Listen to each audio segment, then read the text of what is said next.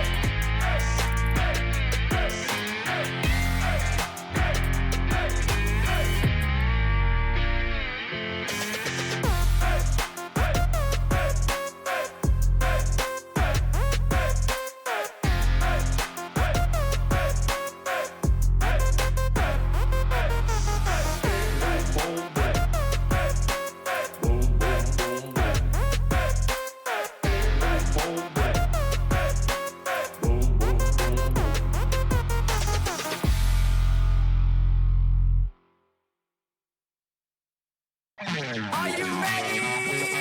Are you ready? Are you ready? Are you ready?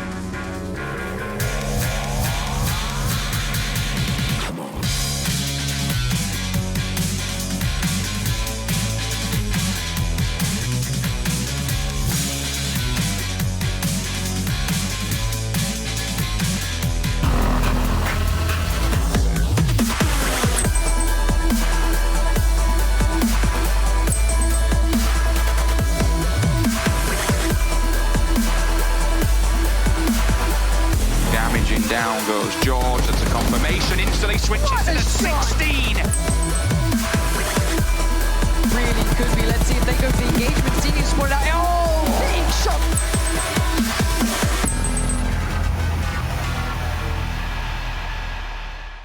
Welcome back, everyone, to the third and final week of the PUBG Mobile World League West Season 0 League Play. We are a couple days away from getting into our final Super Weekend, and then a couple days of finding out who our top 16 teams will be going through into our finals, kicking off a few days later. It's exciting times here in the studios, exciting time in the server as well, and even more exciting because I get to bring in two wonderful people to help me break down these matches. We got Seven Worlds Gaming and we got Glitter Explosion, both looking fantastic today. And Seven, I must say, you're looking as smooth as a baby's bottom. What up, baby? Good to see you too, man. You're looking good. I see that smile bigger on your face. That's good to see. Well, my smile always gets bigger when I get to see you two lovely people on the show. Glitter, how you doing today? I'm doing great. I figured I would try to channel my inner blank cast today, so went with a wild pattern on the shirt, and I feel good about it. Well, how many rings are you wearing? How many piercings do you have in your nose and your ears? That's the real question. You got to step up the game a little bit more. Working on that part. Maybe we can get you to go get that done in our off day, and then maybe I can get my choker finally bought up for myself. Let's take a look at the format, though. If you guys have missed out on the last 2 weeks, this is how the entire tournament has been going. We've had our opening matches, which spanned across 2 days to determine our seedings into our weeks of league play. Now, all 20 teams will play in league play, but as you can see here, only 16 will make it through into a super weekend. It's important to get into the super weekends because your points accumulate throughout each of those until we have our top 16 teams at the very end of the third and final week. But when you go back into league play, your points reset. Everyone comes back in at 0 until we find our 16 teams across 2 days who will be moving back into the super weekend. And then from there, the top 16 will move it into our league finals. And at the moment, there's only a couple teams really in contention for that bottom or last slot in as well. But we'll talk about that in a little bit of time here as we talk about, I guess, points, because that's what's going to be all about of how teams even get through into our super weekend here, Seven. You can see 1 kill gives 1 point, and of course the placement points as well, though we've seen teams heavily favoring one over the other. Yeah, and we've seen some teams get an insane amount of points just based on kills. And then last time, I believe it was last time, the second week of league play, we ended up having like a 3-way tie in regards to some teams, and we have to go to kill points. And there was one team that needed to go and make it in UDR, and they weren't able to make it by 1 point alone, because if they would have gotten that extra point, it would have been a 4-way tie, but they would have ended up with a lot more kills than anybody else. So it's gonna be a close race today. It's going to be a very close race, and I really want to see how all these teams are going to play because there's a lot of money on the line. $425,000 for all these teams to fight to take home. And not to mention, before we even get into league finals here, Glitter, it's $50K for the team that comes out on top in our last super weekend. And right now, it's looking like Cloud9. Oh, yeah. The Cloud9 and Loops have been jockeying back and forth for that top spot since the beginning, and I think it's something that we've all really enjoyed seeing. But there's a ton of money on the line for everybody. You're going to get paid out 1st through 20th. There's participation bonuses every single week. There's the weekly bonuses, and then, like you said, moving into the finals, there's that $100,000 grand prize plus the overall MVP $10,000 prize. I mean, you can't complain about any of this. Oh, I mean, I don't think anyone out there would. You're just racking in the money. I think the only ones that can complain is maybe us, because maybe we don't get an MVP award for most valuable talent. Maybe we should maybe get the MVT award. And then, of course, we already know who that's going to be going to anyway, so we don't even need to talk about it. And Seven, no, it's not you, man. Anyways, moving forward into something else we can talk about is the Super Weekend rankings. We've had 2 of them done. We got 1 more to come up this week, which is what we're here today playing for to qualify into this. And we already talked about before, Glitter. Right now, Cloud9 and Loops have been trading blows for that first place position, but we need to give a little bit of love to some other teams here on the leaderboard. Oh, 100%. I mean, Cloud9 and Loops have been incredibly successful across the board. We've seen Loop super aggressive with their kills. Cloud9 has been very consistent with their placement points, but then moving on down the list, Futbolist has held that spot for a very long time. They have been another team that was super aggressive, and they've been able to hold 3rd place. Pittsburgh Knights still in 4th overall, even with a roster change. That's incredibly impressive. And then we've seen pretty much the same teams for, I think, 1st through 10th really is just this. They've kind of just been jockeying for a couple places up or down, depending on how their performance has gone for the day. But Tempo Storm has been very quiet, but very consistently in the top 5, 6. Wildcard, even with some subpar performances, has still managed to hold on to a top 5 spot. B4, we're still waiting for them to get that chicken dinner, but even without a chicken dinner, somehow they're still in a top 7 position right now, which is incredibly impressive. And Dream Eaters is a team we're going to be talking about a little bit later on. You know, consistency is something they definitely need to work on, but overall still in 8th place. Unique showed up really well on the final day of our Super Weekend, this past Super Weekend, and Alpha Legends still holding on to 10th place, 7.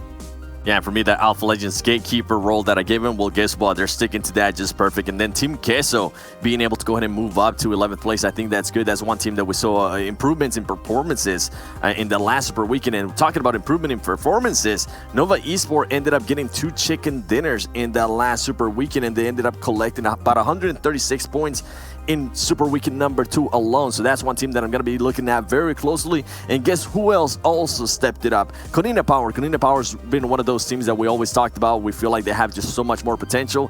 Things have not been going their way. We know they can get the kills. We know they can get the chicken dinners if everything goes their way. So one of the other teams that I'm going to be looking at closely here during this league play to see if maybe they're trying different strats, as at the moment, it is pretty much guaranteed that they're going to be going to the league finals. And then at the end, UDR Killers and SWAT 69, both of those teams have 15 games played. There is a discrepancy there in between points, and they're going to be fighting to make it to the next Super Weekend, because if they don't, guess what? If UDR Killers doesn't make it, SWAT 69 does make it, they might have a chance to go ahead and kick off UDR Killers out of that 16th place and go to the league finals. I mean, they might. It comes down to how well they can perform, right? We're really questioning things in the first couple of days, but as we can see here, maybe dive further into this, it is a battle right now. For me, this is the main storyline, Glitter. SWAT 69 and UDR Killers, if one of these teams doesn't make it through, they're almost guaranteed to break through in the top 16 or maintain that top 16 position.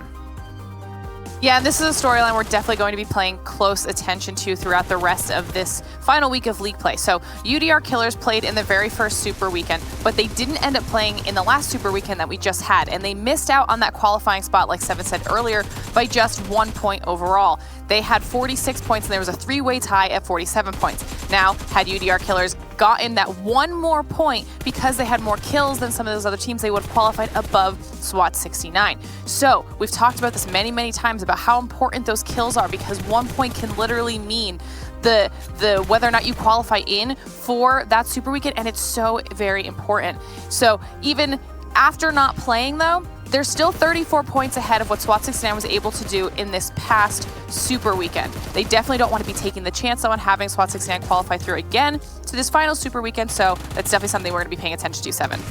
Yeah, and in regards to SWAT 69, we saw them just start very poorly in the Super Weekend. The first couple of days, nothing was going their way. At some point, I believe they were averaging at 2.5 points per game, which is very low, and it was just going to go ahead and leave them in the dust. Even if they tried to qualify that third and final Super Weekend, something that I did love about that team is that they were able to go ahead and just improve on their performances, and not just their performances, they were able to also improve on how many kills they were able to achieve on the final day of the Super Weekend. If I'm not mistaken, I believe they had 1 game. Even though they ended up in 13th place, they ended up getting 6 kills, and that was by far some of the most kills that we've seen SWAT 69 get out of a Super Weekend game. And just to give you even more stats, UDR, when they did a performance there in Super Weekend, the only Super Weekend that they showed up to, they had 26 kills. SWAT 69 had 23 kills, and now if we're going into league play, on the first week of league play, UDR ended up with 53 points, SWAT 69 with 46 points. Second week of league play, SWAT 69 with 47 points,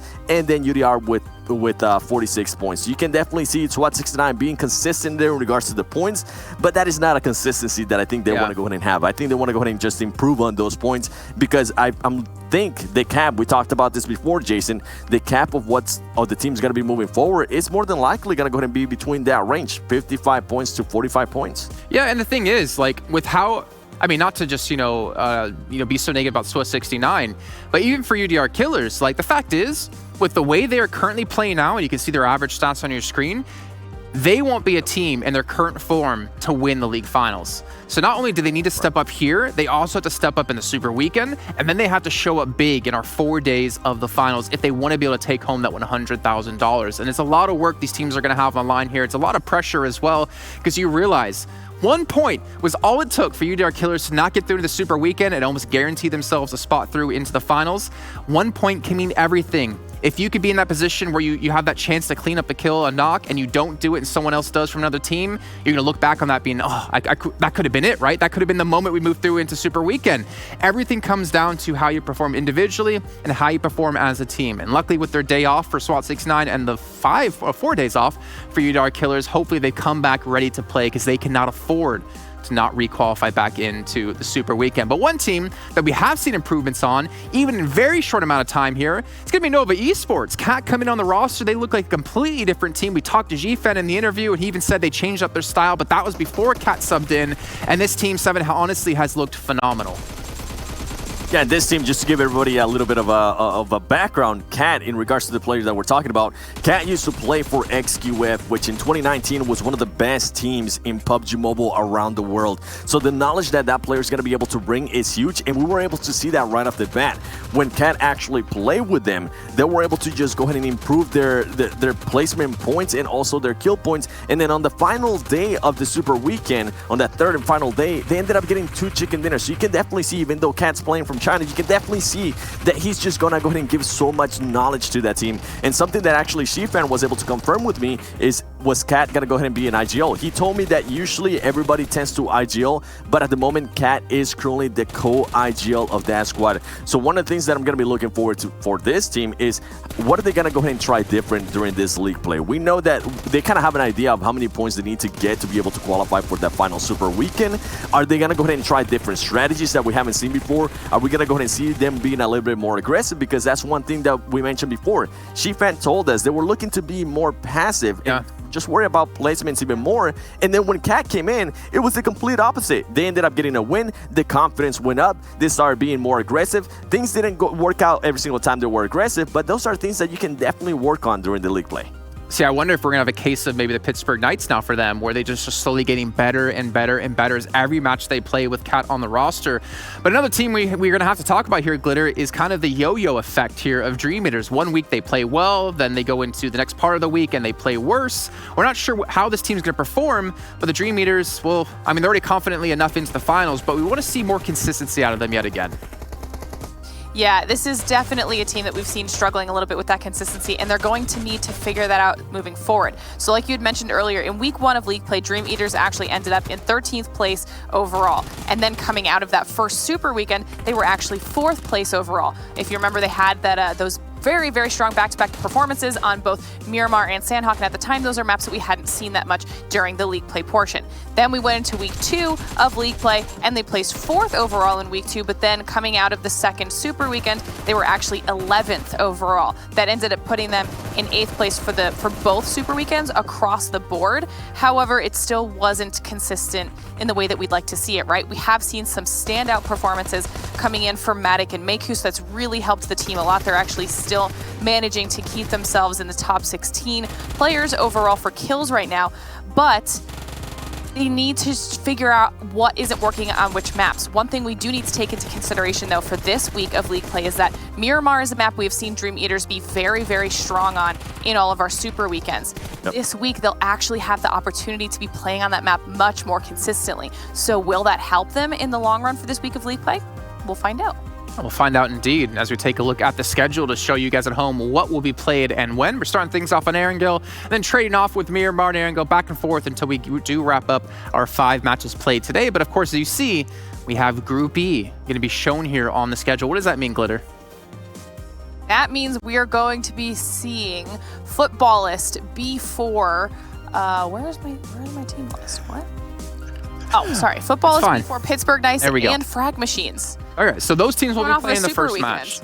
Yeah, they won't be playing the first match. They'll be playing a little bit later on today, as every team will be sitting out one game in total throughout the entirety of each day of league play.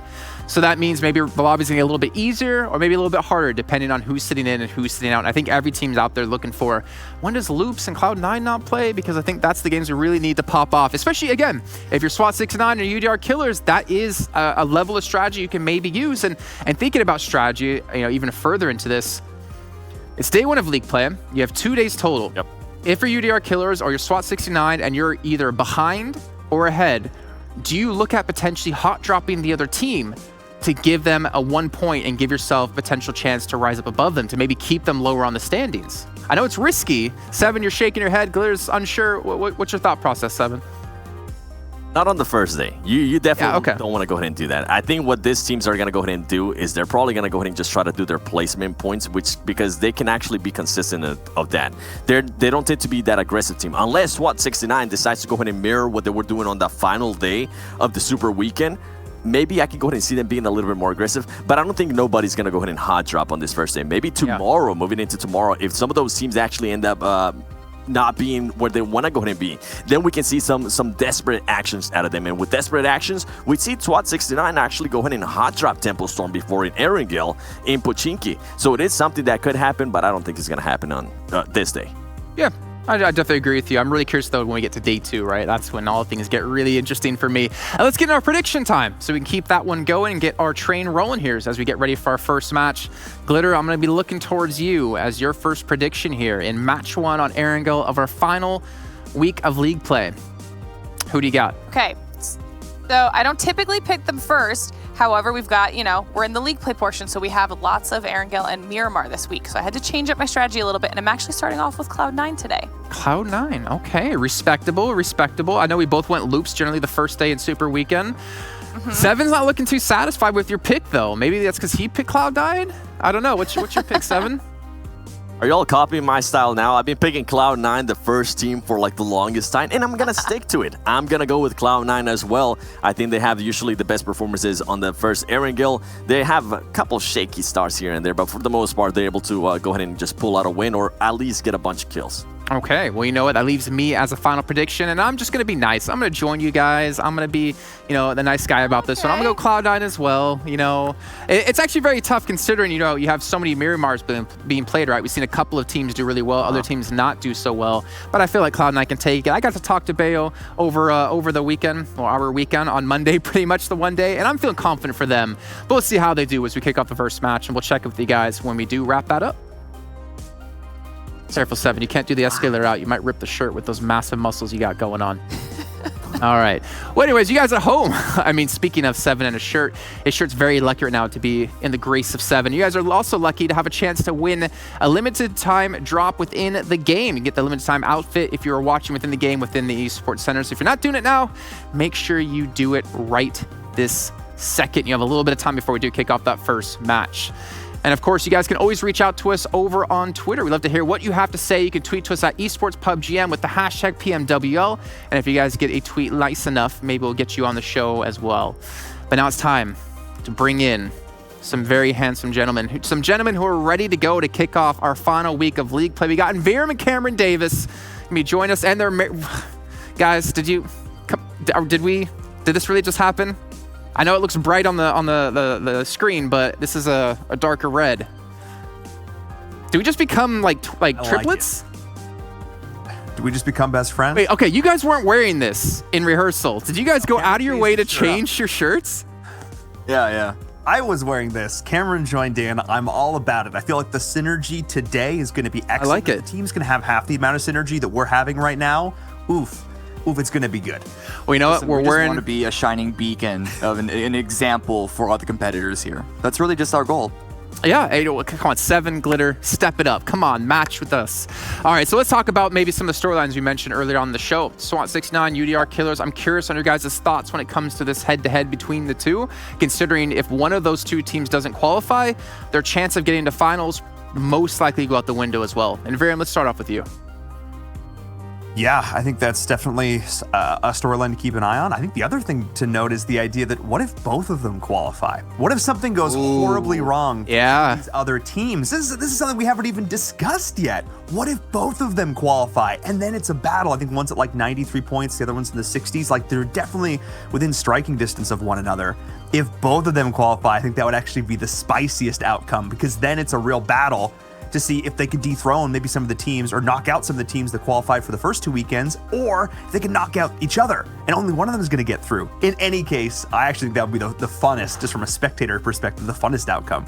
That would make things spicy. I think it's for me, I mean, Cameron, as we can talk about this, there's still 3 other teams that haven't made a presence known in the Super Weekend. We got KHK, we got Headquarters, and we have Frag Machines, who have yet to make it through into a Super Weekend. Realistically, do you think, okay, so say UDR Kill doesn't qualify, right? They're at like 93 points, I believe, 94 points around there. 93. Can a team close that gap of those 3? Do you think they can potentially take that many points in one Super Weekend and pass them? I mean, it's possible. UDR Killers only got 93 points from one Super Weekend. Yeah, and so Canadian Power they was definitely set the 16th benchmark. Originally. So Canadian Power was actually the 16th team, but they ended up passing them later on because UDR Killers didn't play the extra one. So it's still, I think it was like 73 points then, but that's a lot of points. And the fact that we haven't seen these bottom 3 teams do this in league play leads me to wonder, can they actually do it in a Super Weekend? Yeah, and that's the real question. It is possible. It is definitely, it's the probability is the real question there, and I have to agree with you. Frag Machines, Headquarters, and KHK, they've all had small moments that we've seen, but you can just tell by the fact that they haven't been able to qualify is that those small moments haven't done enough. So hopefully these 2 weekends of sitting out have allowed them to prep in the ways that they need to and come in at the final moments to qualify. Well, then another team, it's still a big question mark for me. Yeah, and that's the thing, right? I mean, they have the opportunity to change things up, but then looking at maybe some other teams that we've seen improvements out of. Nova Esports, we talked about them earlier on with Seven and Glitter. This team with Cat on the roster seems to be not an entirely different team, but you can see the effect of Cat's in-game leading, his co-leadership has been able to affect them. Yeah, it was actually like almost immediate. Once he stepped in, it was a completely different Nova roster. The way they've handled their engagement specifically were incredibly fun to watch. They still have a bit of work ahead of them in order to climb up, but 12th place, it's not the worst considering what we saw from the start of the season for them. Yeah, and then on the other hand... I want to jump in on that. Okay. As well. Yeah, I actually want to jump in because I think the thing to know with Nova is that nothing they're doing is revolutionary. They're just doing all the things they were doing before a little bit better. Just a little bit less hesitation. When they get that knock, they're going to go in and continue to push. When they take fights, when they take their splits, it's looking a little bit better. Again, I don't necessarily think that Cat's like a be-all, end-all for them. Even, you know, if should their other players come back and Cat's no longer subbing in, I think the damage in a good way has been done because they're getting that confidence that they can execute on these plays. They just needed to know that they could. Actually, I really like how you mentioned that because I talked to Jonathan, who was the MVP from TSM Entity and the East League last Super Weekend, and he said they actually subbed Attack in over Clutch God because he was seeming to call a little bit better in the moment. Clutch God was kind of struggling, and that gave him the confidence they needed to have a phenomenal second Super Weekend. But speaking about having phenomenal Super Weekends and phenomenal days, let's see if our predictions can stay phenomenal for all of us. Cameron Davis, I'm going to start off with you. Going into our first match of the day, who do you got? Take a wild guess. It's game 1. It's Erangel. It's got to be Cloud9. Okay. It's not a It's like Nova. I'm not doing anything revolutionary here. I'm staying the course. I'm staying the course. My predictions towards the ends of the days, questionable. First couple of rounds, I do pretty good. So I'm you get that consistency of the first couple of rounds. And Virium, who do you got? Consistency. All of us. We're all wearing red. Picking Cloud9. And we all got Cloud9. Yep, we're all doing it. We're all doing it. I actually want to note, I was looking at it, we have a little document where we all put in our predictions. Glitter and I are like on the same page today. I had to like switch some stuff around because I was like, oh, like we had some teams like basically for the same games, but like in different positions. So really, really cool. I'm just going to say a lot of us are on the same wavelength. Brain length. Anyways, let's just take it into the game. Let's start talking about our brains and talk about the action that's coming up now here on our first match. Thank you so much, Jason. Let's get into game number 1 on Erangel. League play, week number 3. It all comes down to this. The teams that are going to make it to our third and final Super Weekend, who will be able to accumulate those points, make it to our finals. It all starts right here, right now, with these teams dropping in onto Erangel. A pretty happy playing path for everyone all in all. Cameron, to start this off, so I think teams are going to be able to get where they want to go. Yeah, it's pretty good for most teams. Anyone trying to go to the west side, that's where things start to become an issue. I think Cloud9 are going to commit over that direction. We usually see them go somewhere over there, but it's wildcard that I'm looking at first. Just throwing back to a point that I've made multiple times last weekend is that they're always coming in late, and one of the reasons on Erangel, I suspect, is because they have a late rotation to their drop point. I want to see what's going to happen now that they are the first team landing, the first team out of the plane, the first team to actually get those weapons and hopefully find those vehicles around that area, and depending on where the circle goes, we can see how they play out from there. Yeah, and this is definitely something we've seen. They've gotten into many fights on the road. Not good. Thanks, Going to get onto more fights on the road, but at least, and you talked about this, the idea of the counterpoint is that, yeah, the circle may be shifted away from you, but you do have longer still to loot. So there's a little bit of a balance here. And speaking of two teams that are actually vying for these bottom spots, we talked about it before. It's KHK Esports and UDR Killers. Hang on a second. We are already starting things off with a lot of spice here in Razak. Yeah, that was that nade. It's not the worst that we've seen. Shout out to Umbra. Shout out to ProGod. But Poku is going to be peeking up, trying to get these shots. The Molly's coming out. He definitely sees the enemy, and a Molly on a stairwell is not something that you want to push through. Oh my goodness. Both of these two teams, like it's not a hot drop per se. This is just a pure congestion. They've both taken over respective sides of the city. They're both going to be able to try and amass a little bit of loot. But this is going to be action. Well, one of these teams taking out the other this early on. I mean, they need all these points. Both of these teams need all these points. I think UDR Killers is just really angry that they weren't in this last Super Weekend, Cameron. Ooh. I'm interested how UDR Killers are playing this one out. Using the smoke. I don't know if that's trying to fake throwing a frag to get leader to move around a little bit, but I think there's some mental games going out from Poku's. Yeah, he's going to have to make some magic happen, give him the old hocus pocus here if he's going to try and get him out from his hidey hole up there up top, because there's no reason for leader to leave that. He has the third person advantage. But what this is doing is this is creating space for the rest of the team to loot up, to get into a better position. That's what we're seeing now, starting to find some vests, starting to find some ARs, some SMGs, and even laying down the smokes, like I mentioned before, to be able to get the team in line. But that's the rotation I was talking about. And now this is the opportunity for Pocus to potentially push. He's listening for the additional footsteps, hearing if there's anyone else up there. He realizes there's not. And that's going to be first blood on the server. UDR Killers coming out with a vengeance. Yeah, and KHK, one of the teams that has yet to qualify for a Super Weekend, not the best start. And you saw a couple of teammates arrive from the west side, Octavian, and just trying to find these separate angles, but they're there, I think, just a little bit too late. Sandro in the building, having the angle, really good timing on that part. And they're going to need it because while, as you mentioned, it was just the 1v1 holding themselves in the building and everyone else is looting up, they still want a little more space and perhaps want a little more loot as well, because the Razak loot, it's a city, so there's something, but it is certainly my least favorite city in terms of looting. I like it if you can get it alone as a team just because of its central position. Exactly. There's no rotation that's going to feel bad. And even this one isn't going to feel bad. It is, however, going to feel bad if you don't have a helm, if you don't have a backpack, you don't have an angle. KHK now is not feeling comfortable to do this. They're going to have to try and reposition, but the problem is that maybe they go over towards Sunken in Ruins, but even then, they have to rotate through Team Umbra in that case. Wildcard is going to be rotating in from the north. They know this. There's a ticking time bomb right now, and it's not even just the circle. It's all these other teams that are going to be rotating their way. Yeah, and where do you go from this? The only place that I could see KHK really moving is up north, but then that just makes things super complicated because you're going over a river twice, and if your timings are off, if someone else is crossing the same time that you are, or God forbid, holding the bridge from you, things get very, very complicated, and that in its own right sort of gives UDR Killers a bit of a leg up, and they're able to make decisions with the freedom that they want. Yala over here, their decision is to go over towards Military Island. This is a big split. We don't know which landmass it's going to end on. And so you have to make a 50-50 guess at this point, and one of the best ways to do that is to find a position around the bridge. It's Yala set up, not far from Nova, but set up around one of those bridges, as well as you can see on the map, Konina Power. But Loops here, I think they're driving same direction as Dream Eaters towards that east bridge around Milta. Yeah, that could get interesting very quickly. We'll see if teams are going to be willing to commit to the island already or how many are going to stay on the mainland. I also want to make a note in terms of drop locations. Traditionally, we see B4 drop Military, we see Footballists drop Novo. Obviously, both of them are in Group B. They're not playing in this game. So Nova took over Military, Unique took over Novo, which is kind of cool to me. I like that. I like the fact that teams are adapting to this group stage system in teams that are not going to be there. But you talked about the East Bridge. I'm also looking at the West Bridge, though, Cameron. We got Tempo Storm, we got Loops, we got Dream Eaters, we got Team Umbra.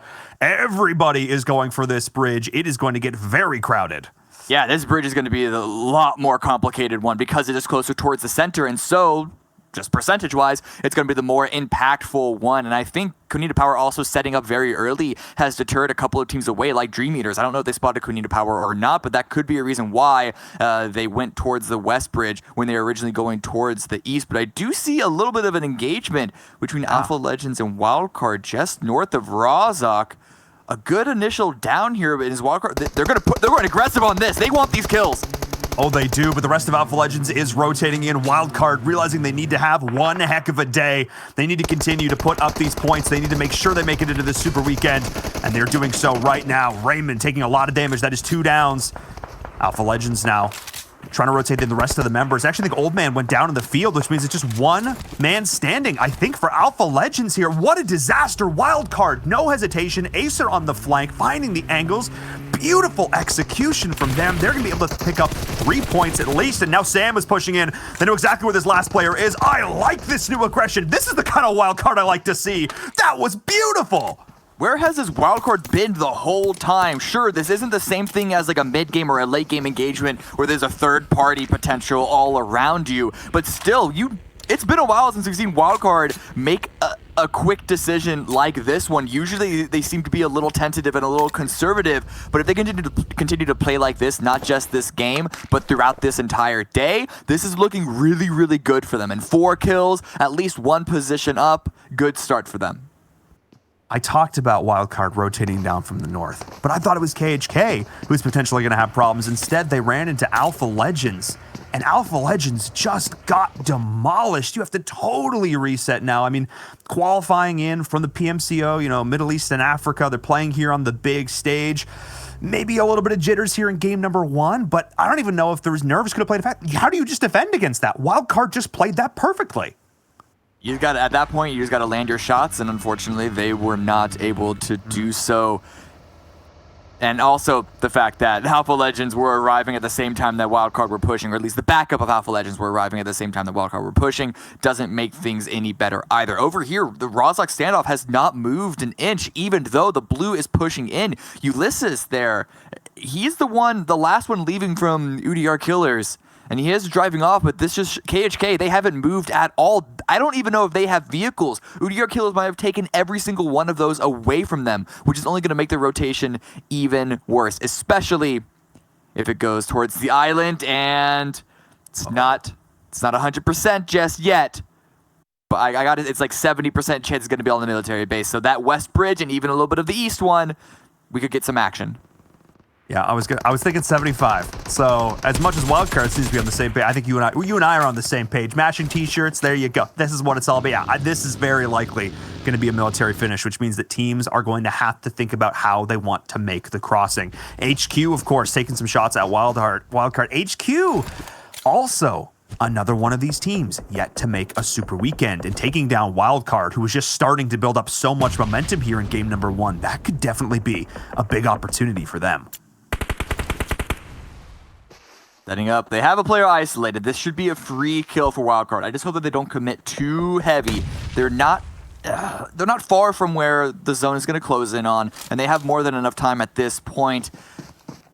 But Wildcard is the team that if they come in late to the circle, what can happen? I just really hope that they're able to take this kill, flush out headquarters early, or even just decide to bail despite having a really good gatekeeping position. But headquarters, they're backing off. They are finding an out from this engagement, and I wonder how aggressive Wildcard are going to be pushing it. Normally I'd say I don't think they're going to be pushing that hard, Cameron. But given what we just saw from that last one, I think it's not a 0% chance, that's for sure. I think that Wildcard though are smart. This is definitely a team that I've given props to time and again. They usually take smart fights. They're usually not one of these teams that we see push in without a reason or without a cause. Bandar is still, you talked about the idea of the isolated player, is still there. But they are taking these fights on multiple fronts. Team Queso could have been the one to play gatekeeper for them, but they have backed up and reset. Potentially a trade here. Bandar, lots of damage. Acer is down. There it is. There's the retaliation. Yeah. Bandar tried to find an off angle, and he's actually able to get an initial knock. And I was a little worried because Headquarters, they played the footsie game with Wildcard. It was almost like a chess match right here on the top of the hill, moving the pieces around. But Sam, he's going really aggressive onto this. I don't know if he just doesn't know that Headquarters are surrounding him, or if he just doesn't care. Because look at this flank from Jammaz. It's happening a little bit too slow to revive his teammates, so of course Bandar is fully out of this, but Wildcard might have just put themselves in a trap. They're thinking one move ahead, Headquarters are thinking 3. I mean, is this going to be a Rorschach moment though, Cameron? Who's stuck in there with whom? That's the question. Yes, they're totally surrounded, but if one of these single players gets downed, they have nobody to come help them. No one. Whereas Wildcard, I don't know if HQ will be able to confirm kills against them because of how closely they're stacked. Sam, once again, we saw the same play on the Wizard Tower. He was the one to go in and start that off. And we're seeing KHK in potential point denial there. We saw one of the players accidentally killed himself or potentially killed himself with a molly as another player from Wildcard has been dropped. This is the flank from Jammaz that you're talking about. But now, with the 2 members out in the blue, Wildcard are kind of still playing gatekeeper to them. They just need to break through the one player, Jammaz, who is holding them back. If they push his 4 in onto him, that could be a disaster for HQ, but he's doing a great job of keeping the fire down. Watch Sam. Sam is the counter flank. You saw him move first, now Ace is moving second, but the spray almost gets a second knock for Headquarters. But Slicky is now revived, gonna hop in their vehicle, and I think everyone wants to back off from this one. A couple of shots, I'm gonna assume those came out from Sam. But now the circle shift, fully 100% on military base. So both these teams are gonna have a really hard check ahead of them, even if they weren't fighting each other at the same time.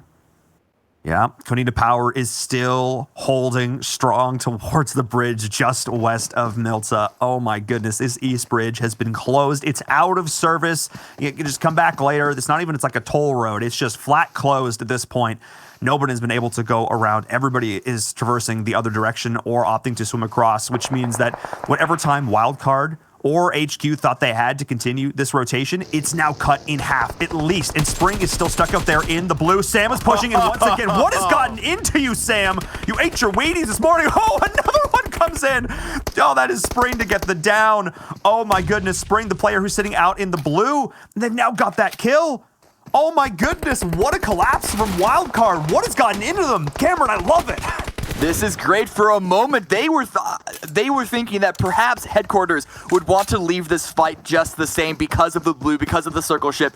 But when Jamma stayed in that tower, continued to put pressure onto Wildcard, did not leave, Wildcard had no option. They didn't want to run away from bullets. You don't want to get taken out of a vehicle like that. That's the worst way to die. So they said, you know what? These guys want to fight. They want to play. Let's play. Let's go take them out. We just took out another bottom ranking team. A second one is an easy task. Oh. Is that of no gas? Okay. It might not have gas. Acer's coming back. And now Spring's gonna drop. Oh my goodness. He's like, I don't wanna have you just did this to my team. I'm gonna make this real hard for you. I mean, Loka's got no way. He's got some bandies and one stim. Like, there's not a whole lot he's gonna be doing. It's like he's gonna look for the flank. And he's going to see it in there. Yeah, he knows exactly where he is. Loka's keeping an eye on this. He's just going to tick out to blue damage at this point, though. This is just a waiting game. He's going to deny his point. There's no reason. He's just holding wildcard here as long as he can. And at this point, Cameron, I think the damage is done. I honestly think the damage is done. Yeah, it's really bad for wildcard. You could see some vehicle being used towards the distance, but Sam and Slicky, they might have to find one on this road, and the blue is more than halfway through close. So yeah, it's a good fight for them. I wish, and I think they wish as well, that they took it a couple of moments earlier. Because their cross, it's going to be a weird one. That being said, I don't know if anyone's going to expect a team arriving to a bridge as late as they're going to be, so that could work to their advantage. Team Queso, team crossing the bridge very, very late because of multiple camps, Cloud9 being one of the biggest ones on the west side. And we're seeing a lot of fights still continuing to break out here.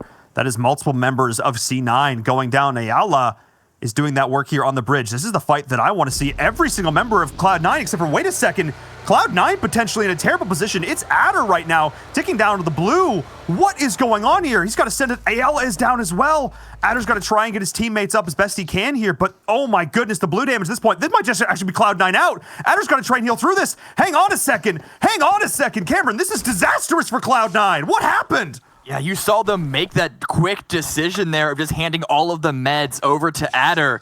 But this is not the Cloud9 that anyone expected. I don't think it's not the Cloud9 that they expected either.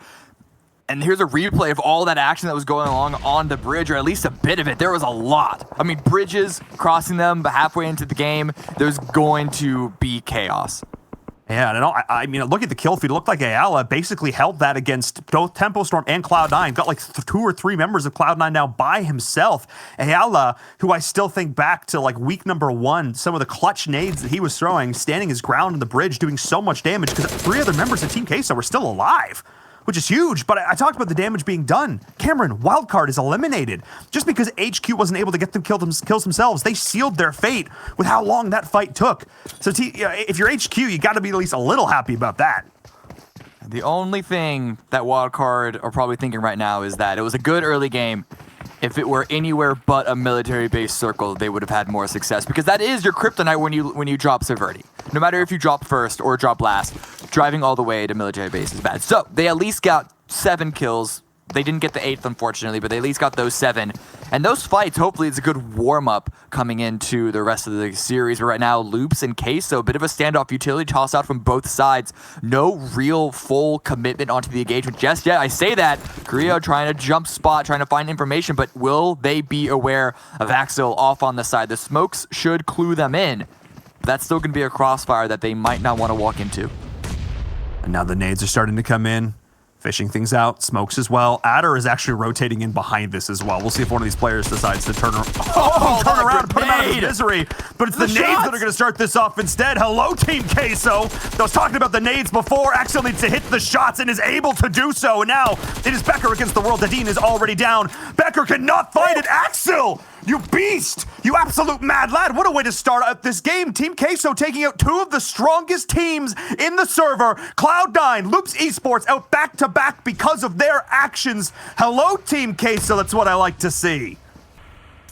This is a lot. I mean, a lot's been happening. This circle on the north side of military base it's not exactly a mini Miramar. There's a little bit too much cover to give it that nickname, but there's still a lot of hills and very little hard cover. GFan Nova setting up shop. They've been setting up splits this entire time, moving in on the south. And they're going to continue to utilize those crossfires that have won them multiple games already. It's going to push them even further in the first game. It is indeed, as members of Yala Esports are going down. Tempo Storm is going down. Nova is really in the circle. Y'all got to be thankful for that one. They don't have to go anywhere. They just get to chill out this time around. We talked about the info that HCL is giving. He's seeing the rotation coming in from Umbra, but they are getting pinched, and this is the play from Nova. Having these multiple angles, having the scout. Absolutely huge. And now Umbra's in a terrible position. Tixie as well, you can see down towards the bottom of your screen. We'll have to rotate in from military. I can't believe Kanina Power rotated all the way around to that position as well. But the rotation from Umbra was completely collapsed upon. And if somebody spots him as well, I just feel like Nova's in such a great position. You saw how quick HCL ran down to find that angle against the Umbra player on the low side of that hill. He wouldn't have done that if he didn't have the support from AZ. And that's 2 kills against Umbra because ProLord, he's not getting picked back up. Super solid play from Nova, but they're still having their work cut out for them. SWAT 69's in this, Dream Meters is still in this, Unique, Yala, Team Queso, of course, as well. We're feeling hot off of the back of those plays. Rain is finally going to go down, and Cat actually gets dropped from Team Queso. This is the team I was talking about, and Cameron, this is getting really dicey really quick, because you talked about the idea. There's not a whole lot of cover here. Smokes, trees, hills. Every little bit of cover that you can muster needs to be put into effect right now because so many of these different teams can see each other. You poke your head out to take a shot at someone, and someone else is shooting you in the back. Yeah, it's also essentially, it's not a clean, perfect, like graph curve of a hill, but it is essentially one hill there that everyone's going to be fighting over.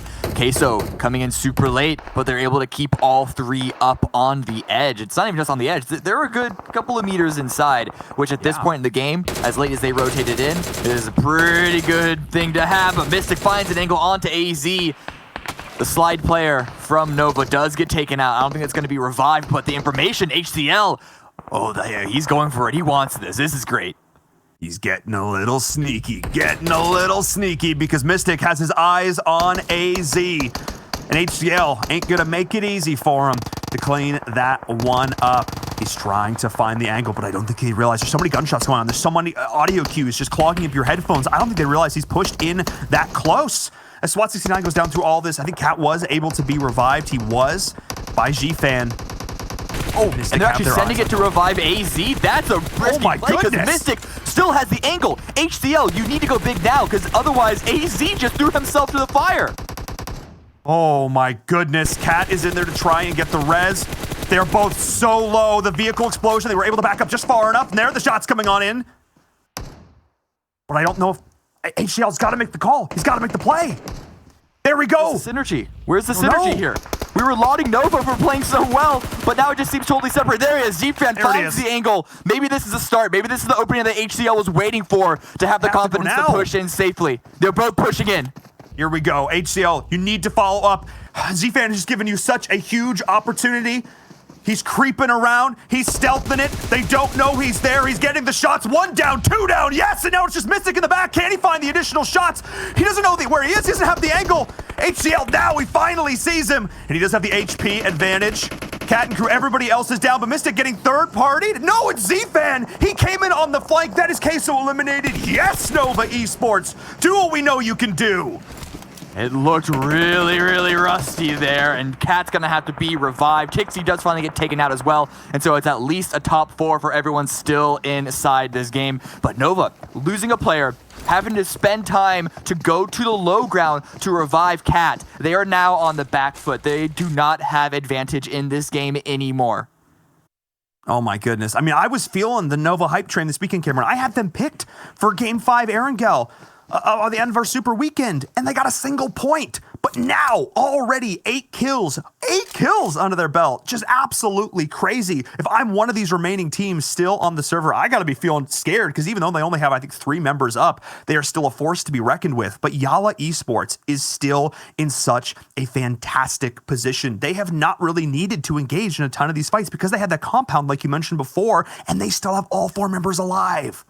Yeah, it's a big wide box, which the only reason why a team would do this so late in the game is because they have the information and they know what is free. There's a crate there in the dead center. That might be a little bit of a trap. Dream Eaters or Umbra could have an angle on it depending on Yala's angle of approach. But G-Fan, while the revive is happening onto Cat, he's been at least trying to find the information that he could.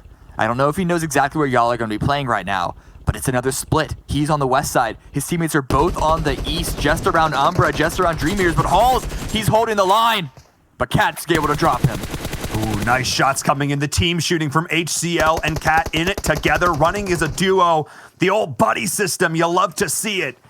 And now, with this circle shift, Yala Esports is in a fantastic position, but Nova are just going off. 3 members of Dream Eaters here, and now Umbra is pushing in as well. Matic, hang on a second, that's not the time to pull out a nade, but now Umbra are being collapsed upon by Nova. Wait a second! I mean, Umbra did so much work there, and then Nova just came in and capitalized on all of it. Both of those teams out, and now it is just 2 teams left. I cannot believe it. Oh my goodness, everybody decided they wanted to push it once, and Nova came in from behind. Whoa, now, speaking of being behind, it's Z-Fan! He has the angle. This is what I was afraid of. Nova were on the back foot, but they established a crossfire by force. Zana's able to drop HZL. What can Cat do? It's a 2 versus 3 at the time. Ooh, and Cat gets the shot. They do lose 1 member. Our Nova Esports making this a 2v2 situation right now with Zana being down. Cat looking for it. Can he find the shot? G-Fan is here. Spots out Lord. G-Fan is going off. That is another down for him. meaning it is Lord against the world, and who better for Yalla Esports? Lord, who has gone clutch for this team time and again, who survived for this team time and again, will now be called upon to go clutch like he never has before in the 2v1 situation up against Nova Esports. Cat and G-Fan, two slayers I would not want to meet in a dark alley. And now Cat finds the angle, but Lord wins the gunfight, but Z-Fan is here. Only a scrap of HP is Lord. This is all Z-Fan. This is all Nova Esports. Can he get it off? He sees the angle, and no, Z-Fan gets it done. GG. Nova Esports take the win. They took this win in the most glorious fashion I think we have ever seen. 14 kills, and they didn't even start fighting until the mid-late game because they didn't have to move far. Only criticism I could say for Nova is that I am not yet sold on their ability to play macro when they have to move a significant distance. But when they're in these fights, they are an absolute monster. I don't know if we could put this all on Cat for why they are able to come this way, but this is such an amazing team to watch right now. Everyone else, I don't care that Nova are coming into the day in 12th place on the overall standings. Everyone else has got to be shaking. I think you're right. In terms of just gunplay, in terms of just strategy, in terms of confidence, in terms of those little micro rotations and the team shooting, the communication just felt so clean, just felt so smooth, and the gun skill just felt on point. They won so many fights. Lord almost did it. He almost got that first aid off in time to maybe try and contest G-Fan, but they just found all the right angles. They just did it so well. I'm just so impressed by Nova Esports. Yes, it's not the highest kill game we've ever seen, but like you said before, in terms of final circle domination, definitely one of them. I think maybe part of that being that a lot of other top teams like Loops and C9 and other teams weren't out of it there, but still, got to give them all the props in the world. Let's send it over to our analysts after the short commercial break to break down that game.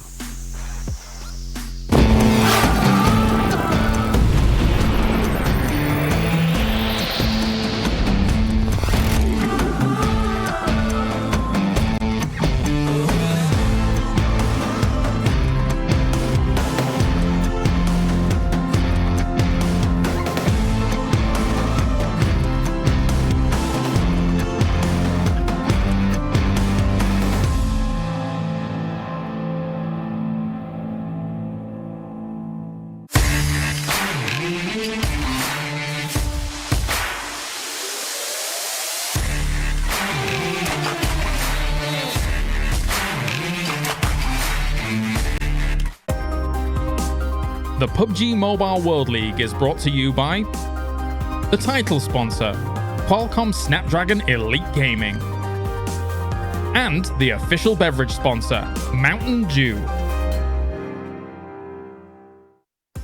Well, it seems like our official sponsor of Chicken Dinners today is going to be Nova Esports as they take home the first one and do it in such a great style as well. Kat, we talked about him coming into the team. We talked about Nova at the top of the show. In 7, they are playing amazing. Able to start off with a chicken dinner and get themselves one step closer to re-qualifying through into the Super Weekend.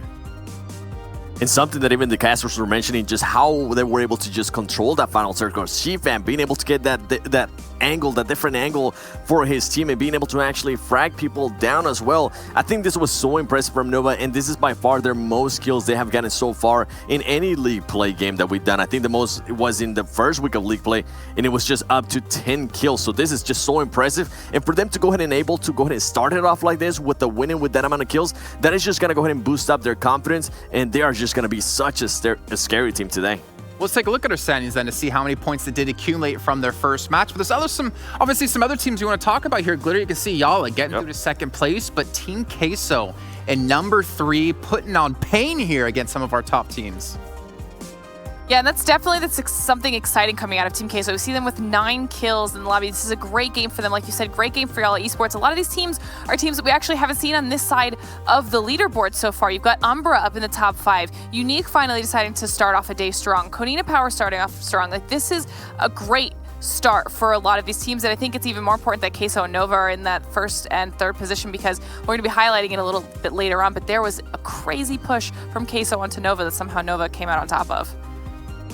for me, I'm going to be looking at some of the teams here on the second page as we go to it, because we saw some teams just getting very unlucky with the rotations. This is a circle that we haven't really seen in a very long time.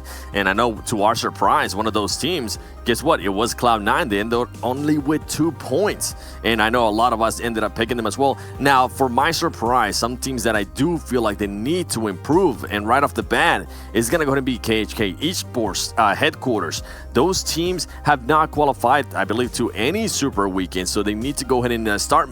Nothing's been working for this past 2 weeks. I think it might be time to go ahead and switch it up. And then in regards to the other teams that they are currently fighting to qualify for their second Super Weekend, SWAT 69 and UDR Killers, guess what? SWAT 69 doing what I was hoping they would do. Try to worry about placement points to start off with, because they don't tend to be that aggressive team, and they're doing just that by being able to collect their 4 placement points. Yeah, it's good to see that they're actually ahead right now of UDR Killers. Again, that's 2 of the teams we're going to be really focused on throughout today and throughout tomorrow. We can see our stats coming in for Nova, and what a game it was indeed, getting themselves 2,300 damage. I really wonder how much of that came from Cat on their roster too, because obviously kind of the newest addition within the team, they're able to put out a really good performance. And for me, Glitter, if this is a sign of what's to come for Nova, maybe we could have a new top contender going into the league finals. Which would really shake things up, but I think that would be fun for even us just to watch. We saw them be one of the only teams over the Super Weekend that got multiple wins. Them and Cloud9 kind of dominated the leaderboards over the Super Weekend, so they clearly took that momentum and the changes that they've had over their roster, and they're working with them so well. If you think about how many times they've changed their play style or their roster just in the past week alone, the fact that they're handling all of those changes so well is very impressive for them as a team. Let's take a look at our do-the-do moments. And honestly, we're going to see so many ridiculous kills, especially from Wildcard early on 7. We talk about them. I mean, they had 1 placement point, but they had 7 kills, I believe.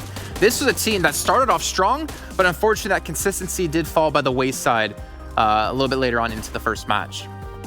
Yeah, and as we're just seeing here, highlights from Dream Eaters, and I think honestly it comes down to the rotations they had to make and where the circle was. Keep in mind, Wildcard is a team that usually likes to go up to Severning, and to have to rotate all the way down to military, that's going to be hard, because they're going to be later than any of the other teams. Same thing that we saw happen with Cloud9. They ended up getting bridge camp once again. Yeah. And just kind of touch a little bit based on what you were saying, Jason, how much of an impact Cat was there. Remember, he is now the co-IGL as well. That was just straight from the Wars of Shifan, and Cat was able to go ahead and get 3 kills with 691 damage. Shifan 6 kills with 728. So you can see the difference right there. Even though Shifan did get a lot more kills, the damage that Cat was putting out is just impressive, as we're seeing some of the other fights here between Loops Esports, and I can't really see who that team is. Oh, Team Kessel, look at that. Loops Esports being able to go ahead and knock Team Kessel. Now a lot of people are going to be happy seeing this fight right here, as Axel is also trying to get some knocks there, being able to clutch up those knocks and taking full advantage of the cliff he has himself. What a fight there between Team Kessel and Loops Esports. Like in the opening times we've seen within the whole World League, Axel was one of the top fraggers overall within the entire West League, and then he fell off and he had a different player step up within his roster. But Glitter, this is a fantastic start for Queso to see him already performing in our first match. Damage for this first match alone, so they were able to get themselves quite the pickup here, quite the start with Axel doing well, but with the entire squad doing well. We saw that they did take a fight with Loops early on, but Loops actually went out well before any of those Queso players did. So, I mean, this, I think we had talked about a little bit. This might not be the start we were all expecting with some of those big names going down early, but this gives a huge opportunity for a lot of those teams that were either middling or towards the bottom of the list to be able to come in strong and have a good start to league play.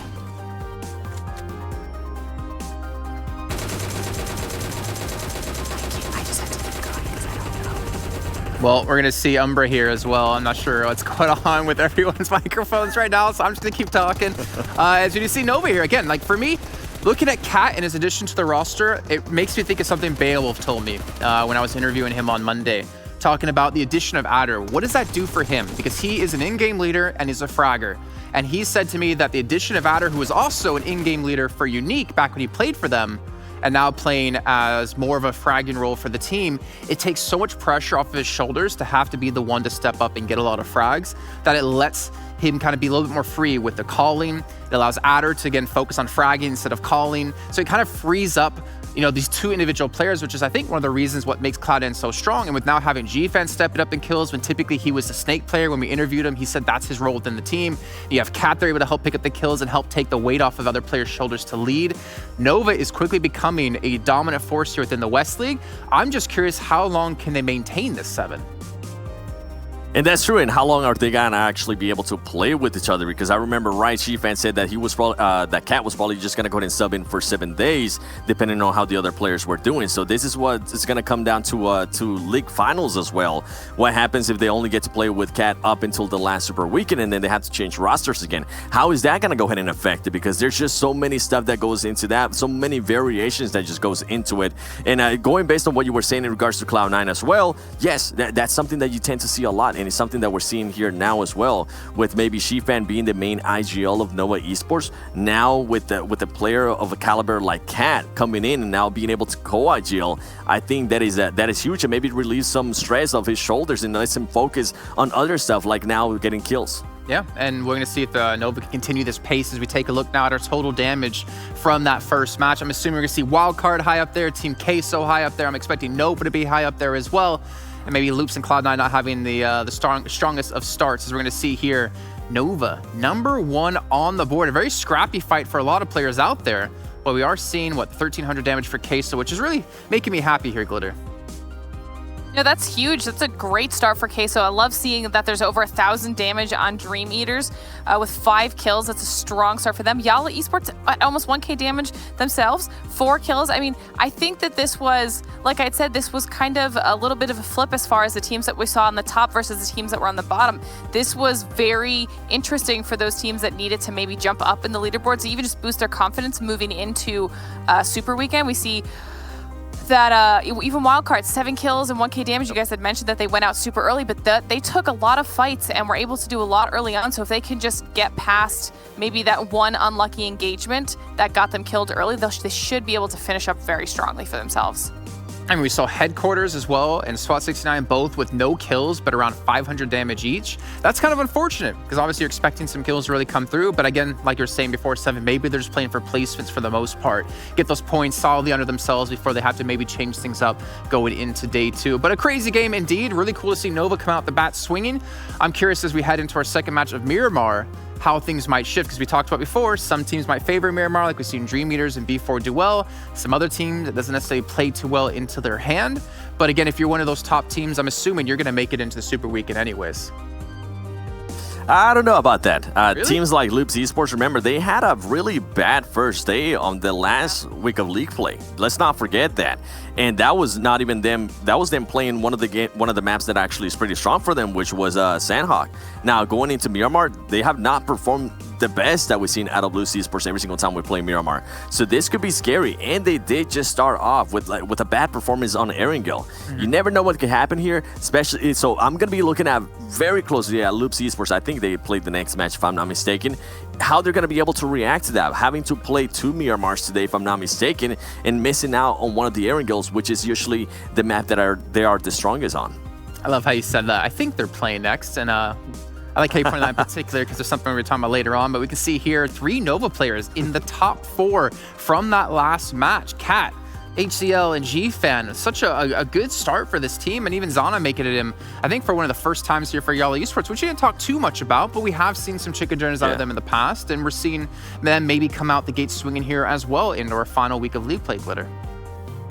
Yeah, and this is definitely a team that I was hoping would kind of have this pick up to their gameplay in the final week here. I think that it's something they're very capable of, but they've played safer in the past, or they've just yo-yoed a little bit too much, and the consistency hasn't 100% been there. Coming out of the gate like this is very, very good for their confidence overall. It's going to boost them as a team, their morale as a team, but love seeing almost all 4 Nova players in the top 4 players of the match. There is equal damage, almost equal damage across the board, and that just speaks a lot to what the casters are talking about when it comes to their communication and their positioning. They all worked very well together and were working super, super strongly as this newly formed team.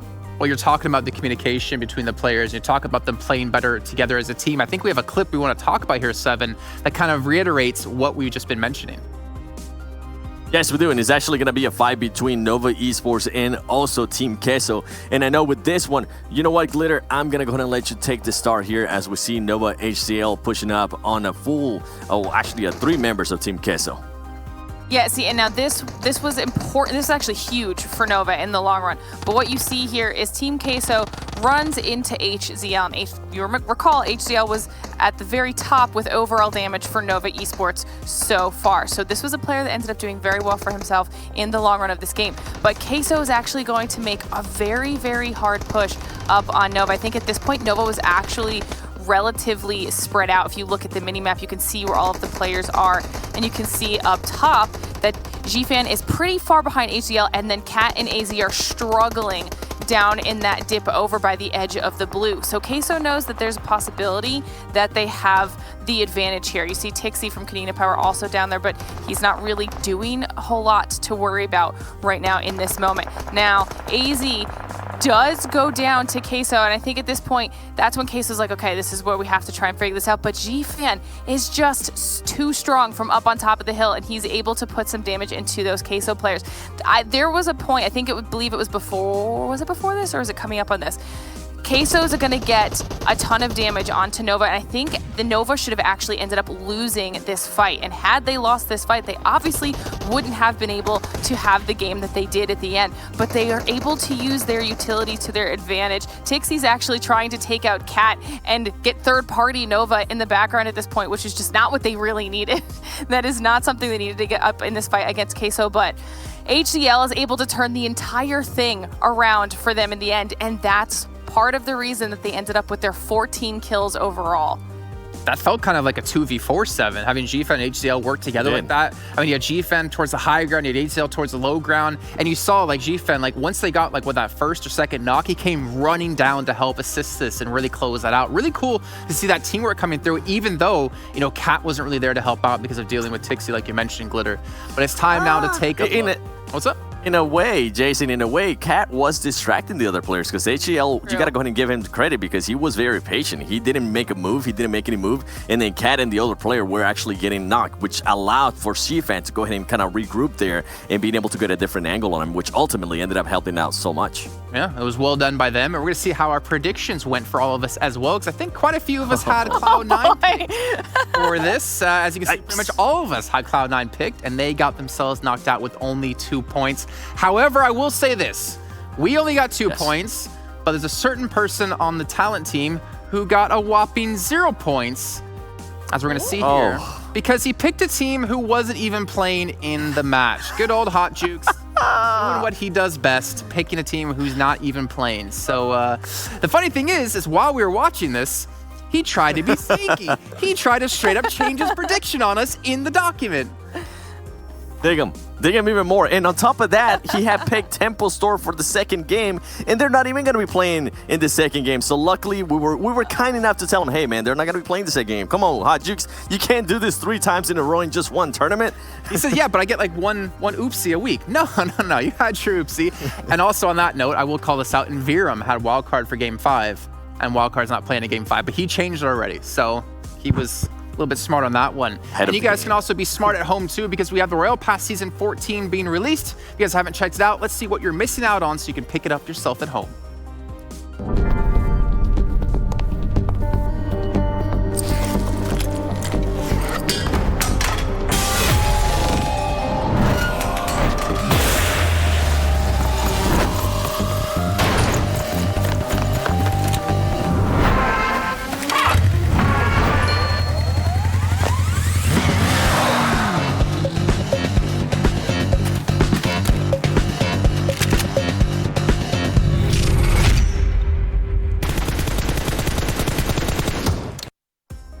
So with our predictions aside and burning Hot Jukes even further today, and I even want to do it a little bit more later on, I'm going to be nice to him. You know, the commissioner, I'm up for re-election. Mustache Day thinking take my position away from you is not going to matter. What we are going to talk about though is the schedule, because we have our next match coming up, which will be on Miramar. As we said before, it's Miramar and Erangel the entire week of league play for today and tomorrow. But there's another group sitting out. It's Group D, Glitter, and who is not going to be playing here in our second match? Means we won't be seeing Tempo Storm, Alpha Legends, Cloud9, and SWAT 69. All right, so if any of the talent chose any of those teams, I'm going to rip on you extremely hard when we get to that, but I'm pretty sure everyone's listening now and everyone's prepared for it this time. As we start to move into our own predictions, I guess we should say, coming into Miramar, you know, you talked about that being a rough map for a team like Loops, but to start things off with yourself in our prediction game here, who do you got? I think for me, it's going to go ahead and be Dream Eaters. We always seen that team kind of perform really well in Miramar. And I was going to go ahead and pick B4, but since they sit out the first match, I don't like picking B4 when they're coming in cold. They usually tend not to perform so well. I'll probably go ahead and pick them on the second Miramar because they are very consistent on this map as well. And I think with some teams, I believe you said Cloud9 is going to be sitting out this upcoming match. I'm looking for a lot of the other teams to take advantage of this. Teams like Headquarters, teams like KHK. And then also you have SWAT69 sitting out. So what is UDR Killers going to be able to do here with having such a...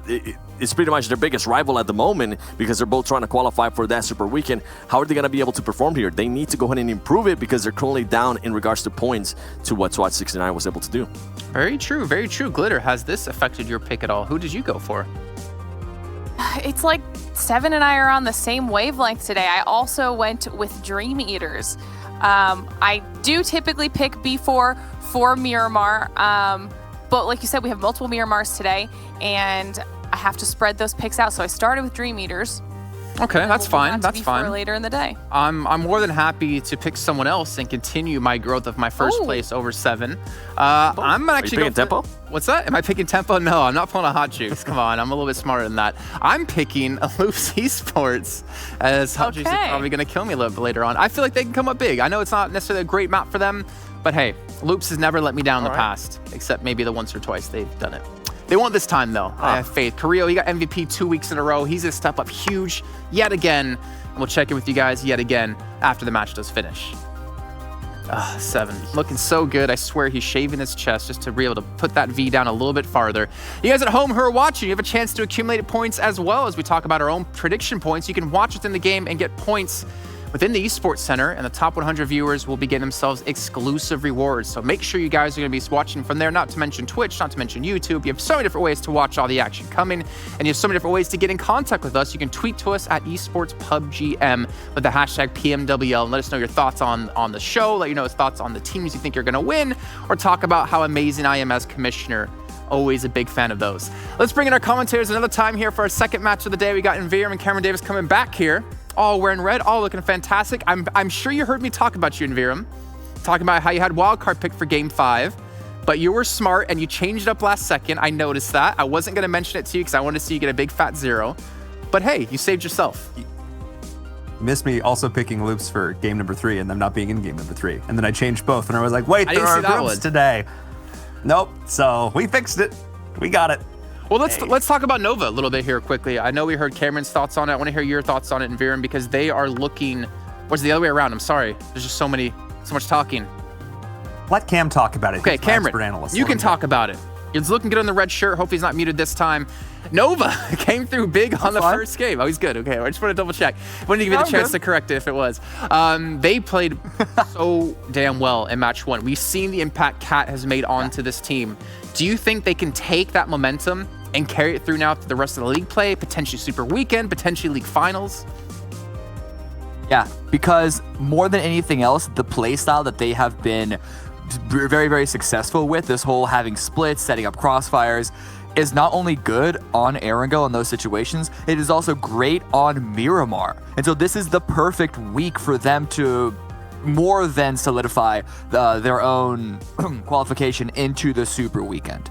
But I do want to see them tighten things up a little bit. That interesting cat send to go revive AZ, who was downed, and an open angle was a bit wild of one, but it was still looking very, very good. Okay, we'll see if they can keep looking good, and also maybe we can start looking a little bit better with our predictions, because not only did us 3 on the desk get Cloud9, you guys also had Cloud9, and those 2 points aren't going to be favoring any of us. And Miram coming into now match 2, we saw 2 Dream Eaters, we saw me picking Loops. Who'd you go with? As I said, I think Glitter had a great point. The idea of B4, Dream Eaters, 2 of these teams that traditionally performed really, really well on Miramar. Miramar kind of a toss-up between the 2. A lot of people went Dream Eaters for this one. I know B4 was sitting up this last game, but I think they're going to come in hot and go with B4. Okay, so we got a B4 out of Envirum. Cameron, what about your choice? I already teased what I was picking. I'm on the Nova hype train, baby. Let's go. That's just the way that they played those long-range fights. It's perfect for this map. Okay, well, we'll see how perfect and how well it's going to work out for them as we head into match 2. Gentlemen, take it away.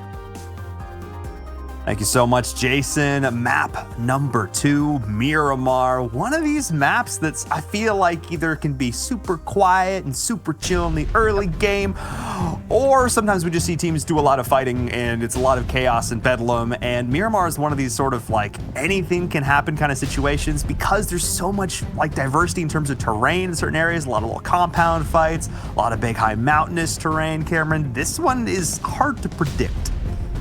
It really is. And there are so many angles that you need to watch out for on Miramar. You are going to get peppered from distance. Every single game that you play in, it's all about recognizing what are the biggest threats. Like when you play Sandlock, when you play Vikendi, even when you play Erangel for the most part, you're able to recognize that you're able to sort of isolate your engagements. On Miramar, not going to happen. Someone's going to be on a hill 500, 1,000 meters to the east of you or the west of you or wherever it's going to be, and you're going to be taking a lot of damage. So it's all about, you want to be able to find those scopes so you can trade damage back, but it's also really just about finding the information and reading where the teams are rotating to through where the circle has been moving. Yeah, and having just knowledge of where your opponents are dropping, what the likely routes are. And I think that's something we talk about. A lot of these top teams often end up running into each other a lot because they know where sort of these primo spots, these prime locations, where you want to take, a certain special someone for a lunch date. I don't know, maybe on top of a mountain. I know that's where these teams want to camp out. And I think that oftentimes can lead to a lot of really hectic points of contention as teams are both vying for these same locations. And now, this is a lot of water for Miramar. We're not used to this. It's a fair bit. We've seen this once, maybe twice before. But yeah, it's still a lot. And for the teams that are going toward the west side, I'm seeing 2 teams with DR Killers. And is that also KHK again? Going to the same? Is this on purpose? I feel like it can't be. But also, lol? That's amazing. We just saw them go toe-to-toe and then basically just demolish each other last game in Razak. And now they've both dropped into Pozo. Okay. Yeah. Okay.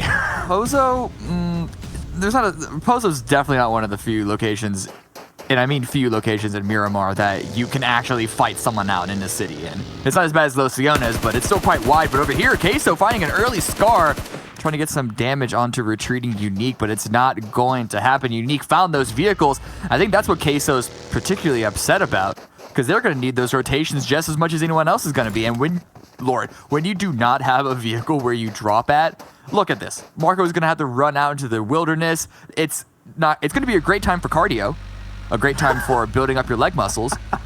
Not going to be a good time. We've all been stuck we all been sheltering in place, the legs are a little rubbery. Get out on the road, take a nice little jog through the desert. I love it. I love it. You know what else I love? Some early game action. Ooh my, makes these early games go by so much better. And who better to go toe-to-toe than UDR and KHK? Once again, maybe KHK could find a little bit of redemption here in the desert. You say that. UDR, they're not really going for this right now. I'm starting to think that this was maybe not on purpose because they don't seem to really be interested in taking this fight unless it was KHK that started it all. And they're not even in a great position to sort of block UDR Killers out because there's so much space on Miramar. They can just drive the other way and loop back around. We'll see what happens, because right now they can just easily split this city in 2, loot up equally between both squads, and just make their way into the circle as if nothing happened. Yeah, and there are enough paths. They could take the road to straight out through the east. They could go down to the south, potentially run into B4, but depending on the rotation timing, B4 may already be moved. But Frag Machines actually is a team that's moving dead center into the circle, taking over Impala. So that's actually going to be interesting for them. They're going to be a pretty primo location, a team that's had some problems, again, along with a team like KHK Esports, not really had the opportunity to play in a Super Weekend and would certainly love to. So we'll see if they're going to be able to do that. Frag Machines putting themselves in position to potentially get quite a lot of kills as teams are rotating in. But they need to do it. And so far, they've been one of these teams that has really failed to step up. And again, we sort of ran through all these iterations of possible scenarios at the start of the show. Like, what if one team makes it in? What if both teams make it in? But if neither of them make it in and suddenly frag machines go off, they have a crazy day, they have a crazy weekend, they could actually knock down someone like a UDR Killers or, one of these teams that made it in over these last 2 weeks. Imagine if all 5 bottom teams made it in. Let's just imagine. That would. I don't think my brain's big enough. I don't think I can. That would be something. Numbers. Yeah. That's too many numbers, Cameron. Don't ask that of me. Will it happen? Probably not, considering they've all struggled to make it in more than one weekend, if any at all. But, the possibility is out there, and then something interesting could happen. Football is sitting at right now, good old 0 points from last game because they weren't playing. How a team fares having a game off it's an interesting one. And I think I was looking over the numbers, and it does vary from team to team. Some teams actually perform well having a break before they come in. They start off really hot. Other teams, it does take a couple of games for them to really warm up. I'll be honest, I don't recall which side of that football list they're on. But we know they can frag out, and Miramar is the perfect map for that.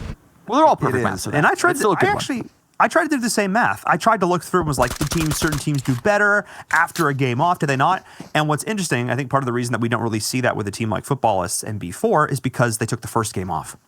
So it's not like they had played a couple of games and then had to take a break. They're just coming in like this is their first game. They're just playing 4 straight games in a row. So I think for these teams, it's actually a lot less of a factor because this is just their first game of the day. And clearly, they've been warming up. None of these teams are coming into this not having done warm-ups, some time in the range, playing some normals, whatever they're doing. So I don't think it's going to be as much of a factor here, but momentum is definitely a thing. And that's one of the things I'm curious to see if Nova is going to be able to carry over here, because that's really the hallmark of a veteran team, a team that can carry over that momentum. And now, with how Nova is looking, I'm wondering if they're going to be able to cross that threshold. Hope they do. I hope they do. Oh, right, Y'all you picked right them. now. Yes, I did pick them. I got to start doing wild things if I want to climb up our own prediction leaderboard, because I am still at the bottom, basically at the bottom. I'm closer to the bottom that I feel like I'm at the bottom, and I don't want to be there. I hate it. I just want to win. Nova, our own rotation. So the only big major downside to dropping onto the prison, Minas del Sur, Los Higos area is the rotations aren't kind in any direction. They got a head start on the loot because that's where the plane started. And you can look at the meds that GFan has with 4 first aid kits. Looking pretty good. It's only a level 1 vest, but sometimes you have to take what you can get. I prefer to have a level 2 helmet with a level 1 vest rather than the other way around, personally. But alas, I digress. They're moving in from the south side.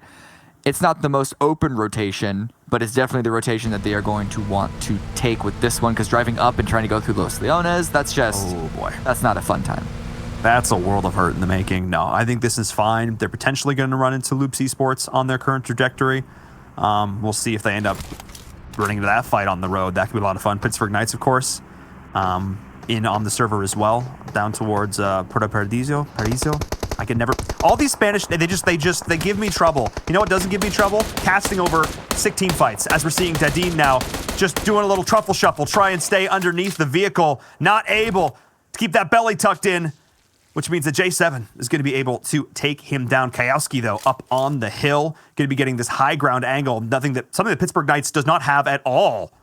And now with the rest of Lutz rotating in, this could be not a great position for Pittsburgh Knights if they can get Dadin up. We'll see how the smokes come out. Kajowski unable to find the shots into J7, not able to. Oh, almost cleans that up through the window. That would have been spicy. That tracking even through the building was dope. As now Federal is going to come in, but we'll see if Nova Esports, the third party, could potentially be a factor here, Cameron, as this fight plays out. Oh my god, Federal actually took a lot of damage going for it. They thought they had the advantage once they pushed J7 into the backdrop, but Jagger there off on the side angle. This is really interesting for Loops. I think they're still going to be able to get the revive. You can see the Knights are pulling away from this. They want to get a little deeper into Puerto Paradiso. And that's just because the Circle sent it up more or less on them, and they got to play for placements, not super confident in their abilities. And sure, Kajowski's high ground angle as well as the Dean's give them a little more incentive to move as well. Oh, J7's just wondering, how far along have they gone? How far along have they gone? As he's continuing to creep his way up and over. He's debating trying to take the angle over the road, but they're just basically pinned in here. It's fine for now because they're in the circle. but Loops now able to get the res. I think are just in objectively a better position. I do like this from Carnage.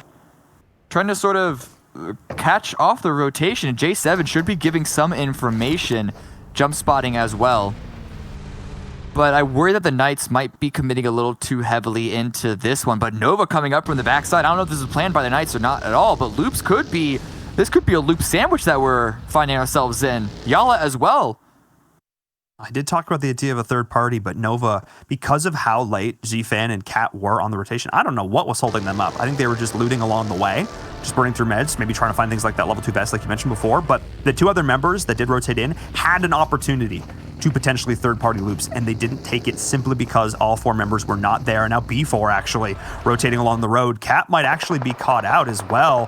Keep an eye on that fight as HQ and KHK are going toe-to-toe. But I mean toe-to-toe, I just mean KHK is mowing them on down. Oh my goodness. Both these members, these headshots back-to-back, they just pop right out of the vehicle, and KHK just chops them right off. The guillotine moment here on Miramar. Listen, it's not UDR Killers, but it is still another team that KHK are trying to beat, shove out of their way, spill beads on the catwalk to get them to fall over so they can make their way into the Super Weekend. And those two early kills, really, really good start. But Loops continue to push up closer, up towards the high ground, and they end up coming up against Yala, but there's still AZ and HCL off in the background. Still have an opportunity to find a third-party angle. Nadine gets the better of this first exchange with Zana, who's got to back out, try and med. He's going to take a lot of damage, basically negates that med entirely. But you can see Nova in the distance, potentially going to be coming in, but Loops, they don't want to wait any longer. They want to take this fight and take over this compound, because right now, Cameron, they are very exposed, something they may experience soon as Nova Esports and B4 rotate in. Smokes are down, laying out cover. Lord is here on the flank. Zero potentially as well, trying to find an angle. As we see Loops, if they get that first knock, it could be all over in an instant. It is happening, but nobody able to get the distinct advantage yet. If Nova didn't get those first 2 initial knocks, I think they would have just been deleted. Fortunately, there were knocks on all 3 of these squads, and so once there was a slight lull in the action, everyone has just reset. But Yala, of course, in the worst position. I think they've, permanently lost 2 members in an Austin 0. And so Zana is backing away, trying to retreat as best as they can.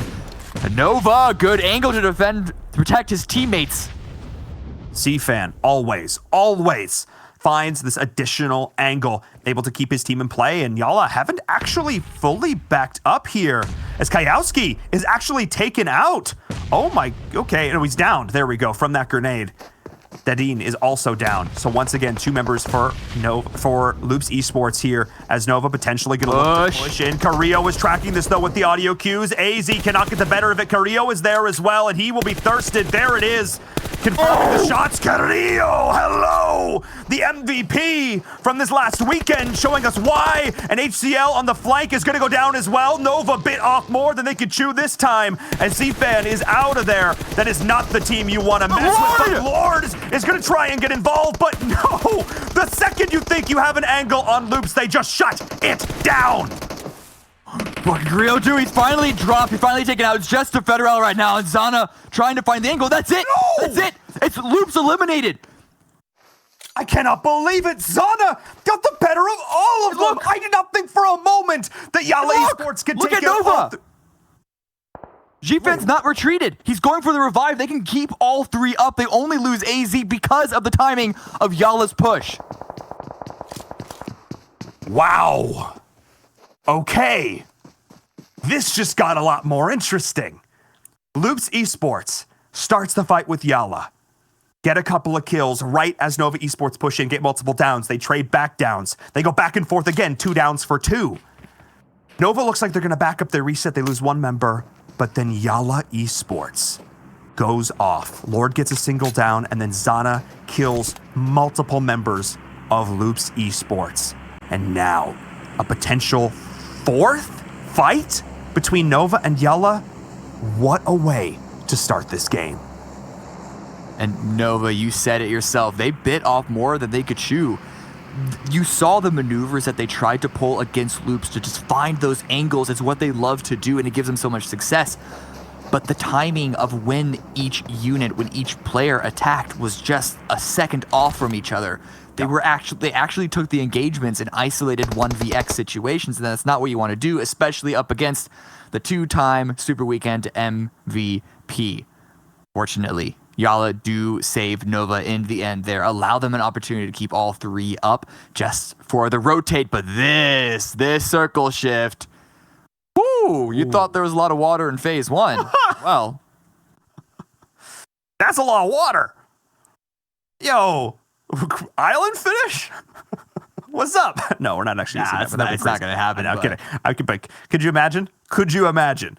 No, let's not imagine that. Let's just imagine that I called out, SWAT 6 down in the middle of the circle earlier, how great it was they got into an early position, and now they have circle once again, which has got to feel fantastic. It's also got to feel fantastic if you're Dream Eaters right now, continuing to put the pressure in as Yala Esports is eliminated. The final fight, I talked about it before, Nova does clean them up. The end of that epic saga is there as Dream Eaters are moving in another one of these top Miramar teams. I don't know what it is. Maybe it's the fresh, dry desert air just does something for them because they just seem to move another speed, another level. And now KHK is at the other end of their ire. They're stuck on a cliff. We'll see what they can do. Smoke's deployed, utility to get the revive, but they're going to have to reset everything really, really quickly because the blue is pushing in, and Dream Eaters, they're clown carring it up. It's the only 3 remaining members in one vehicle. That is never. There are so many more teams that have yet to make their way in, one of them being Footballists, or they at least find a good foothold here because they're overlooking Queso. It's Mystic, and there's a downed member on the road. I don't think Mystic's going to be able to get that player up. It's just Mystic against the world right now, prepping a grenade. But Levazen, he knows what's up. He's backing off. He doesn't want to commit to this. Yeah, Mystic baiting him out a little bit here. And of course, Footballists already got a kill there onto one of the members of Dream Eaters, picking out the scout, I think it was, for that team. Levazen, that grenade wasn't so amazing as it just blows up in his face, reminiscent to this past Super Weekend. Mystic is spotted out. Solke with the jump shot, though, to clean this one up. As good as Solke is with grenades, sometimes a gun will get the job done, as Team Queso is out in 14th place here on Miramar. Look, Dream Eaters have arrived just above them. Could find an interesting angle onto Solke, who's grabbing this vehicle and prepping themselves for the next rotate, because you always know that when you're on the edge of a circle, no matter how safe you are, there is a real possibility of having to move at least a little bit and potentially a lot of it for the next circle shift. And so everyone getting ready in their vehicles. We have maybe, 10 seconds left? But no, wait, shots. Shots from whom? Shots to whom? That's the question. And also, I was totally wrong. It was a different member. It wasn't Dream Eaters that lost one member there to Footballists. They took somebody else down, saw it there in the kill feed. So Dream Eaters still has all 4 members alive. They're in a great position right now. Another team that's in a great position is Wildcard, facing up against KHK Esports.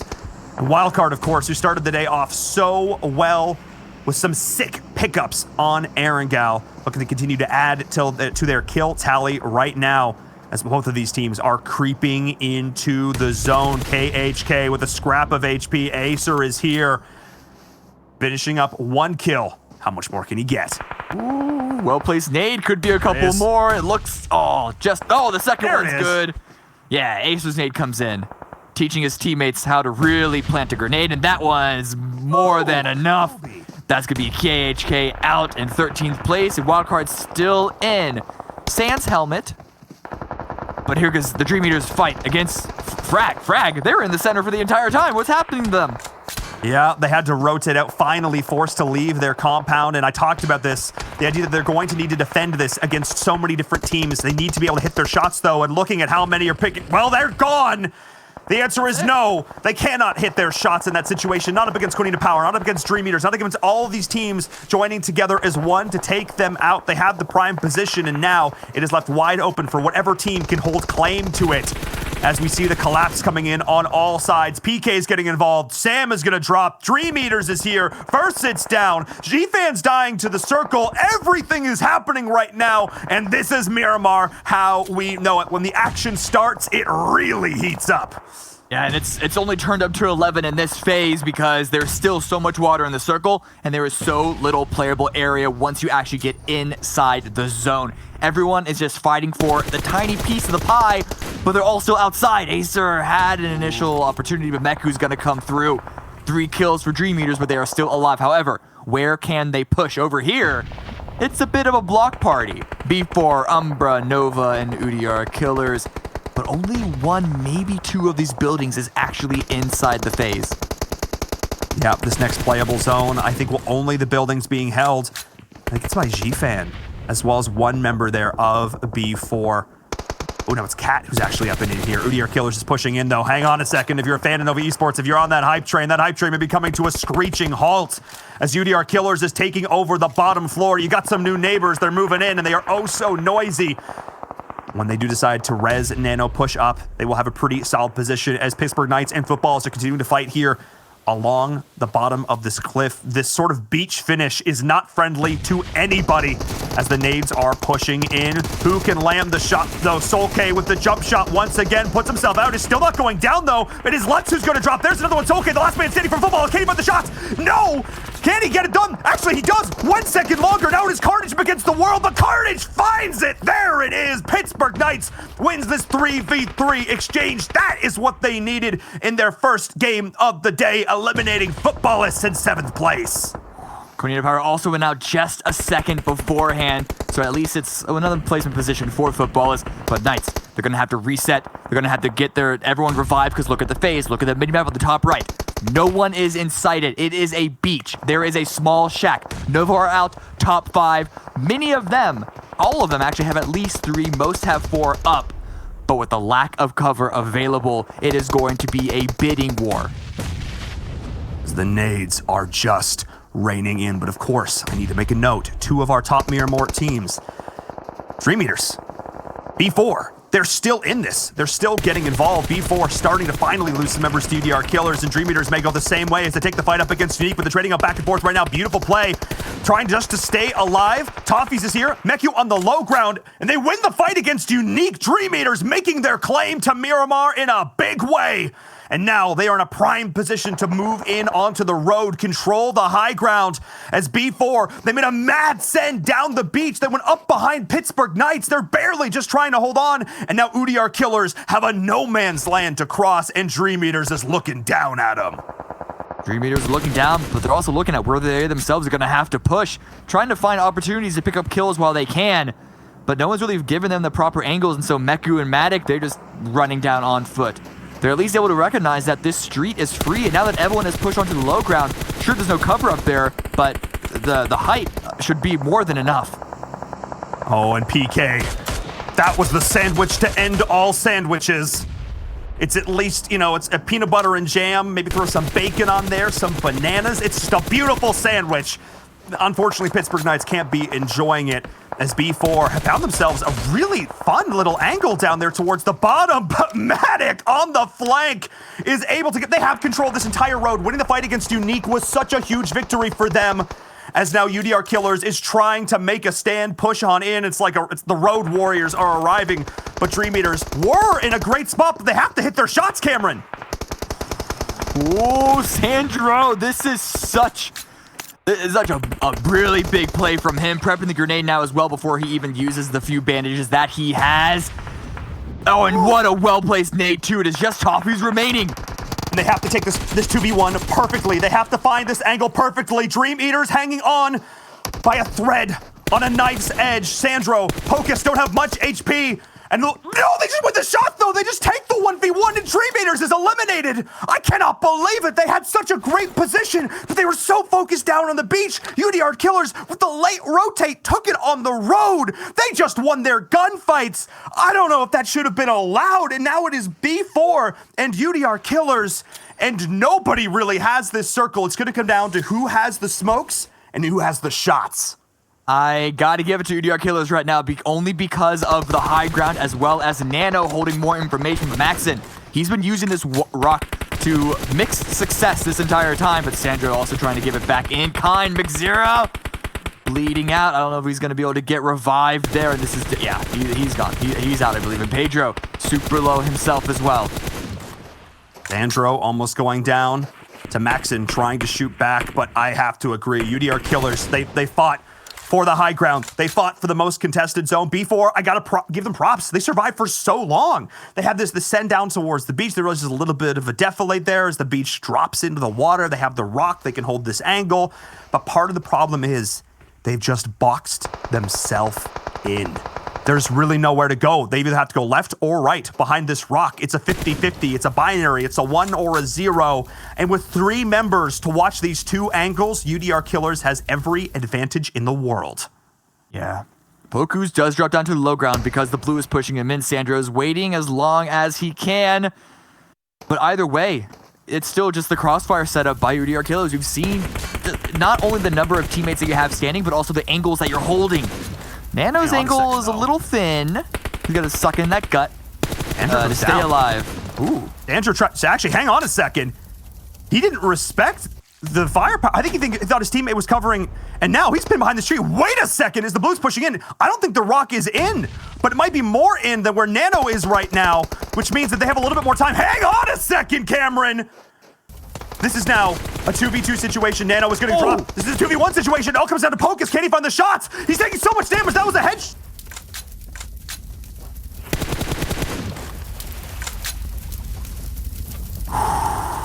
This is extreme on so many different levels. It's a beachfront finish, and I cannot see who's coming out on top in this one. Yeah, I cannot see either.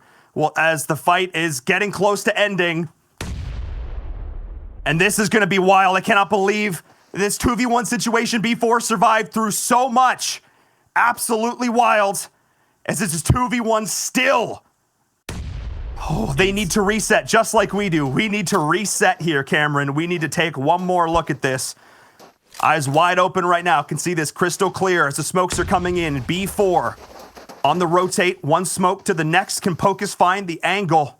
He roughly knows where they're going to be rotating. He sees it now. The benefits of third person, but they are pushing in together, but he's just spraying through it, praying through it. Can't find a single tick of damage because the snake is real and they have the box. Hang on a second. Yeah. To cover behind it. Oh, the nade's just too short. Multiple grenades from Pokus can't find their target. And this box, it doesn't even matter the loot at this point. It's also the cover because it's the only cover that they have. Pokus out in the open.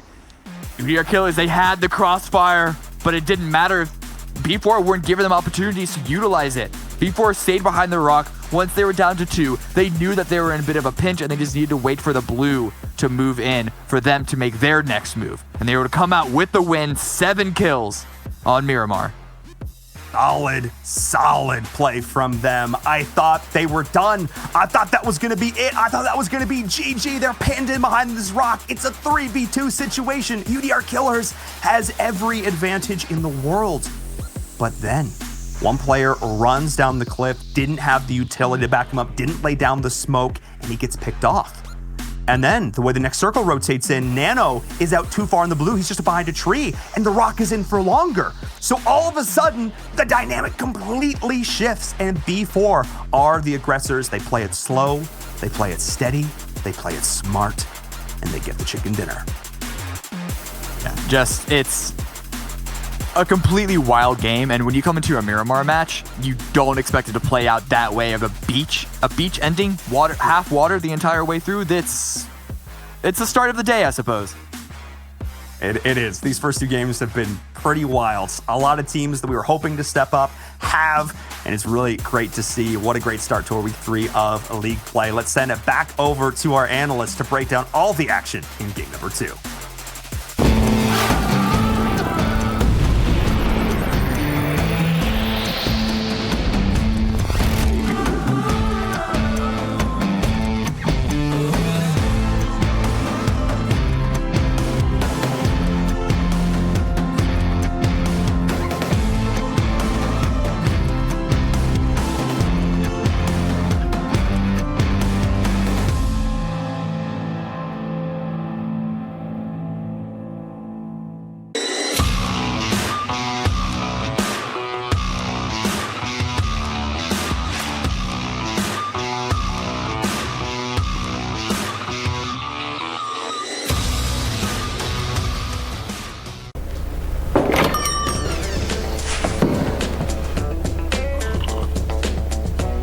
Where's that hot spring? It's right around the corner.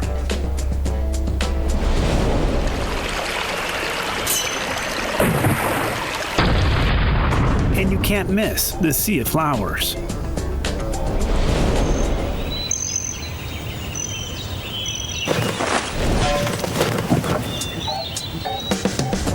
It looks really exciting.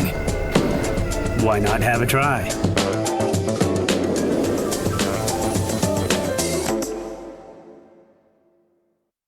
All right, second match and a second winner for the day. However, UDR Killers making it extremely far and taking that opportunity we were talking about before without Cloud9 and with Loops being knocked early to really get some points on the board to almost get themselves through into our second, no, it's not even second, our third super weekend here. But the victor, it's going to be B4 and Glitter. We talked about them showing up a little bit cold because they have to set out the first match, but they performed damn well. I'm happy for them. This is a map that we've seen them do very well on in the past. You know, I was a little bit concerned having them sat out the first match, but didn't even seem to phase them, which makes me feel even better about them going into the rest of the day. Well, maybe. Now, maybe if you pick them later on today, maybe they're going to go cold. Maybe, well, hopefully for my sake they do, because I didn't come out with too many points in that match. You guys did. Let's take a look, though, at our overall standings from that match. And that match only, we can see here, B4 taking themselves home 27 points. But UDR Killer 7 living up to their name with 11 frags. That's right, yeah, and at the moment I can't really see the leaderboard, so if you can, Jason. I'll take it over. You know, I can do everything. That's why I get paid the bid bucks. And by bid bucks, I mean an exposure. Baby. You can see they get themselves 11 kills and the 14 points, so they take home 25 overall compared to the 27 out of B4. We can see down the list, Dream Eaters get themselves 18 with 8 kills. Pittsburgh Knights, a team we've been talking about quite a few times, obviously with having to bring in another player for their team, having a decent standing there with 12 points themselves.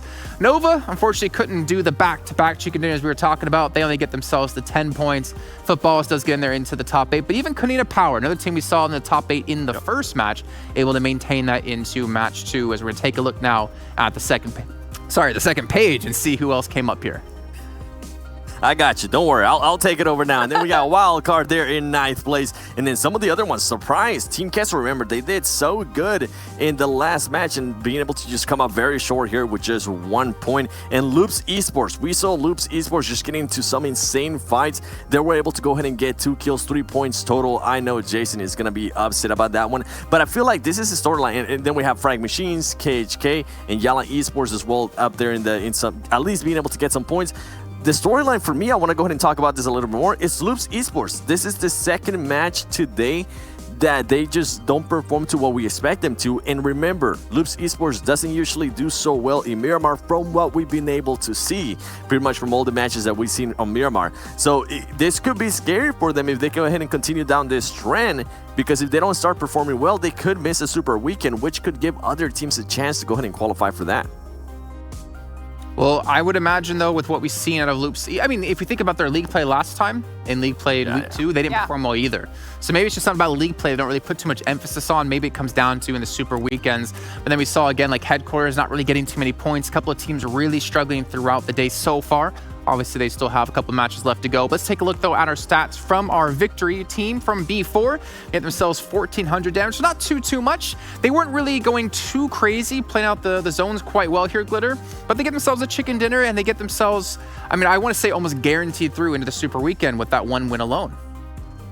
Absolutely. And I think the casters had even mentioned it towards the end of the game. They were watching B4, and B4 was just playing it smart. They were playing it safe because at one point it was a 3v2 with UDR Killers, and then B4 was able to just kind of wait them out, wait for them to start making those rotations and pick them off as they were out in the open, and it was so clean because B4 knew that they were kind of at a slight disadvantage from the beginning, and it worked out very, very well in their favor. But like you said, a little bit more conservative with the damage, and just a solid start for them today. And I like the way they actually handled the final push as well, right? Because they were in a disadvantageous position.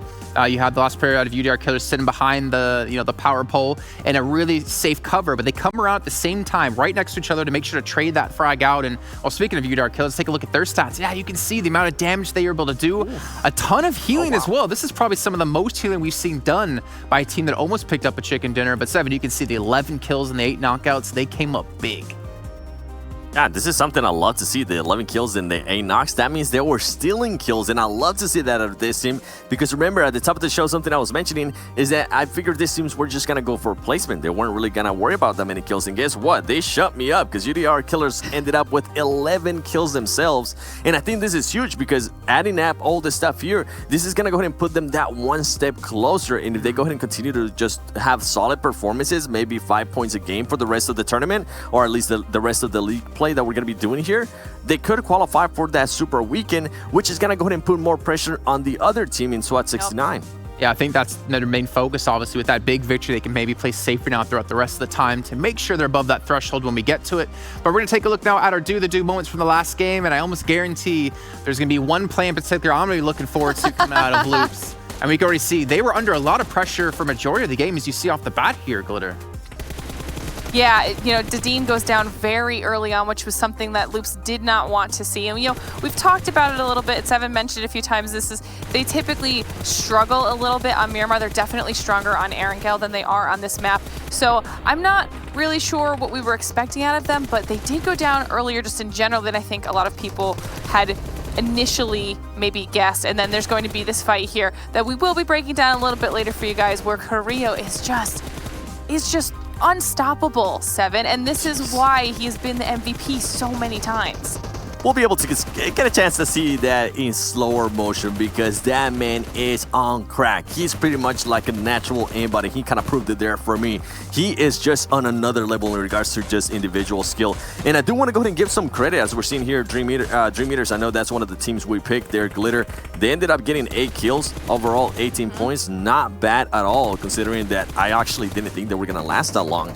Nova Esports ended up with 4 kills, 10 points overall. That's good. That's better performances than they've done in the past as well, so they're continue to be consistent here. And out of Nova Esports, remember, the more they get a chance to play with the team, with the new team that they currently have, just the better they're going to be getting, especially with Cat being IGL as well. That's just going to go ahead and improve in callouts in regards to just chemistry and what stuff to kind of look out for in your other new player. Now, going back to PK, I feel like I have to go ahead and give him some credit here. Ended up with 12 points. Not bad, considering they had to sit out that first match. And this is a team that just has gone through so much stuff, so many roster changes. Remember, one of their players ended up getting banned, so they had to put in Jagger, and I believe they were also planning to bring in another sub, but that got denied. So there's so much stuff going on with that team that for them to even be able to, in a way, ignore that and put out a performance, it speaks volumes from them. And I'm hoping they actually just go ahead and test out a bunch of other stuff, as this is league play, and going into Super Weekend and hopefully league finals, they'll be able to have all their chemistry on point. And as we're seeing here, UDR Killers, so one thing we mentioned, guess what? They were getting kills, they were getting those finishes. They were non-stop here, Glitter. Yeah, that was a push that was super unfortunate for us, Seven, because UDR Killers did end up pushing up on Dream Eaters. And here, this nade is what changed everything for them. They were able to get 2 down with that nade, creating a 1v2 in UDR's favor. And at that point, Dream Eaters just could not, you know, pull down that fight. And had they been able to, they would have probably been the ones against before in that 3v2 situation. And who knows how it would have played out from there. Yep. Yeah, you see the finisher here out of Pedro as well. Able to help push around the corner in time to take down Poke, as we talked before. Really good job to push in that 2-man advantage to make sure to get that final kill. And of course, get the chicken dinner for themselves. I'm still really sad to see Loops get dropped out early. I can't wait till we get to that segment to actually break down how that fight went. But before we get to that, we're going to take a look at the total damage yet again from that last match. And I'm assuming UDR Killers is going to be extremely high in this one. And to be fair, Loops will probably be pretty decently up there as well, considering how things broke down in the beginning. But look at just the amount of damage being done here on all sides and all teams here, Seven. Yeah, for me, one that's going to go ahead and point out, I mean, UDR Killers. This is one that we just don't expect to see this kind of stuff, and I'm honestly loving seeing this kind of action out of there. And then from B4, I know Glitter convinced me not to pick them because they usually start off slow. Well, guess what? They ended up with the win, 7 kills, 1,400 damage. That was definitely a surprise there. Dream Eaters, another team that's just been consistent in Miramar, being able to go ahead and follow that up. And then Unique. I know Unique's one of those teams that we've been kind of questioning a lot about what's going on with that team. They're very inconsistent, and then sometimes they get consistent as well. Well, guess what? Being able to get 3 kills there out of 1,300 damage, that is not bad at all. Team Umbra has been kind of quiet here on this match, as they were only able to get 178 damage. And then Headquarters, one of the teams that needs to go ahead and step it up. They want to go ahead and qualify at least for that for their only Super Weekend that they got a chance not to qualify on.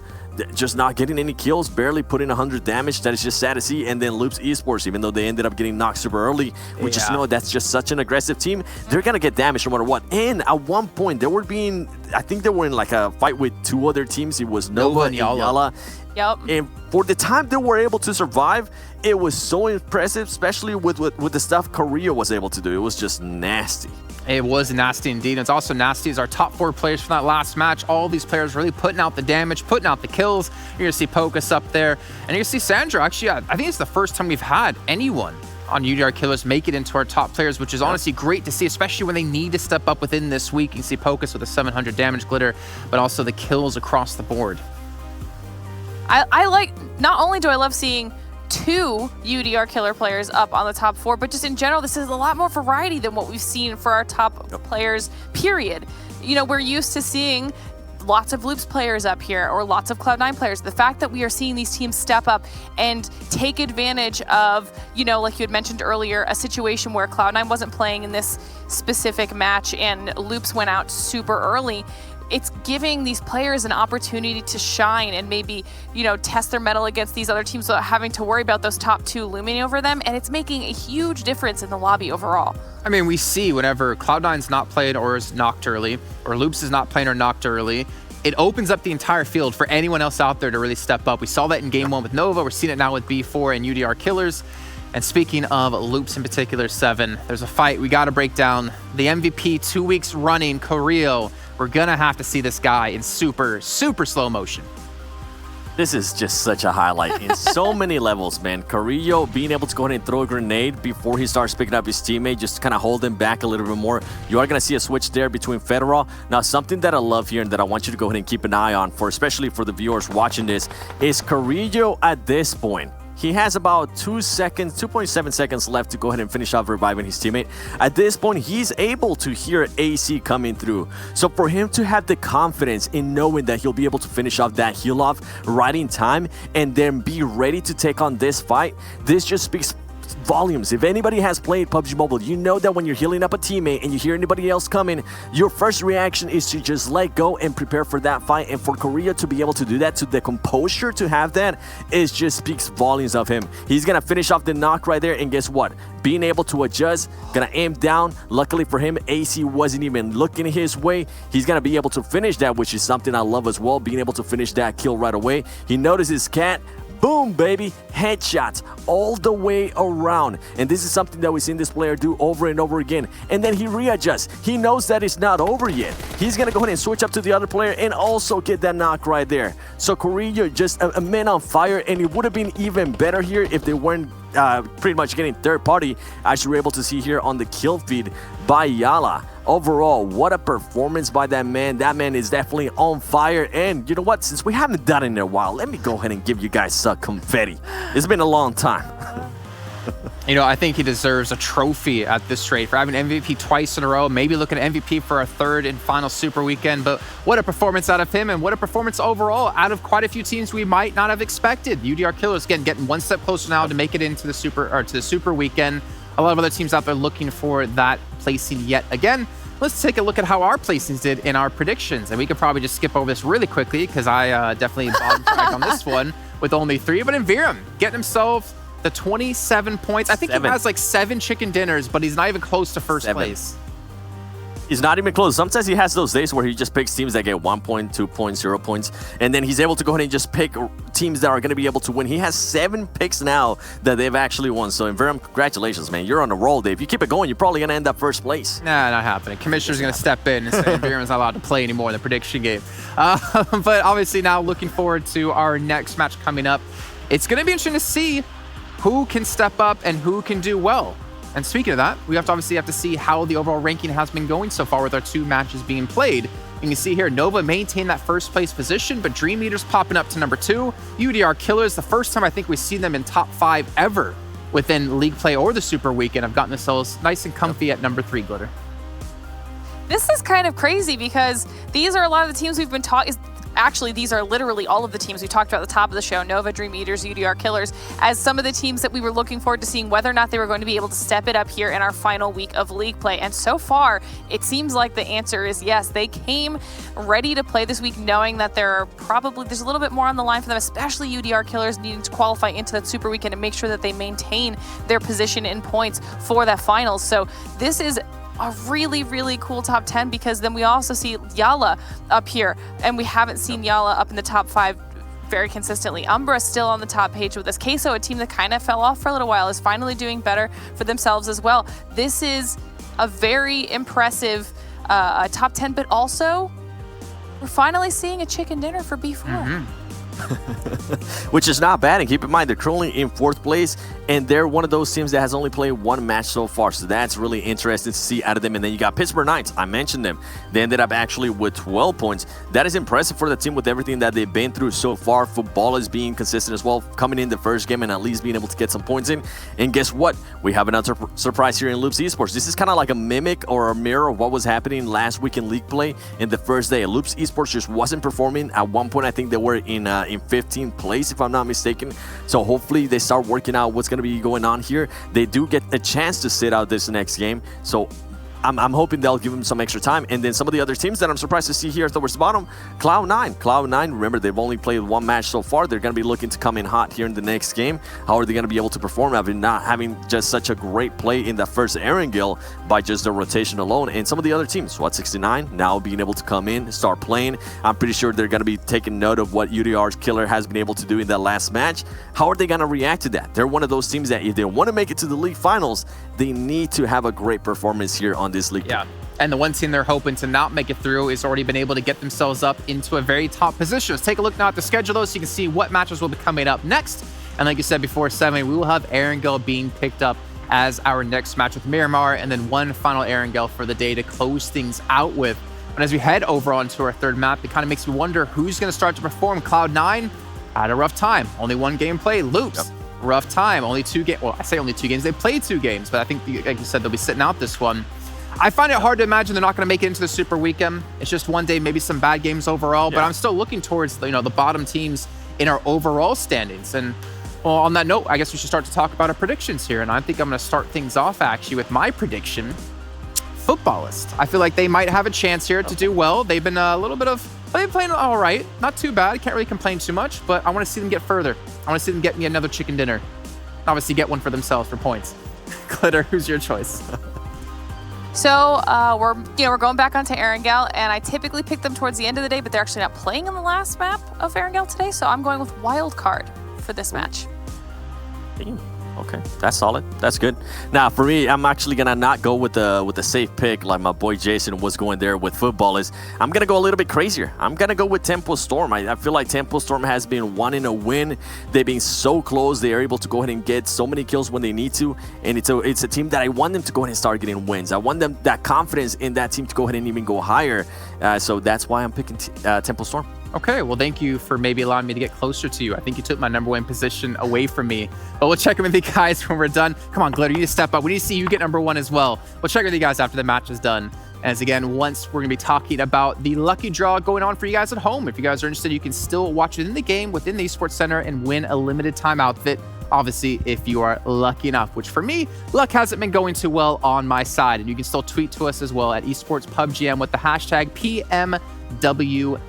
And you give us some feedback on the show, talk about your favorite teams, talk about who's looking the best in a red shirt, because bringing in right now is the other two people who are wearing red shirts with me. It's gonna be Enviram and Cameron Davis another time for the final time today, and you can tell us at home who wore it best. I'm gonna say Cameron because I can see a little bit of bicep in there, and I can respect it. Definitely working out hard, huh? Just a bit.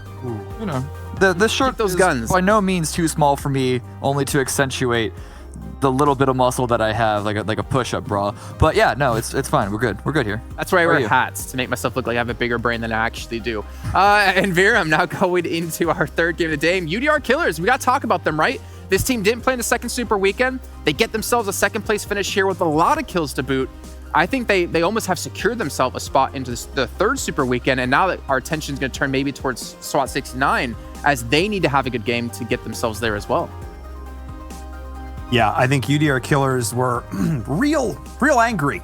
that they didn't make it into that second super weekend. I think they were mad because you talked about it, Jason, like a kill. They had the tiebreak in terms of kills.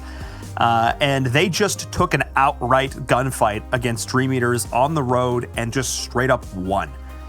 And then, yes, they maybe positioned themselves poorly, didn't utilize their utility as well to get the win against B4, but they've shown that they can make it to these final circle situations, that they can take these fights when they have to. I just need to see more of it.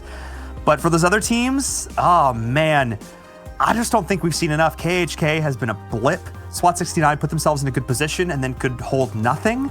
We're going to need to see a big turnaround from them over the next 2 days. Well, not even them. I mean, Cloud9. Again, I find it hard to see them not to qualify, but they're sitting with like 2 points and they've only played 1 game. They'll be fine. They'll be fine. I think it'll be fine as well. It's okay. But what will be fine when it comes to our prediction game here? Cameron, I'm looking towards you. Looking swole as hell here. Who's the team that you're going to be bench pressing for a victory? This one's hard because, as you just mentioned, the some teams that were not performing so well are performing very well, but then you got Cloud9 and then even Loops for a small factor, not really putting it up. So the leaderboards are all over the place. I'm just going to throw it out there, footballists. Okay, hey, I respect that. And Veer, I'm heading over towards you. Who's the team you have predicted? No, I think it's a solid pick. This one's kind of a coin toss, you know. I've already predicted Cloud9, Loops or Nova. I actually probably would have gone with Nova had they been playing in this game. I didn't go wild. Oh, you're not fair, son. I saw you have Nova in the document. I was going to call you out on it. Oh, All right, who'd you pick? I got wildcard. What are you doing? I changed it like 2 minutes ago before I came on camera. Oh, I'm so sad. I was so ready to call him out on this one. No, brah. Oh, I was gonna pick the team that wasn't in there. You think I wasn't gonna notice that at the last I was hoping you minute? wouldn't notice it. All right, well, gentlemen, why don't you take us into our third game of the day here, and we'll see how wildcard and footballists do. Look, all I know is that during that break, I was a little distracted. My girlfriend brought me kimbap. It was delicious, but now got the food put away in my belly. I was talking about sandwiches in that last one. This time I just get to enjoy delicious Korean sushi, which is fantastic as we get into this next game here on Erangel. I don't feel like they have sushi in Erangel. What do you think, Cameron? Yay or nay to the sushi? I mean, they got a couple of ports. They're surrounded by water. I'm sure the fish game is strong. That's true. Actually, yeah, I bet they got a real good sashimi game here. Get some of that Atlantic Pacific. What ocean is this? Anyway, let's not harp on it too much, guys, as we get into game number 3 here on Erangel. We've already seen so much. I mean, I talk about action, and I say so much action. I've used the term in the past. Oh yeah. But today has really been a lot of action. Yeah.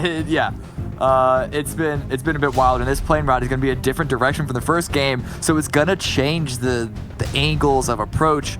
Maybe into the early game action on this time around. Who knows? We'll see if the circle is going to start to be a little more fair or if it's going to continue to be as wild as it has been. But so far, problems for problems. Of course, SWAT 69 already got knocked, and that's fully wiped out. That's not great because that's in North George where we can see it's only 2 members of Unique actually next to SWAT 69. Lightning and Frozen, they're coming in from the west side. This is an interesting collapse, but also an interesting circle to follow up on that. The way you were phrasing that, I legitimately thought that SWAT 69 was like literally already eliminated from the server, and I'm like, we're still on the map, Cameron. What's happening? This is going so fast. But no, they are still in the game. Still have all 4 members alive. Well, actually, 63 loading into the server. So, boy. Oh yeah, they lost problems already. Wow. Okay, you were serious. Yep. You were dead. He was already dead. Yeah. Oh my goodness. That's serious. Oh no. Problems. Oh boy. Wow. Those shots actually from Memphis with the old pistol. You love to see it. The old sidearm. The old Colt action. Colt 45. Passed down from his grandpappy. From the grandpappy's grandpappy. Silver bullets because apparently there are werewolves on this island too. I don't know. I'm making up lore. Yep. Back in my day, I carried this Colt 45 into battle, and it served me well. And it's going to serve you well, son, as you take it to your opponents here in this very first game. I was going to say third game here of the day, second time on Erangel. I was wrong on all fronts. I got too stuck up in the voices. If I'm going to be fully honest. Method acting. Sometimes you can take it too far. Yeah. I understand. We've all been there. I'm sure. I was part of a theater production once, and a month later, I woke up in Kansas, middle of a cornfield. No clue what happened. There's more to that story, and I really want to hear it.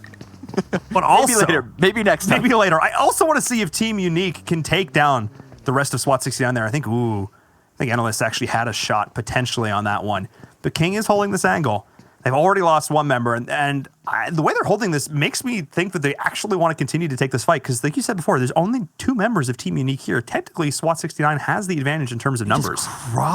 Annalise just crossed the road. No helmet. Not care.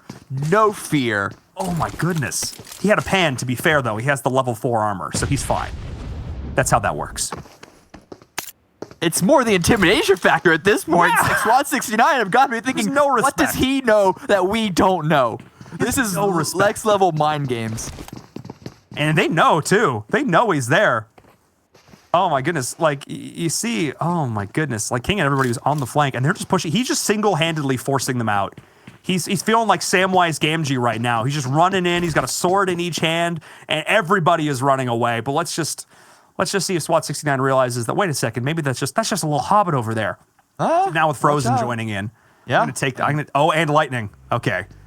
All right, now they got an army at their back. It's an interesting one. It's like sheep. And Unique are the sheepdogs, just herding them into the corner. This positioning, though, this could be an interesting one. Zebert could catch Lightning off. They could be too focused on the other 2. And that's a very good nade prepped. It is going to go in. And going to be absolutely nowhere near Lightning. Okay, a little bit anticlimactic on that one, if I'm being fully honest. Now that they know that someone is there. And Frozen and Lightning can isolate him 2v1. Bufla is trying to find an angle to assist. But Zebert's actually forced to run towards the west. This is an extended engagement. And remember where the circle is. It's all the way on the east side. It's just a war of attrition at this point. I mean, it's the first person to make a mistake. It's the first person to lose their nerve. And Unique is not losing any nerve. They have isolated a player in a building, and they're just going to continue to push in, see if they can execute. Taking these fights, it is 3v1. King standing. Can he find the shots? He can, but not quite enough. Almost takes down 2 members, gets instantly thirsted, and now... oh my goodness, it's all just slipping away for SWAT 69. They needed today to go well. They needed this in order to make it into the 3rd and final Super Weekend, and it is just not going their way. Zebert, a couple of risky shots there, because that only reminds Unique there are still more people here on the west side. He's just going for some exit frags at this point, giving himself up to the Wolves to at least allow Bufla to retreat and try and snake out as many placement points as he can. Be a distraction, and maybe it'll distract Unique long enough they'll start taking some significant blue damage. That'll be a big misplay by Unique if that happens, but nonetheless, Bufla, he's at least able to get out of it. I say that, Frozen! Oh, okay. Okay, it's a bit hot, but I think... Oh, no! What? Oh, at least from range. Okay. Doing what Frozen couldn't. And they're like, he stole our car. What? He stole our car? No, he did not. Stole our what? He stole our car. Not the 2016 SUV. I just paid that thing off. Oh, no. And now it's got bullet holes in it. Insurance rates are going through the roof. Oh my goodness. You know how hard it is to get insured in 2020, guys? On Erangel? Oh my, especially on Erangel. Imagine being the insurance agency that's got to do. Oh my goodness. Let's not talk about that. Let's talk about this blue moving on in. It's now great position for Team Unique. Team Unique, of course, who has found themselves a win here on Erangel before. So they are familiar with what it takes to make it into these final circle situations as they're starting things off on the right foot. Rotating in now, of course, is a wild card as well after their typical Severny run. Potentially, though, can be running into Alpha Legends and Footballists. So we'll see how this goes. Potential fight on the road is everyone. When you know Wildcard's going to take this northern spot. And now also, as another fight is potentially breaking out here between Tempo and C9. But Tempo can't quite find the angle for the shot. C9's going to roll right on by. I don't know if C9 are none the wiser or not, but no bullets in the back of their head, unlike SWAT 69, and they're rolling up, finding it's an all right compound. It's really not great, but coming in as late as they did, prepping for the phase 2 shift, they could be in a lot worse of a situation. The rotations out of that spot are pretty good, and that's what Cloud9 I think are going to be relying on from this specific position. Yeah, I mean they're in a fine spot. There are a lot of teams sort of around them, but they do have plenty of options. They've got this hill to utilize as well. As long as one player is looking uphill up towards Tempo Storm right now, they're going to be fine. They're actually just taking so many shots. Oh my goodness, look at the minimap. Listen to this. Oh my. C9 is just laying down the hurt. I think that's onto UDR Killers. As HQ also taking some shots over towards Tixie and Gemmas, who we've seen hit some 6 shots earlier in the day, unable to find a single bullet into the mark. That is Tixie, who makes it out scot-free. Where is Tixie driving from? Why is he only just now arriving to Milta with a full gear? Did he leave to scout and is now coming back? I completely missed how their early game happened. But back over here on Cloud9 Tempo Storm, the whole time Cloud9 were shooting at, and I believe you're correct, it's UDR Killers, Tempo Storm has just been pushing up to the opposite side, and now they're taking shots over towards Cloud9.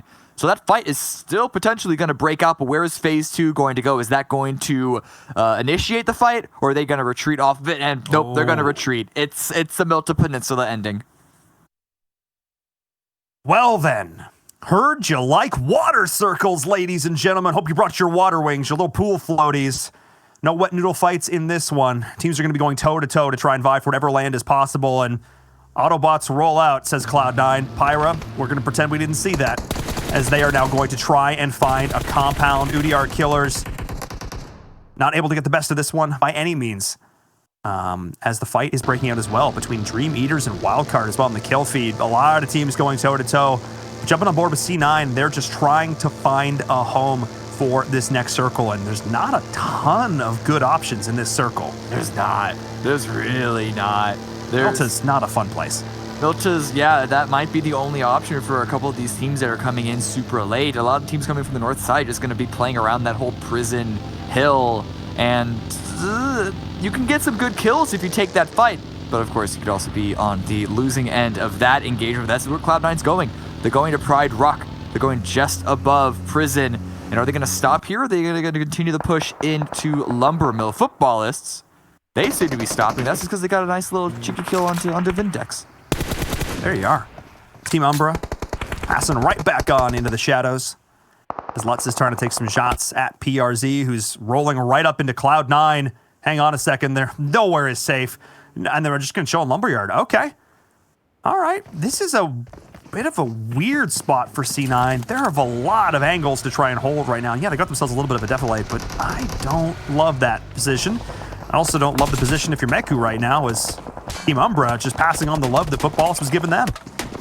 Ooh, yeah. And if your Dream Eater's Meku going out early is not a good sign. He's by far the best performing player on that team. And just look how separated they all are. This is a very, very ambitious play for them, and they're getting punished for it. Verset also gets taken out, who's all the way up in Lumber? Where? What? I don't know if Dream Eaters just got caught out in rotation by multiple teams. Yep. Or if that was an intentional play, because if that's the case, then I'm really going to want to have a chat with them to see where their head was at, what their game plan was for that one. But at least for now, the remaining players, Toffees and Matic, were able to group up in a tower of their own. Yeah, I think that was not intentional by any means. As more close-range fights are breaking out this time, it's between HH24 and the boys of Tempo Storm and Konina Power. As we have Spectre down, HH24, the last man standing. Konina Power. Oh, and Pittsburgh Knights is coming in to join in this fight as well. Hang on a second. Hello. The third party is real. All 4 members of PK are up at HH24. Oh no. Hang on a second. And look who's staring on as well. It's B4. We're having a party here, Cameron. A7 and crew, they know exactly where he is, and he is just going to burn right on down. He's going to deny the point. A little bit of a spiteful end for Tempo Storm here in game number 3. But still, a good push there by the Knights. Raven does get knocked. Should be an easy enough revive, and able to take a strong position in Milta. It's not center of Milta, it's close towards the edge, and so the rotations out of it are going to be significantly easier. And look at the vehicles that they have to choose from. Question is, that angle by B4, how much of an effect is it going to have? Not much for now, I'm going to say, because the shift goes heavily in their favor. It's not a Milta peninsula, it's just a Milta ending. Oh my goodness. Okay, lots of water still in there. The city, the shoreline, lots of open exposed areas, and with range, you can actually sort of sit near the bridge and still even shoot over towards like South Milta, that other peninsula down there. There's a lot of open angles. Like, even if you put your back up against a wall, quote unquote, with a cliff, you can still get shot in the back just because of the lines of sight that we're going to see here. And of course, there's the beach in the middle, all of those cliffs. It's okay. It's going to be a weird one. There are a couple of teams that have the opportunity to just make their way towards the coast and hang out, but everyone else, put on your best Loops face because it is breaching time. It is pushing time. Just push forward, take those fights, and kill your opponents because I think all 3 games, at least the second game and now this one, have had water significantly into the game, cutting out so much playable area, but Alpha Legends, they're on the push. Going into HQ, Bandar, priming it, baking it, cooking it, throwing it. Absolutely nothing was happening with it. Didn't really think so, but I wanted to hype him up just in case. As HQ now still up on the high ground, trying to find the shots through the smoke. Are they able to do so? Alpha Legends trading out now. Hang on a second, pushing into the building. They know right around the corner. Do they find the shots? Hang on a second. HQ able to take these. Only 1 player down, and it's looking disastrous for Alpha Legends. What looked like a good send on their part. Now 1 player dead and 1 player down. The smokes and the utility and the nades. I don't know whose nade that was. I want to say it was actually HQ's nade that went a little astray, but also more coming out from Old Man. This gives them the opportunity to reset, opportunity to try and trade back. But the high ground, this is the angle that Jammas has, it could be very, very strong, and that's a lot of damage coming out. I mean, Old Man played that perfectly. Threw 1 nade to the right, cooked the second one, and then threw it to the left. He literally had nowhere to go. He was just boxed in with 2 grenades. That was huge. Old Man keeping his team in this, able to allow the first aid to get off. But not a single member of HQ has actually been finished in all this, and that's the difference maker, especially with Team Umbra moving in now on the other side. Hang on. We've seen so many third parties in this game already, and we're probably about to see another one. The smokes are the only reason that Alpha Legends are even still in this fight. Old Man trying to find another angle, but I don't think he realizes that there's nowhere else to go. Oh my, HQ holding the angles with D7 up in the top with Jammas down below. They're just able to hold this angle really nicely, actually. Yeah, they only have 2 kills to themselves right now, but you mentioned Alpha Legends, that what is above them is a big open field, which means not only Umbra, as you can see in the compound there, but if anyone is still hanging out on the hills to the north, I'm looking at KHK, I'm looking at Cloud9, could have just the same shots. The circle pulls heavily away from water, gives a little bit of a lifeline to those teams on the hill. But for Frag and Wildcard, even Footballists, who tried to bank on the East Peninsula, they're not going to have to push in themselves from a little more of an isolated angle. That's a little bit of an upside. But Alpha Legends, they have so many grenades. Oh, and they're all about to start... Okay. Flying. Sorry, that actual shock, actual surprise. Well, Pro Lord, now you're not the only one. Rayman, just all hands, apparently. But not enough hands on this one, as it turns out. As Bandar is going to happily take that one, and now Old Man is going to take a real deep breath and feel very old. As he's now going, well, I am got to try and survive this all by myself. Thanks, team. This is the situation that we find ourselves in. Yeah, at least he's center. He's got one of the most central positions in the circle. As long as HQ don't have an open opportunity, just a blind push into his building, maybe he can survive, but he is only surviving by the good graces of HQ at this moment. But over here, the Knights, they know that Football's going to be pushing up on them. You can see Carnage constantly prepping that grenade, but instead it's going to be a push by Frag over towards Wildcard. I don't know if they know that they're there, just the way that they're looping around them, but outplay. Stalling for a quick second. But now he's going to get back on his bike. He doesn't want to stick around for this one. He needs to go give assistance to his teammates who all moved past and actually got to the other side of the Knights. And now he's going to go all the way around. Wildcard, of course, lost 2 members on the road to Footballists. Just caught out in their rotation. And now they've been as 2 for a very long time. As Frag Machines are in a world of hurt. Oh my goodness, Footballists continuing to put up the pressure here. They're feeling hot after this, and they're like, all right, we're back on Erangel. We didn't get to play in game number 1, but we do so love this map, and they're making their impact in game number 3. And now they just have this tiny little shack on the very outside of the circle as Dream Eaters now finding the shots into Spring. Why are you there? Why are you there, Spring? Good question.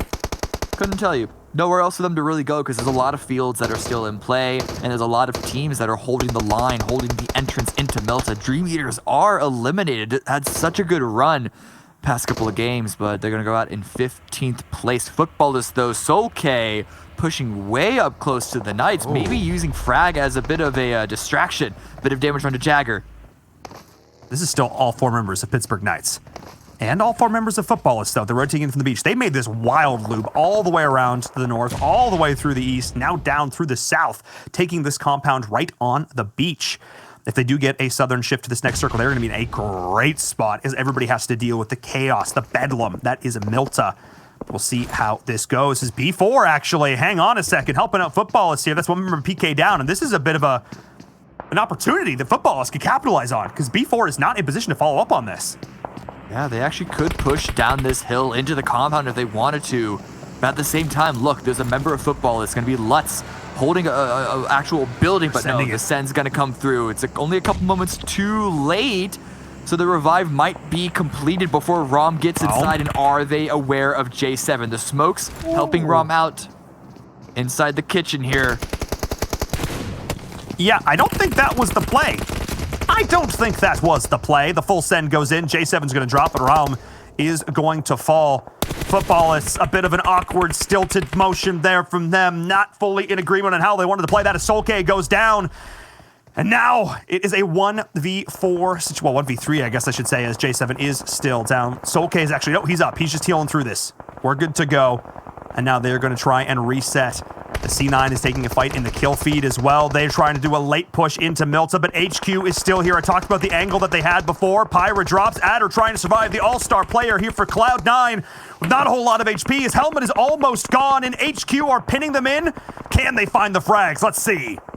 Ooh, speaking of frags, they're being thrown by HQ more and more.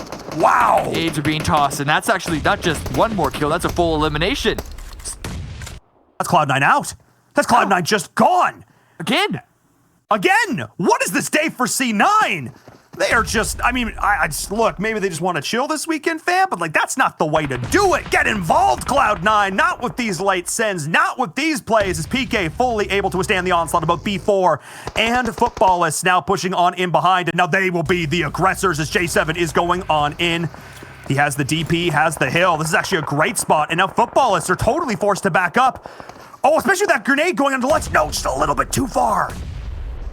It's a fight over a single hill. Nades do come out. Lutz does knock J7, but here comes Carnage making a full group of 4.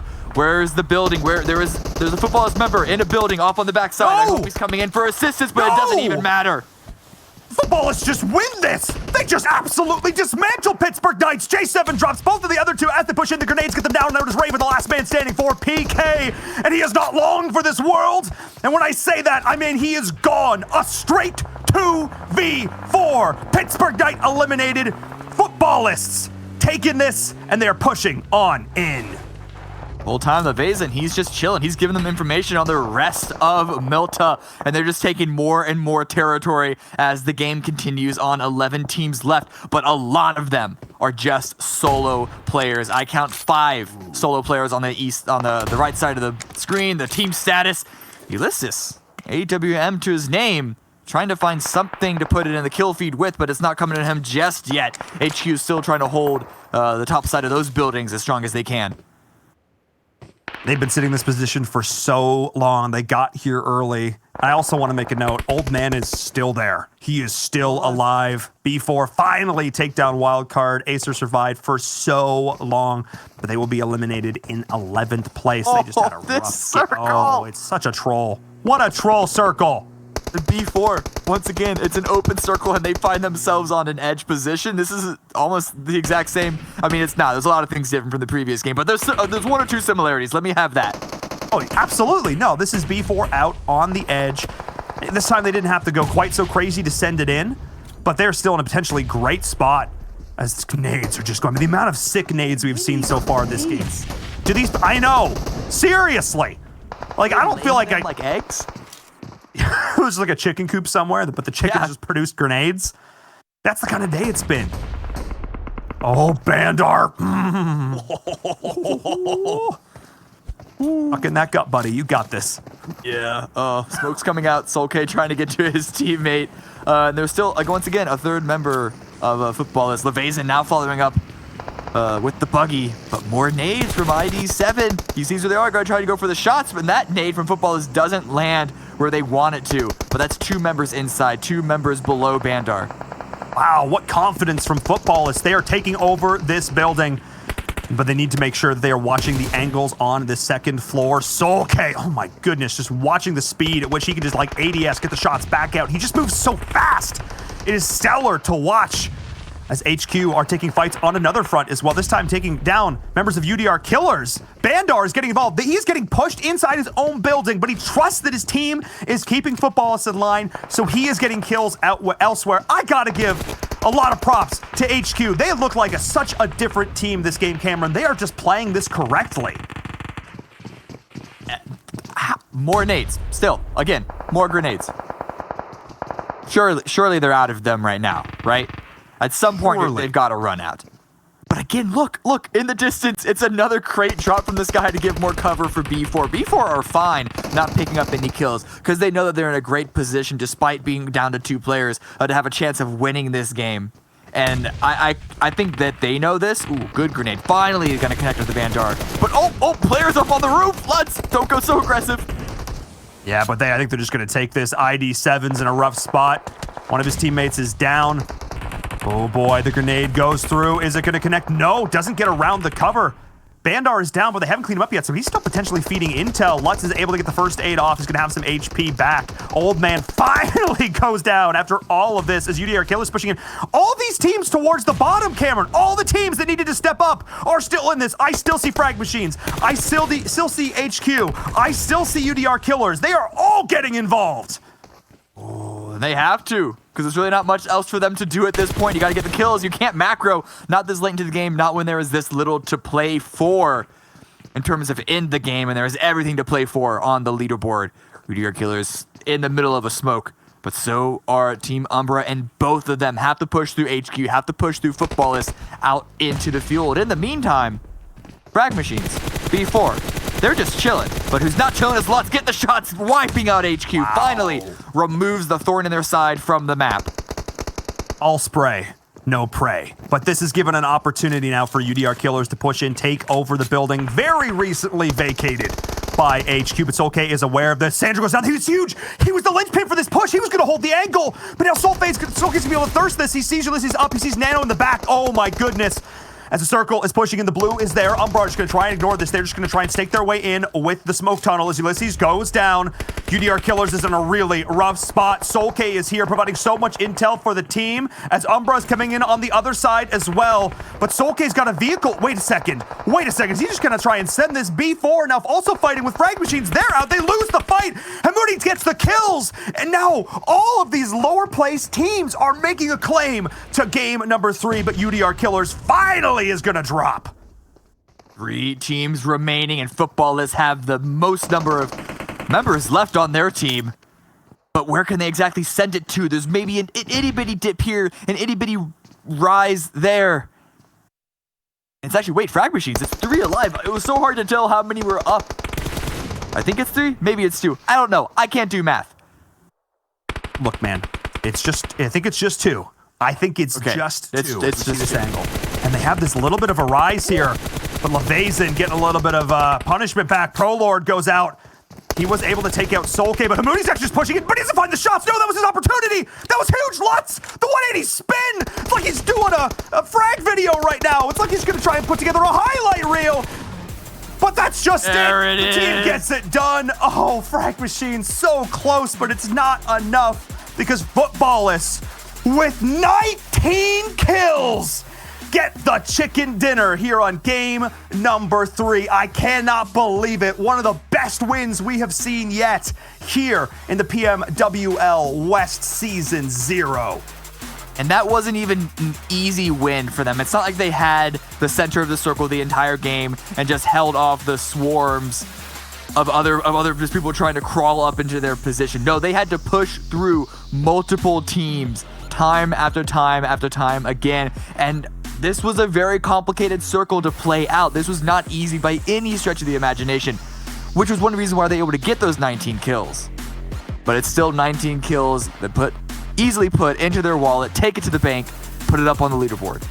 Gold star. You know, speaking of leaderboards, yeah, Cameron, you're feeling pretty happy after that one as well. Yeah, just a little bit. Yeah, just a little bit happy, but no, that was Footballists taking every fight, facing on all comers. That was just stellar. They had that awesome close quarters battle with HQ, and then they were able to go out in the field and they took it to Umbra, UDR, everybody. The second I thought Footballists was out, whether it be the push from Pittsburgh Knights, whether the fight even earlier, they disrupted / took out so many teams over the course of that, and it showed with 19 kills. Stellar game number 3 for Footballists. Let's send it back over to our analysts, though, to recap that last game.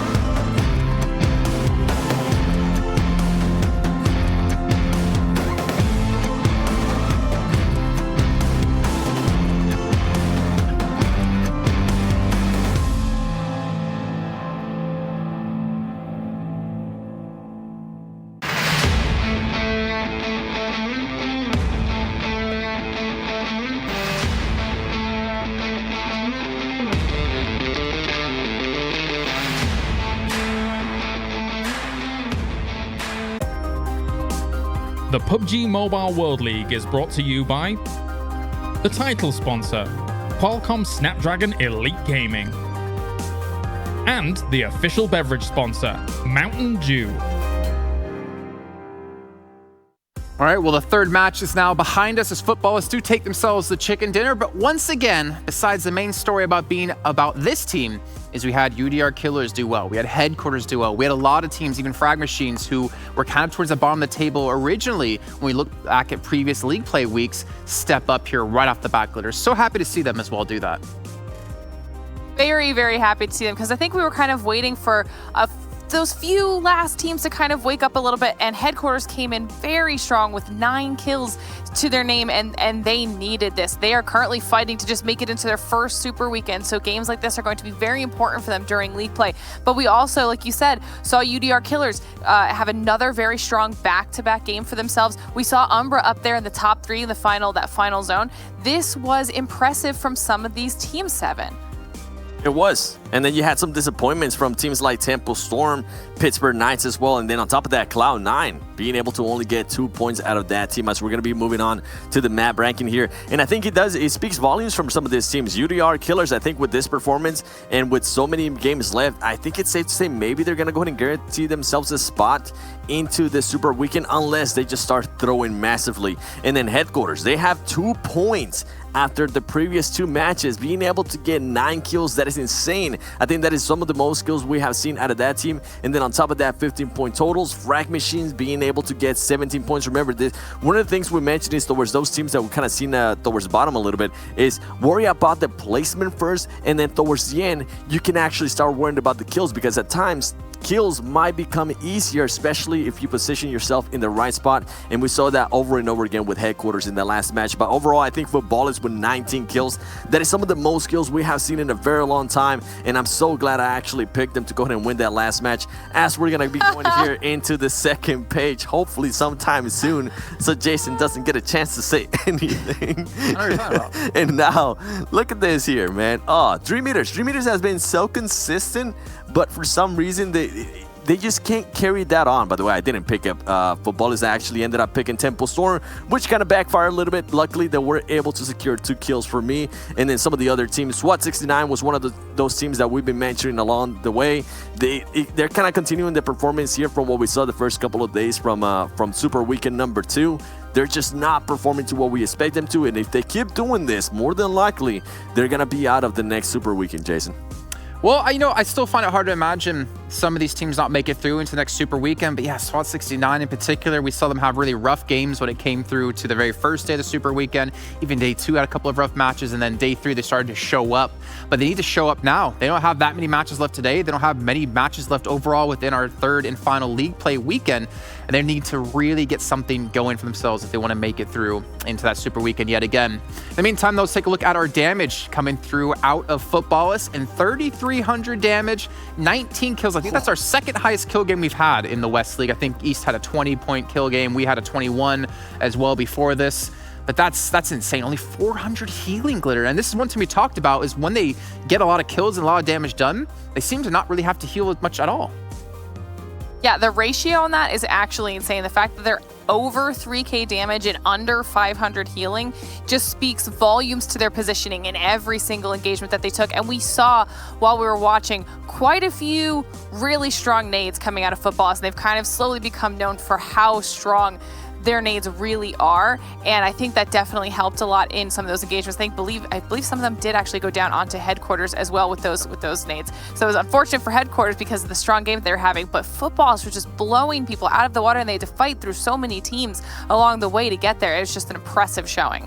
Yeah, very impressive. Let's take a look at how they did compared to everyone else, though, in total damage, because the 3,300 they did has to be so far beyond everyone else out there. I think maybe a couple teams that had a lot of damage done as well. I mean, maybe headquarters in there. UDR Killers has some decent damage done.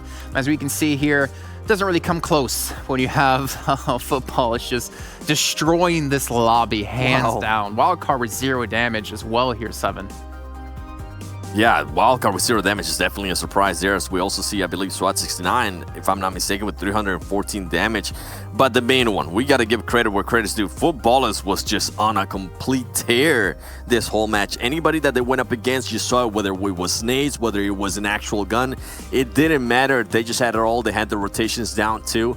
It was maybe one of their most perfect games so far this season. And then another one, look at this, UDR Killers with over 2,000 damage. Are you kidding me? Where has this team been, man? We've been wanting to see this kind of teams for a long time, and I'm so glad they're showing up here on the final week of league play. Then you also had headquarters there, and then guess what? KHK, one of those teams that needed to step it up. They're currently being able to put out some damage, but not enough to get actually a kill. And then you have Pittsburgh Knights, one of the teams we've been mentioning, so much stuff going on with them. It seems like they are still able to go ahead and put kills on the game, which that's gonna go ahead and translate to points. So that's good to see out of them. Yeah, and considering like there's like what, a day and a half left for some of these teams who haven't made it into the Super Week in a single time, they better step up, and they better step up now because there's not many matches left to go. Let's take a look though at our do the do moments, and by that I mean our footballist moments from that last match, because pretty much that's gonna be the entire reel for you alone. But we had some crazy fights. Even right off the bat, we saw Unique get an early kill onto a team that needed to have some big matches, Glitter. Yeah, and this was going to be super unfortunate for SWAT69 because in those scenarios, they can't afford to go out early. Like we've said a couple times, the early game, these teams don't necessarily need to be going aggressive, right? They need to get to a point mid-game where they've secured themselves a few placement points, and the kills will kind of come to them as that goes on. So that was a rough start for SWAT69, especially when the team that they're kind of pitted directly against is UDR Killers. And the performances coming out of UDR Killers for these last 2 games have been absolutely stellar for them. So that's going to be a little bit unfortunate, but then we're moving on to a clip there with Tempo, another team that struggled a little bit on this map, but in general hasn't really struggled overall. They've just been kind of quiet. They haven't had any huge performances, but they've been so consistent across the board that they've been able to keep themselves in a decent position for that Super Weekend. And there we actually see Rahman cook his nade for just a little bit too long, and he does end up knocking himself, which is super unfortunate. Jumping on board here to some of these footballist fights that we were talking about. And this is what I meant when I was saying they just had so many teams they had to go through. You talked about PK earlier, 7, and PK was actually one of the squads that footballs absolutely wiped off the map. Yeah, and footballers, as we said it, I mean, there were just, everything was going their way. Whether it was the angles, if they needed to readjust, they were able to do it without a problem. And then something that actually surprised me was that HH24 in that previous highlight that we saw, he ended up Molotoving himself. We saw 2 bloopers there from 2 different players. Interesting stuff there. It's just we don't really get to see him that often, and now football is still with the grenades. This is just something, I want to go ahead and go back and look at their stats in regards to grenades, because this team, I believe, might be one of the teams with just the most grenades thrown overall for the whole tournament, as they're still going, banking them. It doesn't matter if you're going to go ahead and throw it straight to a player, or if they have to bank it off something, they're just going to keep on throwing them and making sure they get those knocks. And right here, even more, look at this. This was the storyline. I wonder, actually, if possible, how many grenade kills or grenade knocks the Lutz and footballers actually get right there, because I know, watching this, there was somebody screaming on my ear with just happiness, saying, yes, keep going, keep on killing them. Let's Jason, go, Lutz. tell us a little bit more with your emotions about Let's go, Lutz! Let's go, footballists! Oh man, I was so proud to see that though. Like how clean. We talk about so many players like Carrillo. We talk about Adder being so smooth and getting their kills, but we finally get to see other teams showcase a little bit more there. I mean, Lutz, I didn't see how many kills he finished off with, but just his like simple take of going up the building, banking the first nade, knowing there's a player up there, continues to go up there and get more kills. Gets 8 in total. This man, definitely MVP in my eyes when it comes to that match, but ridiculous stuff, and they have to be so excited because not only is that a big win for them, Glitter, but that almost secures them a spot now into the Super Weekend yet again. 100%, and they're a team that we have talked about in the past when we were talking about the top 4 overall leading teams coming out of that second Super Weekend, and they were in that top 4, right? And I had kind of put Footballists and Loops on one side as the super aggressive teams, then I'd put Cloud9 and PK on the more placement point heavy teams. But Footballists came out huge today, showing us just exactly how aggressive they are capable of being. And like Seven said a few times, their nades, insane, absolutely insane. And I can't even imagine how much damage Lutz has after that. Well, you know what? Maybe we'll see towards later on in the day. For now, though, we do have a quick interview with them. It's not going to be live. It's actually done by Kalaris in a previous week because they got to talk to him about the tournament and obviously their thoughts going into it. So let's take a look at that, and we'll be back in a few moments.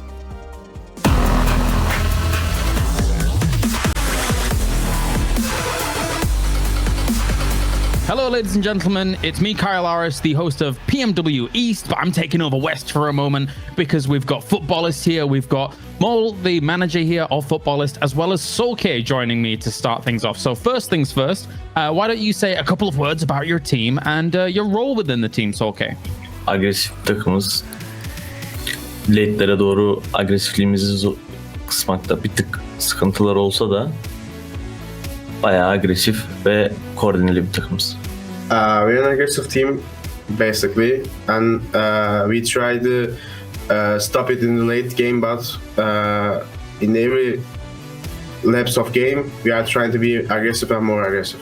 Why don't you introduce to me how you first got introduced to PUBG Mobile? Everybody's got a bit of a story, you know, how they got introduced to the game and then eventually became pro. What's Solke's story? Nasıl girdim? Yani okulda böyle ders aralarında oynayarak oyunu sevdim.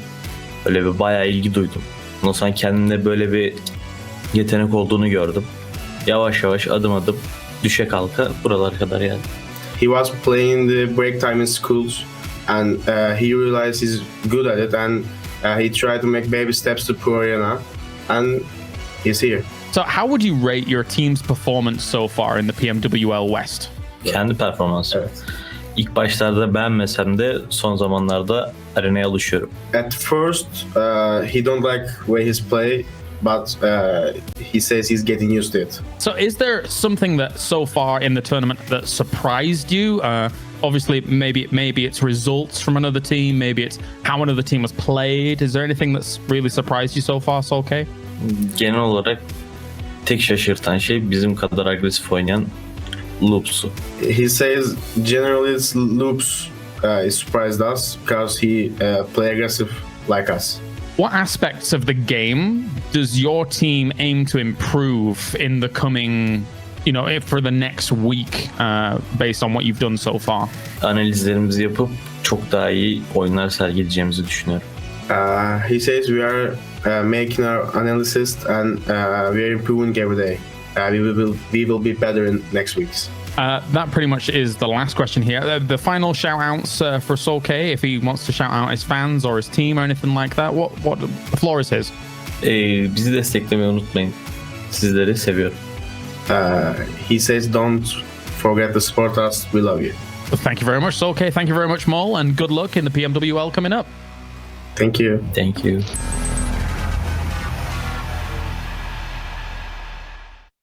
Really cool to hear some thoughts coming out of Solke, out of Footballist as well. They've been playing really well across the Super Weekends, playing well in league play, and I'm curious to see where they're going to land when it comes to our final weekend and see if they can get themselves up to that $100,000 first place prize.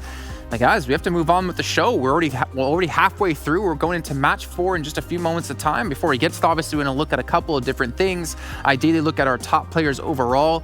From the entire tournament, we had Carrillo in first place. We had Adder in second place. I wonder if Lutz has been able to shoot himself up the leaderboard quite a bit from that game. And well, you can see here, Lutz, he's so good, he's on there twice. That's how good he was in that last game.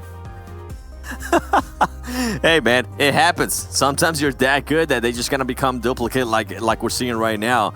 But no surprise there seeing Korea at the top, as we've been able to mention over and over again. This man is just something else, and I'm just happy we get a chance to see that kind of play out of him.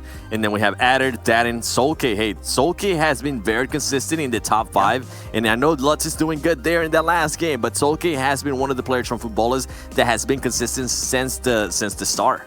100%. I mean, he's been basically the Carrillo for his team. He's been the Adder for his team. He's been the one to always be, or always you can depend on, and a lot of nade kills from him as well.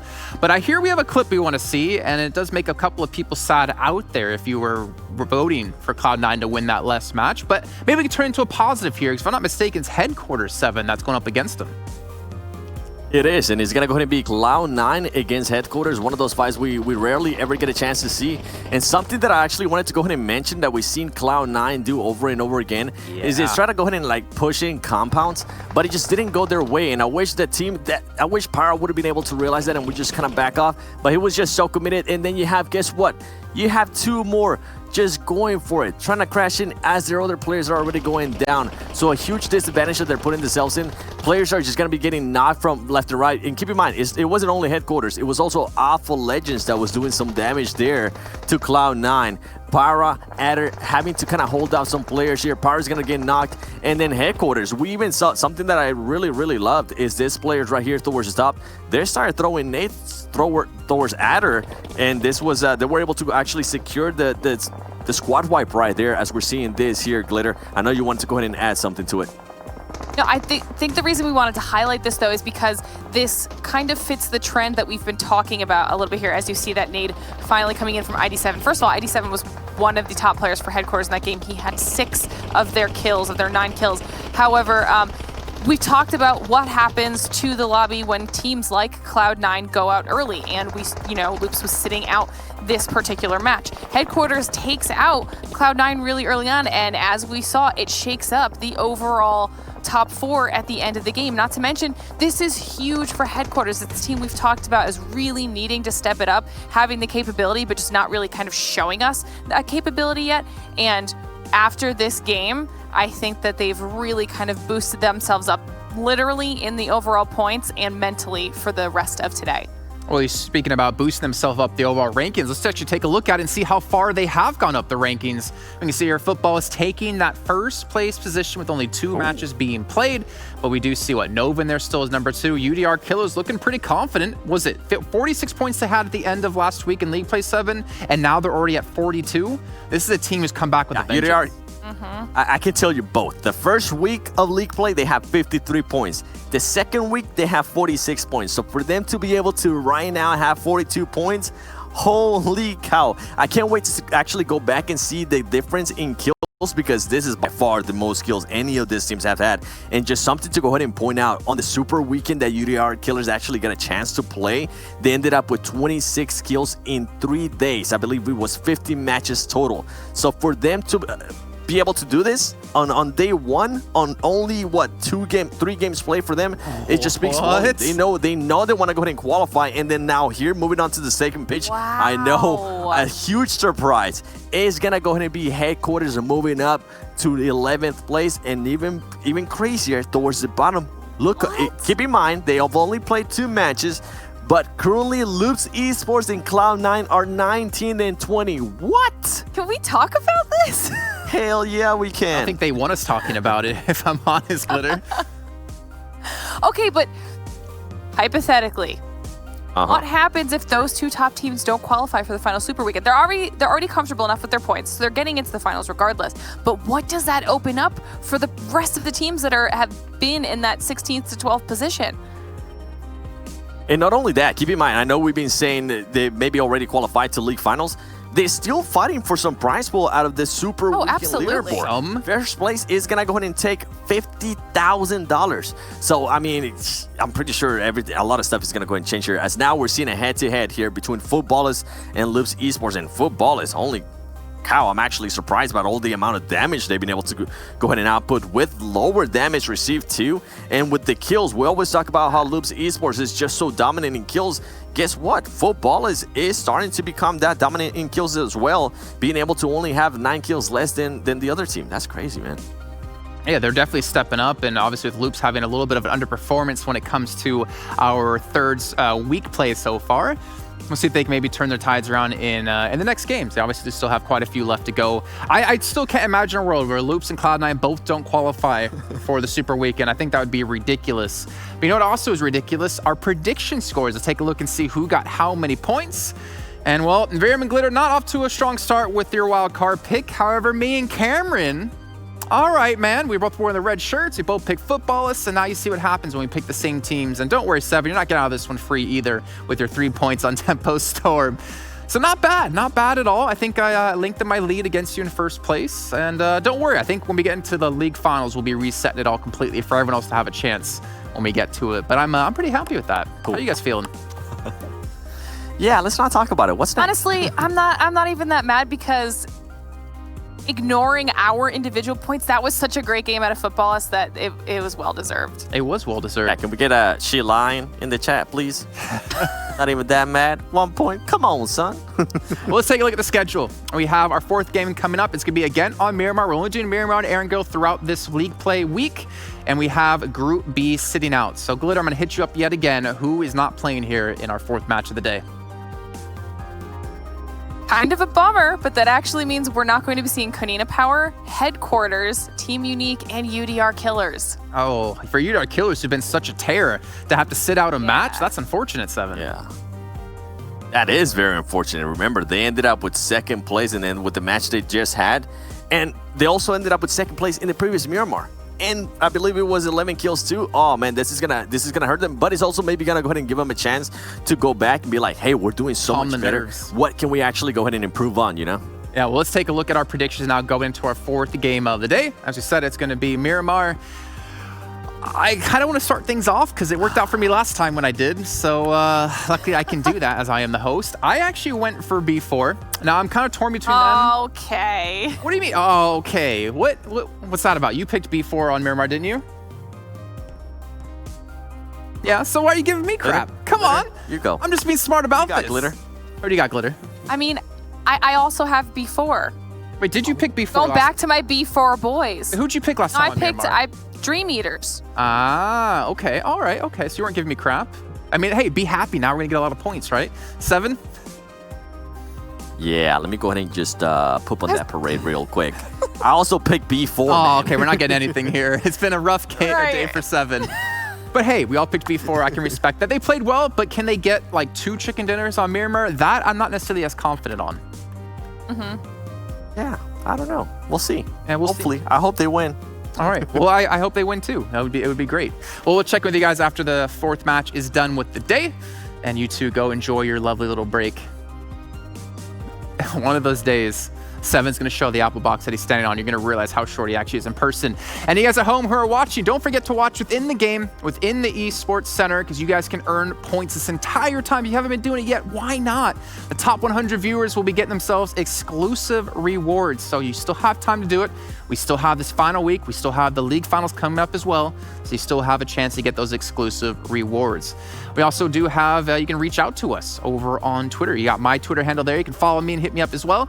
And you can also tweet to us at Esports PUBGM with the hashtag PMWL. Give us any feedback on the show. Maybe tell us about the teams you're rooting on for. And maybe kind of bash Hot Jukes more for picking teams that aren't even playing in the game. And speaking of Hot Jukes, fun enough, him and Mustache Dave are going to be joining me here on the desk to talk about our next upcoming match. And Hot Jukes, I swear you were wearing a red shirt earlier on. What happened? Hey, well, you know what? I just said, you know what? I saw that your predictions and I saw how you were doing so far. And I said, you know what? I'm time to go to the opposite end of the spectrum. So you want to wear get blue. zeros. So yeah. Well, that's what I'm looking for. That's what I'm really looking for, to get zeros. And as long as I can continue to do that, hopefully you'll stand a chance on getting first in league play. All right. I mean, I can pull up the numbers later on in the show. We can analyze that a little bit further. Mr. Mustache Dave felt a little bit left out earlier on, but you know what? You didn't pick a team that wasn't playing, so I couldn't talk about you. You know what? I did pick the team that got the most points out of all you guys. So you That's can't true. always talk about me, but you choose not to because Good you reason. know, I am your enemy here. Well, it's for good reason, Dave, because if I start to talk about you, then we never get to our next segment, and then we can't get the next match started. So I have to really limit the amount of time that I can do that for you. Whenever we're done with the show, I talk about you all the time.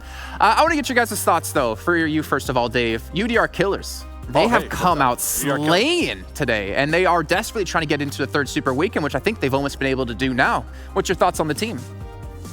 Yeah. I mean, if you look at the graphic at the end of the day on the talent picks, I picked all the teams that everybody's been sleeping on this whole entire time. Yes. UDR, Yala, headquarters. I'm picking them all. I'm a man of the people, all right? And I knew this day was going to come. I knew these teams were going to pop up and frag out because you know what? Now they're warmed up. They're warmed up. They've had that experience in the past couple weeks. They're feeling themselves. So I expect some big things to come from those teams that were at the lower half of the leaderboard last week. Okay, well, let's get our predictions then, because the game's almost ready, huh, Jukes? If you were to talk about the team who's going to win this one, who do you got? I'm going to go with Loops this one. You know, they've had a tough day so far. Every time that we've seen this, though, I think we see some team... What? Then I'm not going with Loops. I'm just kidding. I want to see how confident you were in your pick. Now, I know that Loops is playing at this one, and I know that they're going to come bring the heat in match number 4.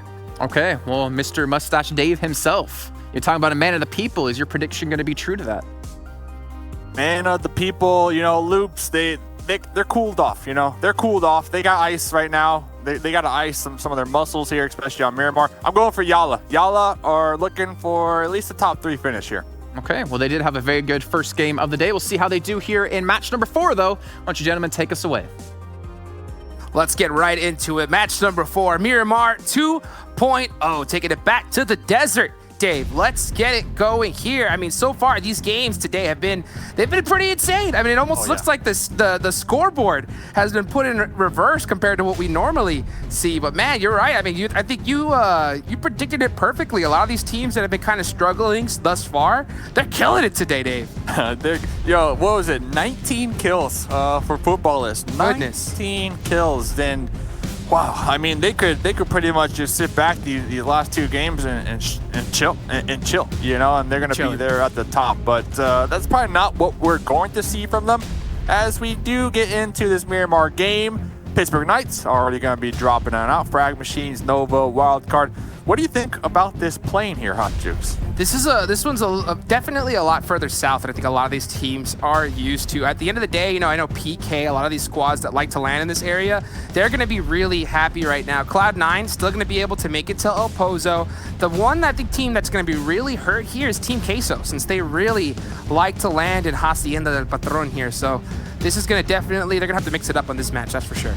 Yeah, some interesting things. I mean, Cat from Nova, you know, by themselves right now. Meanwhile, the other 3 members of Nova are going to be intertwined with Loops up there, and very interesting to see Cat. I mean, Cat coming on the team, like 2 days ago? Nova have been just doing such a good job here today. Oh my Circle goodness. number 1. Today's theme, water. Water is the theme here today with these zones. Are you kidding me? I want to see Nova's Cat's paycheck, man, because he's got an island all to his lonesome. Look at this. You know, he is all set up and good to go here. And I think this is the first time we've ever seen this circle in Miramar 2.0 in the entire World League we've seen so far. I honestly hope it keeps shifting down there to the south. And yeah, Slicky right out the gate here. We see Wildcard. They have the Dream Eaters all kind of, you know, separated, all spread around them. And Slicky will be getting a quick knock and thirst right there. Matic hopping in the bus, not wanting to get taken out like their squad mate Miku did.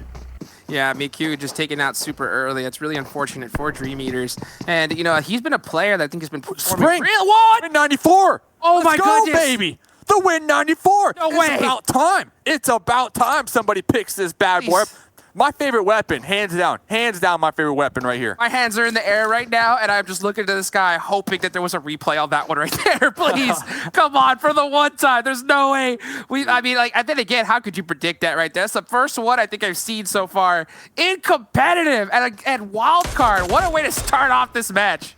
Dude, 2 down away from Dream Eaters. 2 down, and we see Umbra in Los Leones. They hear the gunshots, but they're opting to go the opposite direction. They see the kill feed. They see Win 94s are being used. They don't want any part of that right now. Toffee's up here on the 5th floor. You know, gonna be just chilling for the time being. Now, Los Leones is in circle number 1, so, I mean, Toffees can stay there. They can stay there for now. Definitely. You know what? I wish I could hear the comms in that last engagement right there. Because I wonder what the rest of his team was thinking, like right after he just saw their teammate get knocked with the Winchester 94. I bet, you know, like some of them are probably just bummed, but I bet you the other half are just like fully roasting him. You know, like it's unfortunate to say right there. It's just something we don't see really often. I think that that's the only time we really get to see Winchester 94 knocks at all. It has to be in the early game where teams don't have loot and that's all you could find. But man, what a great shot from Spring. I mean, it's how many? There's 2 guns, the VSS and the Win 94 that come with a scope already attached. Like that's true. It's ready to go. It's ready to go. Yeah, and that Winchester 94, I love that reticule on it. It's really, really nice. I wish kind of like the 8 times had that same one, but that's just my personal preference. I wonder what the chat has to think about that. But here we go back over to El Pozo, and you can just see Cloud9, KHK. Man, this Cloud9 team has been having a big struggle today, what I think is a huge shock for all of us. Well, let's hope Adar doesn't get spotted and taken out immediately by Octavian right there. Will be single fire? Shots with that M4. Yep, that pre-fire will be giving away their position, allowing Adar to pull back on the outskirts of the compound. Will be prepping this grenade. He's going to be tossing that one right up there on the 2nd story. Octavian's still going to be alive up there. Did we just see another single fire issue right there? Whoa. That would have been insane. Look at that other nade coming out, and Adder's up against the ropes right here. You can see Octavian kind of holding down this angle. Man, Cloud9, that was a huge break right there for Adder. And the thing is, the other members of Cloud9, they're still, you know, kind of taking their time. I see one of them making the approach right now to provide that support. But I gotta say, KHK, they have 3 members in the general area, so they are prepared for this fight. Yeah, and you can see right now, Adder's got his helmet pretty well blown up right now, so I don't think he wants to engage in this fight by any means. And if you're Cloud9, that's one teammate you definitely do not want to lose. The Russian himself has just been crushing it so far this tournament. You can see him use that smoke to kind of disengage. He's running across the street in the wide open right now. Oh, and he's running for his life, but it looks like he is going to be able to make it safe to the rest of his squad. Very fortunate. I like the call right there. It's not worth taking this early engagement. Especially like you mentioned, you know, Cloud9, they haven't really been performing up to their expectations here today so far. And that's an understatement, that's for sure. I mean, this is a squad that we always usually expect to see in that kind of top 3. And I was roasting Jason and the rest of them earlier because I mistakenly put Footballist as our first team in Cloud9. They had a rough game number 1, only getting 2 points. So I had my hands in the air thinking it was all going to be all right. I played Cloud9 for game number 3, and then they had the same amount of points as well. So definitely a shocker, I think, for everybody watching right now. Yeah, shocker indeed. I mean, you're still looking good though. I mean, 19 kills, Footballist. You knew the team was going to come up and show up here today, and just picked the wrong one. You picked the wrong one, but you got heart. You got heart. You had the spidey senses tingling, so you already knew. You came into today like Footballist. Hands down. It's because the commissioner changed the rule. You know, I already know. You would have picked Footballist all day long. Like, I already know. Yeah, and I think for everybody watching right now, we saw Jason earlier just kind of mention, you know, to follow him on Twitter. I think you definitely should, and it should be to tweet at him to step down as commissioner. As we look at this replay here, and you see Slicky, you know, getting those big shots. Will we have the replay from Spring? That's what everybody wants to see here. Oh, it looks like, unfortunately, we're not, but we're looking at Team Queso taking out SWAT 69. Yeah, that fight ended up happening pretty good. And you can see Acer getting a quick finish. Toffee's in the dumpster right now. Now, this might be able to pay off here. They might have heard Toffees. I mean, they're definitely on the hunt does seem as if they're going to be clearing out this building first. But, I mean, you've been in these lobbies, this high competitive lobby. Do you look in the dumpster? Do you look It's so difficult. It's definitely so difficult. I think you see all these teams kind of running through. And I'll tell you what, I've played in some competitive lobbies. Not nearly as competitive as we see these days. These guys are all monsters right here. So I think Dream Eaters, he's got the perfect, like Toffees has a perfect idea. He just wants to just try and stay alive as long as he possibly can. But you look seeing how tight Wildcard is just moving through this right now. They don't want to make any mistakes and lose anybody early on. Yeah, Toffees right now wishing for the garbage bag skin so they can really camouflage in the back of that dump truck. That would be insane. That would be insane, yeah. We got Umbra. We got ProLord out here up against Yala. This is a team that I picked here to win. Halls is going to be connecting some initial shots onto Anas, who just recently flipped that bus. But Anas with the quick flip onto Halls to turn around. Lord from Yala and Anas looking to sandwich and get that thirst right now. Yala with that Uzi up on top, running up here, just trying to find another angle for the rest of his team. But man, Yala, they are just putting in the work right now on the Team Umbra. Yeah, and now it's only up to ProLord, just ProLord. And ProLord hitting that disengage button right now. Might be baiting out their squad mates who are currently bleeding on out. ProLord trying to go for the wraparound. Has the right idea, but Zero right above him on the water. Silo is going to look right down and just spray that AKM ProLord. ProLord's down here. ProLord knows what's coming, 100%. Oh, yeah, I think that if he needs to make a huge play or he's going to have zero chance. And yeah, you can just see that there's nothing that he could have really done against this full squad of Yala. They just flushed on him perfectly right there. And man, yeah, this is your pick right here, Dave. And I think that Yala, that's a great start so far. Great. ProLord had nowhere to go. I mean, nowhere to go. Zero up there. So even if ProLord decided to kind of like run away, Zero would have spotted him immediately. And looking around here, Alpha Legends, we got 2 on the bike. It looks like we're doing some scouting. I saw a team right near him, KHK. Yeah, just kind of on the opposite end of the road. I mean, Miramar, such a large map. I definitely favor KHK's other teammates on the bike because, I mean, this bus in this terrain, such an easy vehicle to flip out here. Oh, yeah. And in this way, I think we see some people that try to like shoot up tires, and sometimes it kind of helps with that stability of that. I know it kind of sounds a little bit ridiculous in the physics sense, but here in game, sometimes it ends up working out for some of these teams. And you can see, look at that on the kill feed. Spring end up going down to a vehicle as well. So these rotations, man, starting to see some kind of shenanigans happen from some of these different squads. What a perfect segue right there. We're talking about vehicles. Next thing you know, Spring, going down to one. Nova out here. They've been doing pretty good. We saw Cat drop all the way down there on that island to the south themselves. It does look like Nova was able to weasel their way on into a more centralized position. They recently had just passed by the Knights. I mean, the Knights, they're looking for some big games here today as well. Yeah, definitely. I think that this is a big opportunity for all of these squads, especially considering that Loops and Cloud9 are so low on the leaderboards. And I'm kind of got some concern here because I wonder what some of the other teams are thinking when they see that. What's the possibility of trying to really, shut down Loops and Cloud9? Because if both of those squads don't make it into the Super Weekend, that's going to open a ridiculous door for so many of these teams. Now, sure, Cloud9 and Loops, they've definitely done enough, I guess in my eyes, to really qualify onto the next level. But, I mean, there's a lot of money on the line here, Dave.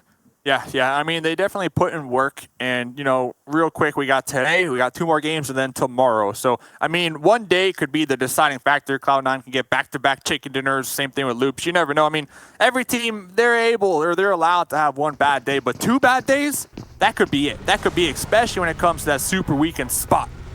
Yeah, and I believe with the last Super Weekend, we're going to have 6 games played on those days as well. So I think that that's going to be crucial to all of these teams that are coming up. I want to see some big time plays coming out from some of these teams that are struggling thus far. I'm glad to see UDR Killers really kind of step up right now. I know they're sitting out of this match right here, but the performance thus far has just been really incredible to watch and see. And Cloud9, the team that we've just been talking about this entire tournament so far, having a rough start, we can see they're using their old tried and true strategy, just playing this really carefully no matter what. And I love to see these kind of rotations come from Cloud9. And it makes sense. And, going back to that UDR point real quick, I mean, this is week number 3. So these teams, they've had the opportunity to do their homework, review the VODs, to practice their team comms, their communication, get that practice in, because this is the West League. I mean, this is the top when it comes to being a pro player in PUBG Mobile, and you definitely want to give it your all. So I feel like some of those teams that have been, performing kind of lackluster the last 2 weeks, they're coming into today, a clear mind and a positive mindset, and we're seeing it pay off here today.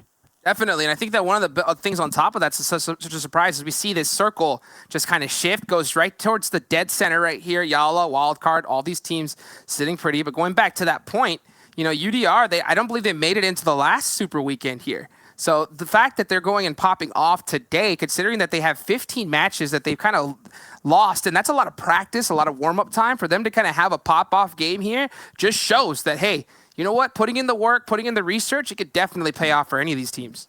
Do work, son. Last time we saw Circle favor Frag Machines, they got taken out real early on, to my surprise. I think that was Miramar game 1. They do have that southern edge all to themselves. Let's see if they can perform a little better. Pyro out here doing a little bit of scouting. We'll be running on into 2 members of B4. Levi, looks like we're going to see you later. Pedro pulling back just a little bit to reposition that buggy. Levi going to be standing their ground right now, tossing some grenades and trying to capitalize on this prime opportunity. But here comes the reinforcements from Cloud9. And these guys are on the edge of zone right now, so I doubt that B4 really expects this to be Cloud9. I guess they'll find out the second a knock happens here in the kill feed. I love that retreat, though, from Pedro OG. He saw the position, realized he's at a big disadvantage. Quickly, hard shifts over, and you can see the rest of B4 in the back as they seem to kind of rotate on up to try to get a big angle onto Cloud9. I mean, I love the retreat, but you're leaving your boy Levi back there. But Levi doesn't need any help with the scar. He's going to be connecting onto uneven, getting 1 knock. So yeah, B4, you said it. They didn't know who they're up against. Now they do. So let's see what they decide to do with this one. And on that map, I see loops just to the north of this as well. And I'm wondering right now, especially considering that both of these squads are outside the circle, I wonder if B4, knowing it's Cloud9, are deciding to really press this even more just so they can get them out early right here. And this circle, it's starting to close on all of these squads. I wonder if B4 is going to stay and just try to take them out early or hard shift into the zone. Big got loops. Loops are setting up for a gatekeep, a hard gatekeep. I mean, they are up there right on the top. Yeah, we started to see some grenades pop on out. So B4, you got Pedro and Levi. They're tunnel vision right now onto Cloud9. Meanwhile, Maxon and McZera taking their own engagement with loops up here.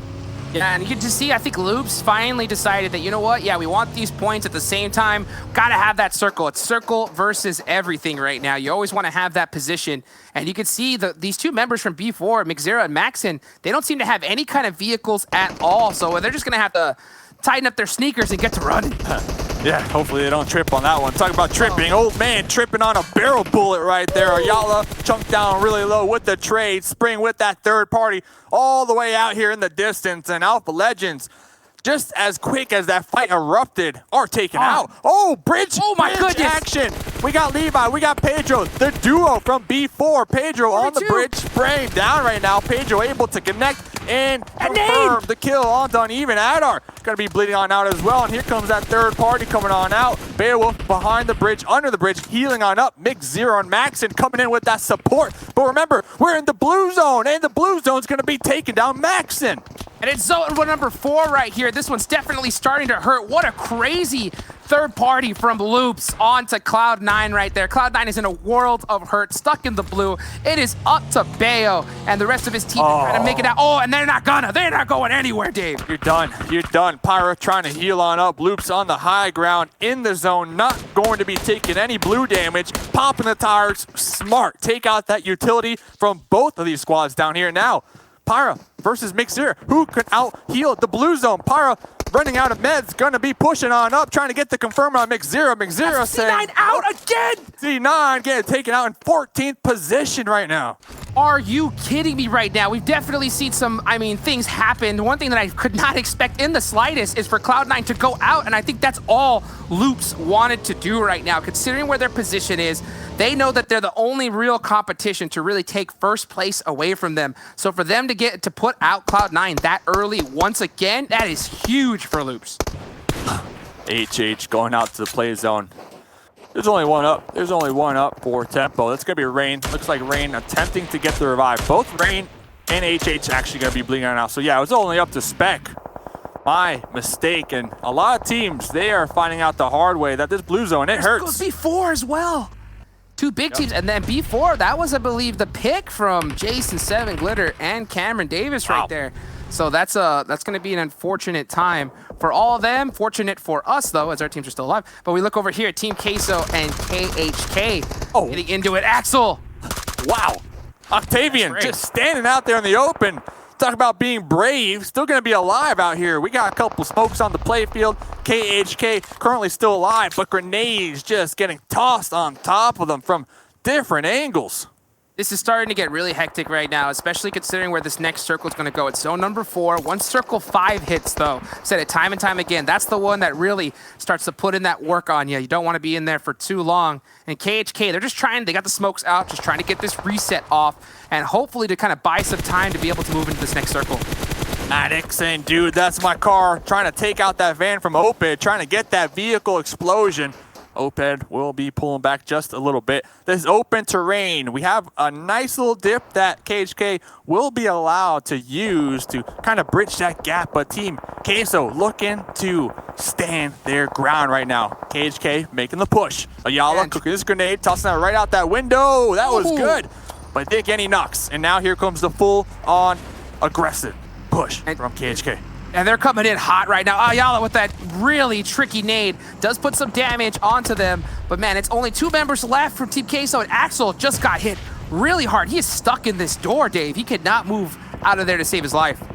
Axel stuck in the closet. KHK on the outskirts of the building. And if they make their move, they're also going to be third party by Yala. So both of these teams kind of getting pinched right now on the edge. Axel will need to take some blue zone damage in order to regroup and pull back to their squad mate that is alive.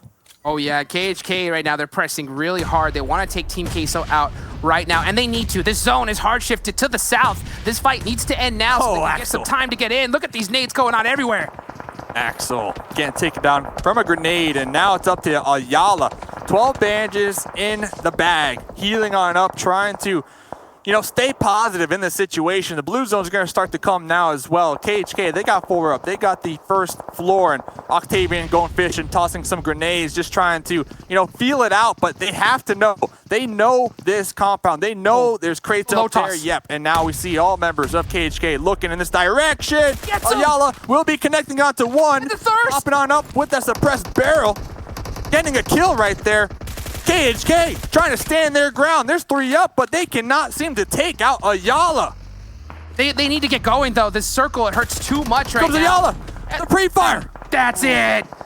KHK taking out Team Queso, but now they're being gate-kept by Wildcard. They have to deal with this blue zone, and their bus is on fire. KHK have a huge, tough rotation right up ahead of them right now. Yeah, very challenging right there. I can't believe Ayala is still, managing to get a point out of such a tough situation. Talk about being tough. Footballists out here all making the move. We got frag machines all kind of separated for the time being, and here comes some grenades from Footballists. Yeah, and Footballists just had the game of a lifetime in the last match of the evening right here, so they're definitely going to have all that confidence going into this one right here. If they have a repeat, Dave, oh man, this would be a huge day for them. That'd be crazy. No kills so far on the side of Footballists. We got Solomon right behind this crate. MK14, yep, the Bob Barker. In hand, might be able to have some cover fire from outplay behind him, but I mean, once when these shots start to ring on out, we got other squads like SWAT 69 who are right above this, and they're gonna be looking right down on top of both of these teams. You can definitely see right now. Oh, look at that Solomon with that MK. Gets the knock onto Lutz. And you can see Rom with that big angle. Does get the return knock. The rest of Frag Machine need to try and push up right now and finish off this Footballist team. At the same time, though, they have nowhere really to run. They're having tough times to get angles right here. Yeah, and that was my fear. They're so spread out that once when they start to take the engagement, yeah, SWAT 69 trying to third part of this one. I mean, Footballists, they're working as a unit right now, and it's paying off.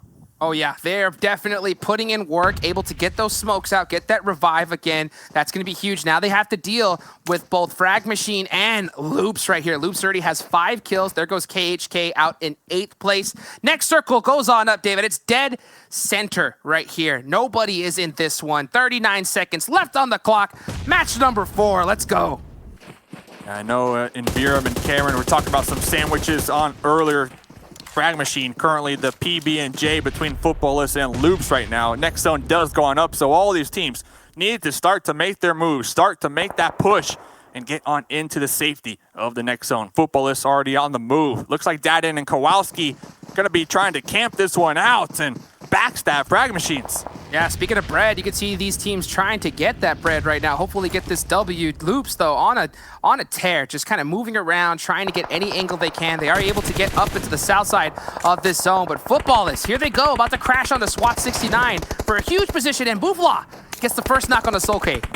Yeah, I mean, SWAT 69, they're taking shots across the way onto Wildcard, kind of, you know, giving away that element of surprise on their end on exactly what room they're in. And Footballists able to make the push on up here. Talking about Wildcard on earlier, Yala saw one of their members just sending it, Xana sending it on inside that garage with that bike right on into Slicky. And here comes Slicky to get that confirmed. 3 kills so far onto the side of Wildcard. Yeah, you can see right now, Wildcard, they're holding a really solid position right here. 0, oh, getting caught out.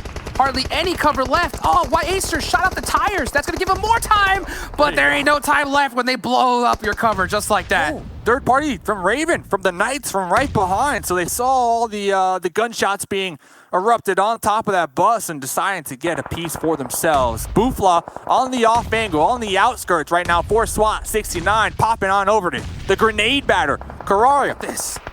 Woo! AIDS going all over the place right now between Loops and PK, just trying to open up this fight and buy some time. Oh, Carrillo putting in some work onto Raven. Carnage getting third party from Wildcard right now.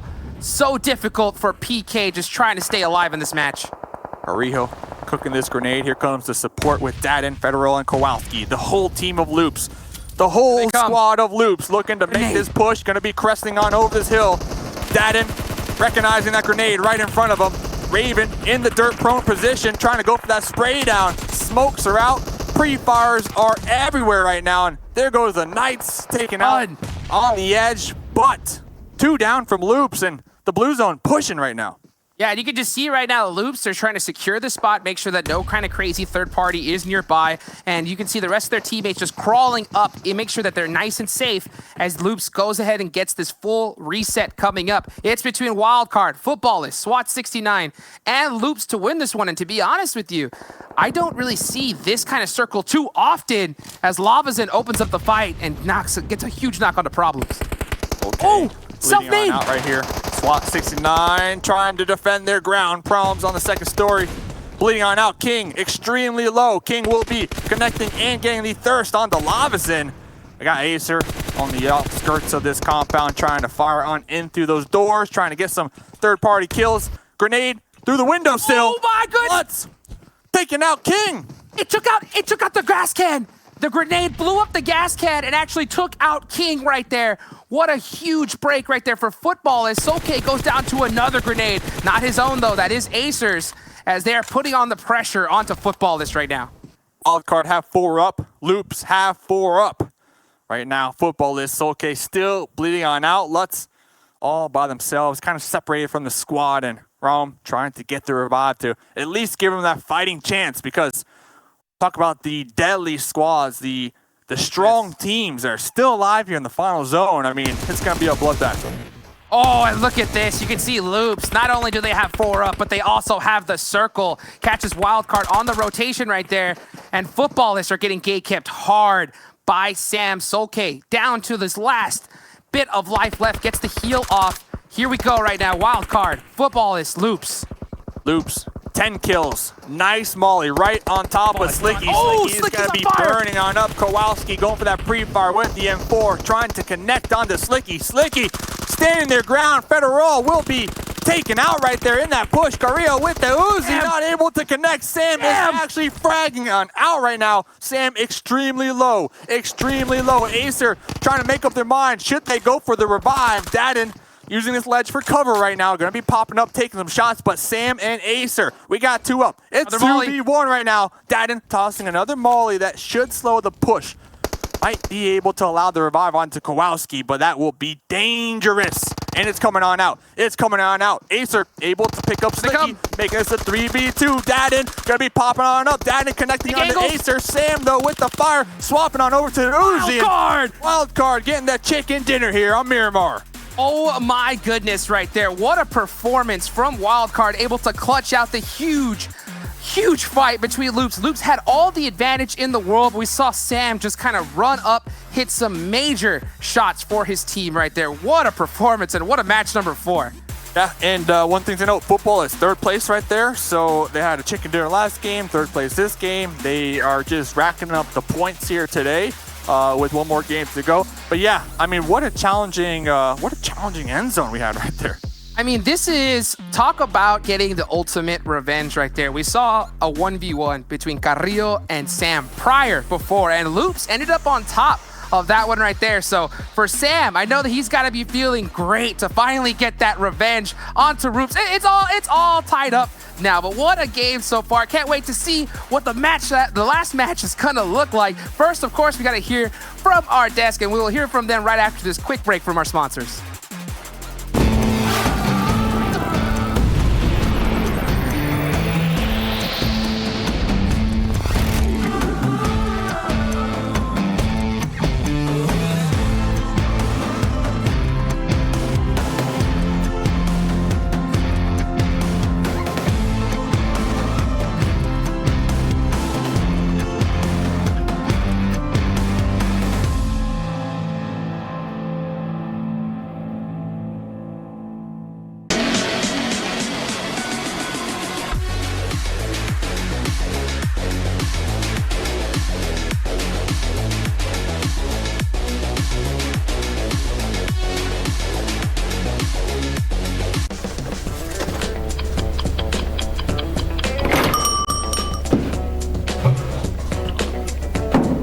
I found nothing.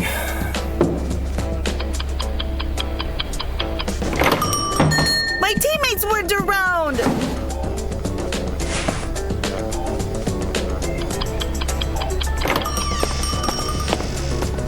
Have you ever seen a chicken dinner in just 15? Wow, it feels so good.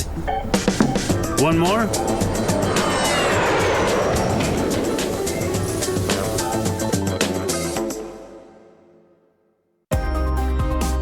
The PUBG Mobile World League is brought to you by the title sponsor, Qualcomm Snapdragon Elite Gaming, and the official beverage sponsor, Mountain Dew. Well, as Seven was saying during the match, it seems like whenever Wildcard are playing in their final match of the day, they seem to show up, and they showed up big here, take themselves the chicken dinner. Not only that, but they beat out the likes of Footballists and Loops Esports as well at the very, very end. Very tough for any team to combat against Loop 7, but they did it.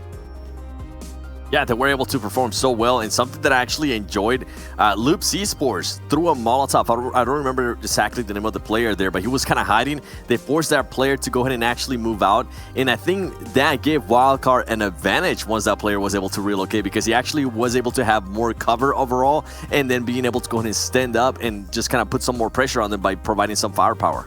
Yeah, well, let's take a look at our overall standings from that last match. See how many points they accumulated as well as the other teams. And, well, with 11 kills, they get themselves 31 points, Glitter. That's something that they could be very happy about. Maybe you'll be a little bit sad about those since you picked him in the game before.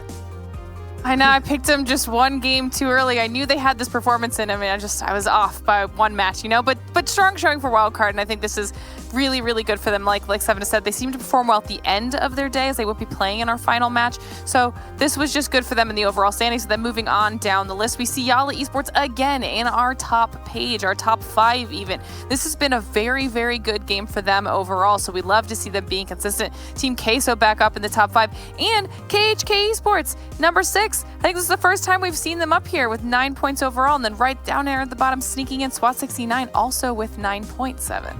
And that's some definitely 9 points that they need, as we see Frag Machines there with 5 points. And then once again, I know before this match, we mentioned it in 19th and 20th place overall league play leaderboard. It was Cloud9 and Loops Esports. Well, guess what? Loops Esports was able to go in and step it up. And I actually enjoyed the performance that Loops Esports was able to have there, because we always doubt how they're going to be able to perform in Miramar. And then being able to step it up that much was so good to see. Not sure exactly what's going on there with Cloud9. They did end up getting in a crazy situation where Loops Esports was also shooting at them, and then you had the team that me and Glitter pick and B4 just also getting shot at.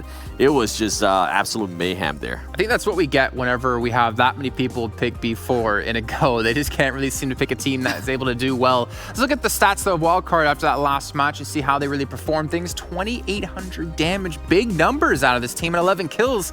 Honestly, Glitter, this is looking like the Wildcard we saw in the very opening weekend.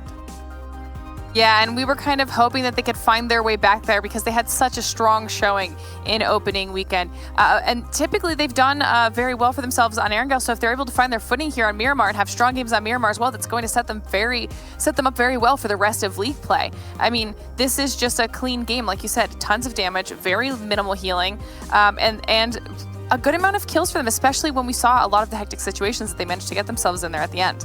Yeah, a lot of tough teams they're battling out against at the end, as you mentioned, with Footballists and Loops. But I mean, with just the one chicken dinner, that bait, I mean, doesn't guarantee you into the Super Weekend, but it puts you in such a good position that you only need a couple of like okay games throughout the rest of the time to be able to get yourself up there. We saw SWAT 69, they got themselves 9 points. Massive points for them, considering what we've seen so far within this league play week.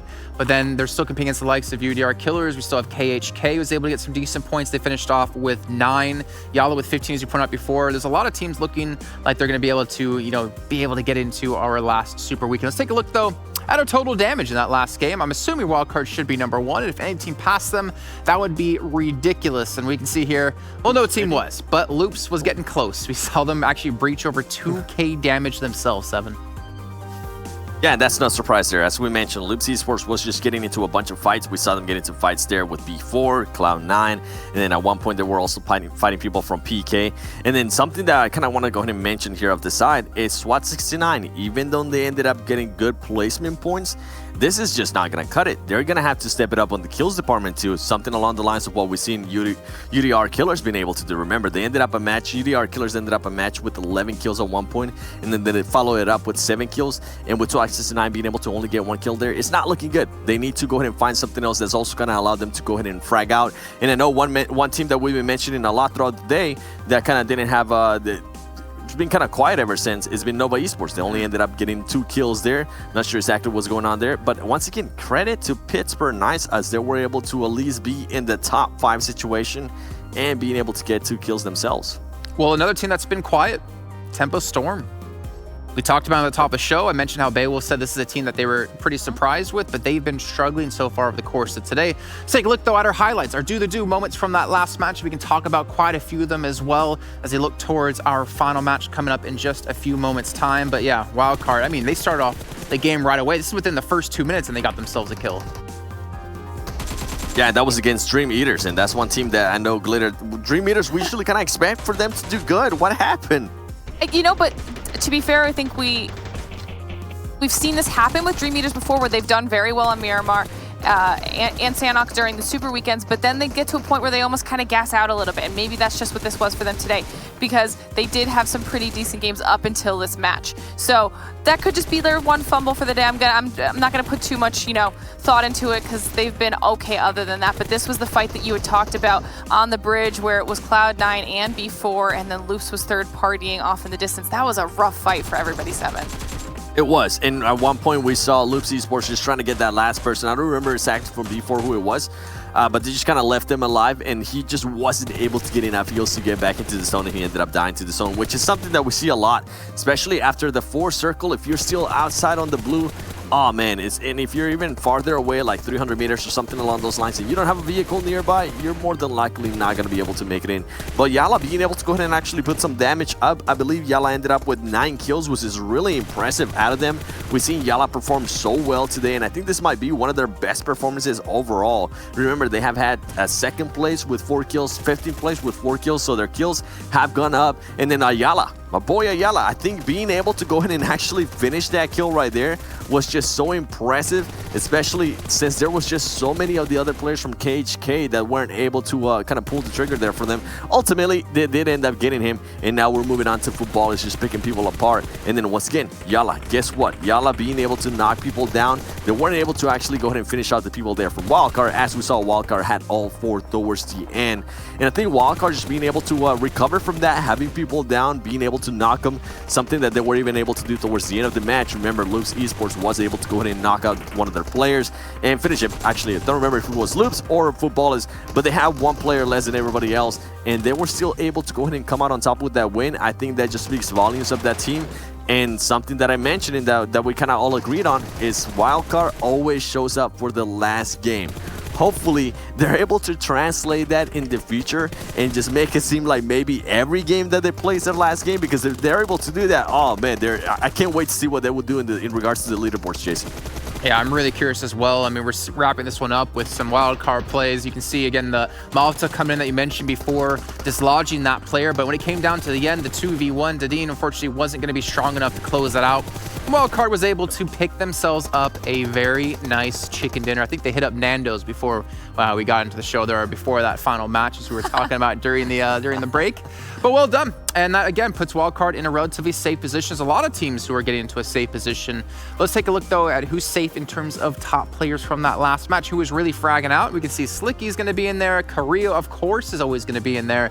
Sam and Federal. So it's just going to be Loops. It's just going to be Wildcard, but that's going to be expected when you have them going head-to-head towards the end here, Glitter.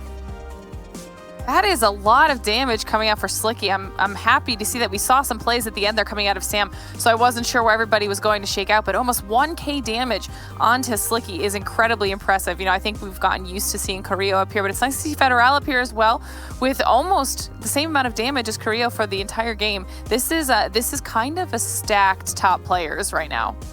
It is. It's kind of like a dream team there between first place and second place. I was just thinking about the dream team we talked about in the Super Weekend with G9, Luxy, and of course Carrillo and Outer. That'd be a ridiculous dream team if we had ever one of those made. But then looking ahead now, as we get towards that final match, and I think towards overall standings. Actually, no, we're going to go to predictions first to see who predicted what team. And I think we kind of already know how bad they went for us. I think we got ourselves, whopping 2 points. Hot Juice coming up big with a nice pick for Loops with 25. And even Mustache Dave, again, he says he's a man of the people. Got himself 15 points with the Yala pick. You got to give him respect on that one. But we'll see if things are going to change, though, when we go into our final match. But now let's take a look at the overall and see where everyone is currently sitting after that victory for Wildcard came through. Football is still maintaining that #1 place. Remember, we had the bubble be 47 points last week in league play, meaning they needed to pass 47 points to be into the top 16. And right now, we already have a couple of teams able to surpass that 7. Yeah, and I think these teams are going to go ahead and give them a little bit more confidence. Teams like Nova Esports, remember, this is one team that has a new squad, and this is going to give them kind of like just some relief. They're going to say, hey, more than likely, we're going to be able to make it now to Super Weekend. So let's go ahead and maybe put ourselves in uncomfortable positions, places where we actually don't do so well, and let's see what we can actually do different now that Cat is also Kawhi gelling. So I'm looking forward to seeing maybe they'll be able to do that. And then Wildcard Gaming, we always talk about them. Well, guess what? They're being able to go ahead and propel themselves out with 46 total points, 22 kills. I think that is so good. And then Football is 28 kills, being the top fragger so far here today. I think that's just, it speaks volumes to them, and one that I'm not used to seeing here in regards to kills. Yala Esports, guess what? They themselves have 17 kills, 38 points, and we're seeing Team Umbra. Team Umbra has been that team that slowly but surely they kind of became a gatekeeper too, always in that 9th to 10th place. Now as we go to the second page here, we're seeing Pittsburgh Knights. They currently only played 3 matches, so please keep that in mind. Some of the teams have played more matches than the other ones. 26 points, not bad. Team Queso being able to get 24 points, and as we go down even more to our surprise, Glitter, we're seeing Cloud9 there with only 5 points. Yeah, this is definitely not the best day for Cloud9, and it's similar to what we've talked about a couple times. It's similar to how Loops kind of struggled during the league play portion of last week. It's very possible for Cloud9 to come back tomorrow and completely bounce back and be totally fine, but the fact that we're currently seeing them consistently at the bottom of the leaderboard is a huge surprise. And then I think the other thing we need to pay attention to is the fact that we talked about UDR killers and SWAT 69 so much at the top of the show. We're almost at the end of day 1, and there's a huge disparity between those two teams. So coming into tomorrow, how are they going to adjust and hopefully make sure they both qualify through? Or you know, they're going to be battling it out. Yeah, I mean, there's a lot of teams that really need to readjust how they come into tomorrow. I mean, you have KHK as well, who didn't play in a single Super Weekend. Frag Machines haven't played a single Super Weekend. Headquarters as well. There's a lot of teams who are struggling to get that top 16 placement, and the problem is just getting top 16 alone here isn't going to be enough, considering you're down by like 93 points against the number 16 team in the Super Weekend. So not only do they need to perform here, they have to perform even better going into the Super Weekend. But we're now going to head into our final match of the day. Okay, I guess we're going to skip over the schedule and go straight into predictions. I think the game is ready to go here. So let's just start things off, Glitter. Just go ahead and take us straight into it. I'm going to be going for Loops. Final game of the day. I'm hoping they, you know, help me come back a little bit. Well, they did look better, at least in the last match. That's a good sign. I agree. Loops did so good there. I'm kind of thinking they've awoken a beast, so hopefully it kind of translates here going into the last Erangel. Okay, good. I'm glad you two picked the same team, because that means I'm going to get myself a chicken dinner with my boys Tempo Storm. They did well for me on the last day of the Super Weekend. I'm going to go for them yet again here today, though I will say I did pick them at the start of the day, and they haven't been performing too well. But hey, perfect time to show up in their last match, like we saw Wildcard do.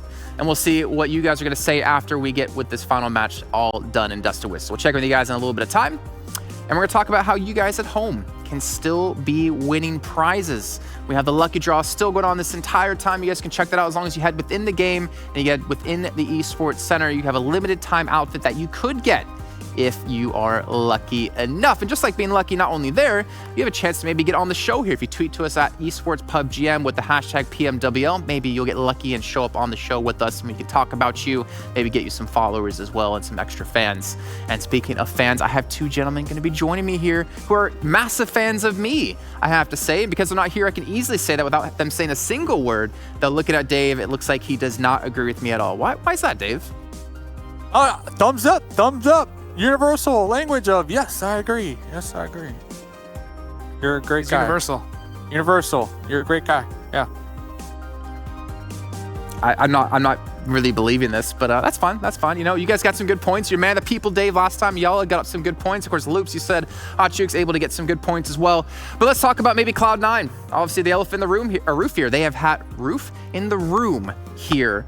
I mean, an elephant probably could easily fit inside of here. But we have to talk about how they've not been performing well here, Dave. And I mean, it's a little uncharacteristic of Cloud9, but then again, they're safe to league finals, but I think they're really eyeing that 50K.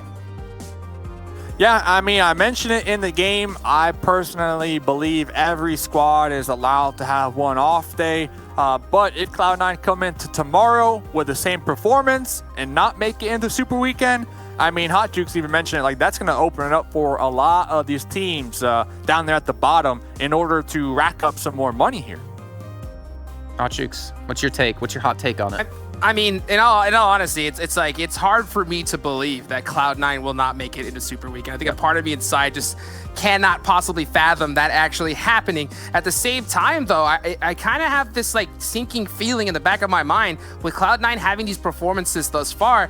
What happens if all these teams just put a target on their back? You know, just saying, hey, you know what? Let's just take them out early so we can get a chance to get this money. And if that happens, I mean, you just never know. All these squads are just so good. And no matter how good you are as a team, if you're trying to take on 2, 3 of these squads at the same time, it's going to be a definitely hard day for you. So, man, I'm not sure what's going to happen here. I'm just like, I think the door's already open.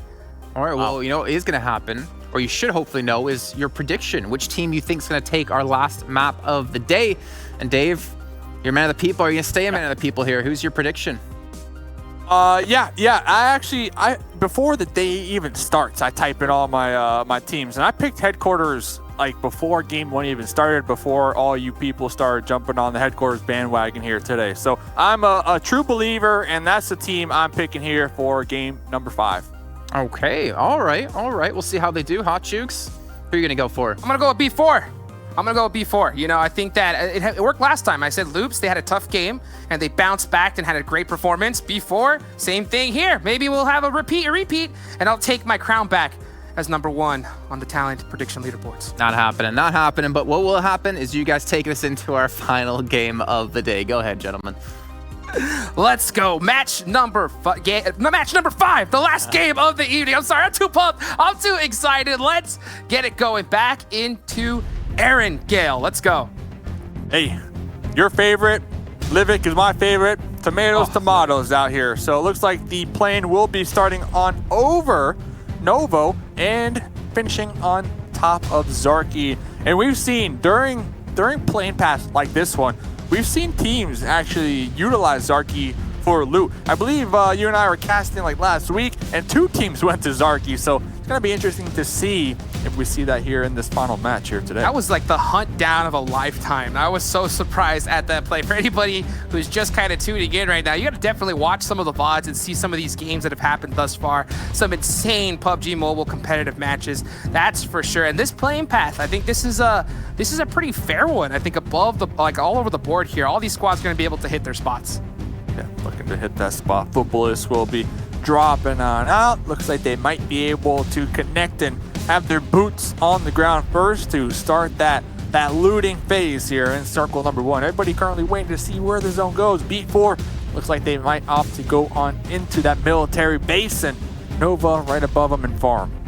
Yeah, here we go. We start to see that going on over B4 there. Yeah, you're heading over to Millie. Now, we saw a military zone the other day, you know, a couple games ago, and I wonder if it will have a repeat right here with this circle, and because this one, man, if there's a military circle on this one, considering where all these teams are going north, it's a possibility. Yeah. The circle, it's pretty fair. It's pretty fair for everybody involved here in this game. I mean, Cloud9, they're not going to be in it. SWAT 69, they're not going to be in it, but I have to assume the rotations shouldn't be too challenging. And this is really good for B4. I mean, you're going to have all the time right now, all the time to make sure to loot every single compound, every single apartment building, all the garages down there, military base. I mean, they're going to be coming out just geared up. Oh yeah, and I think this is a perfect game to end up our day number 1 of league play here in this last week.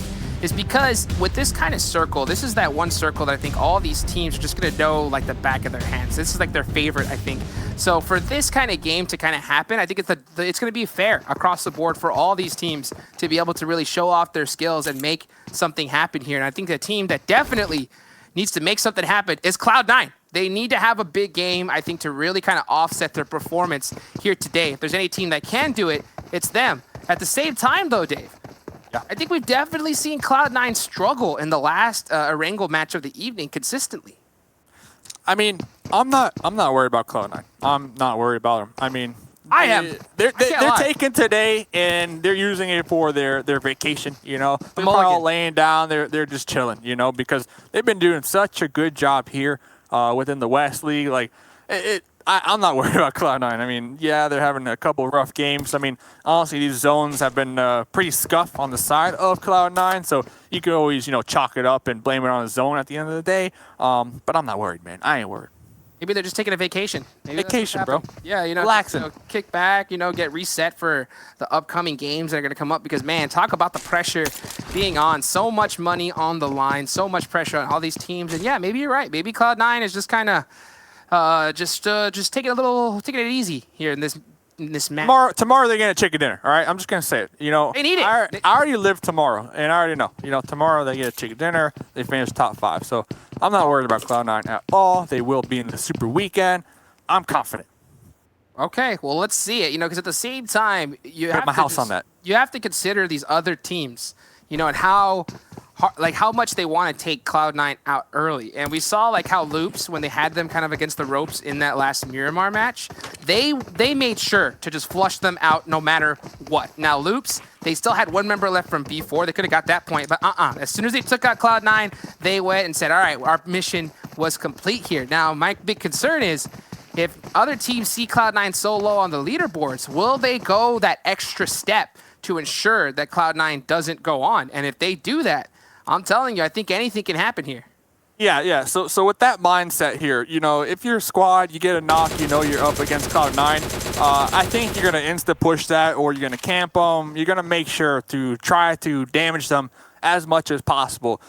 We've only seen here one time, maybe twice, within this lobby, one team that, you know, no one wants to fight, and that's Loops. You know, you get a knock on Loops, or Loops get a knock on you. We've seen teams totally just get in vehicles and just straight up send it and avoid taking that fight altogether because they're such an aggressive squad. And, you know, Cloud9 first place, yeah, you're going to have a target on your back. You got Konina Powers right now, Gonzo, by themselves. I mean, this is a story that we've seen here multiple times. Korea Powers, early game, Erangel, they always find themselves kind of separated, you know, in their looting pathways. And yeah, Gonzo 1v4, we might be seeing that here.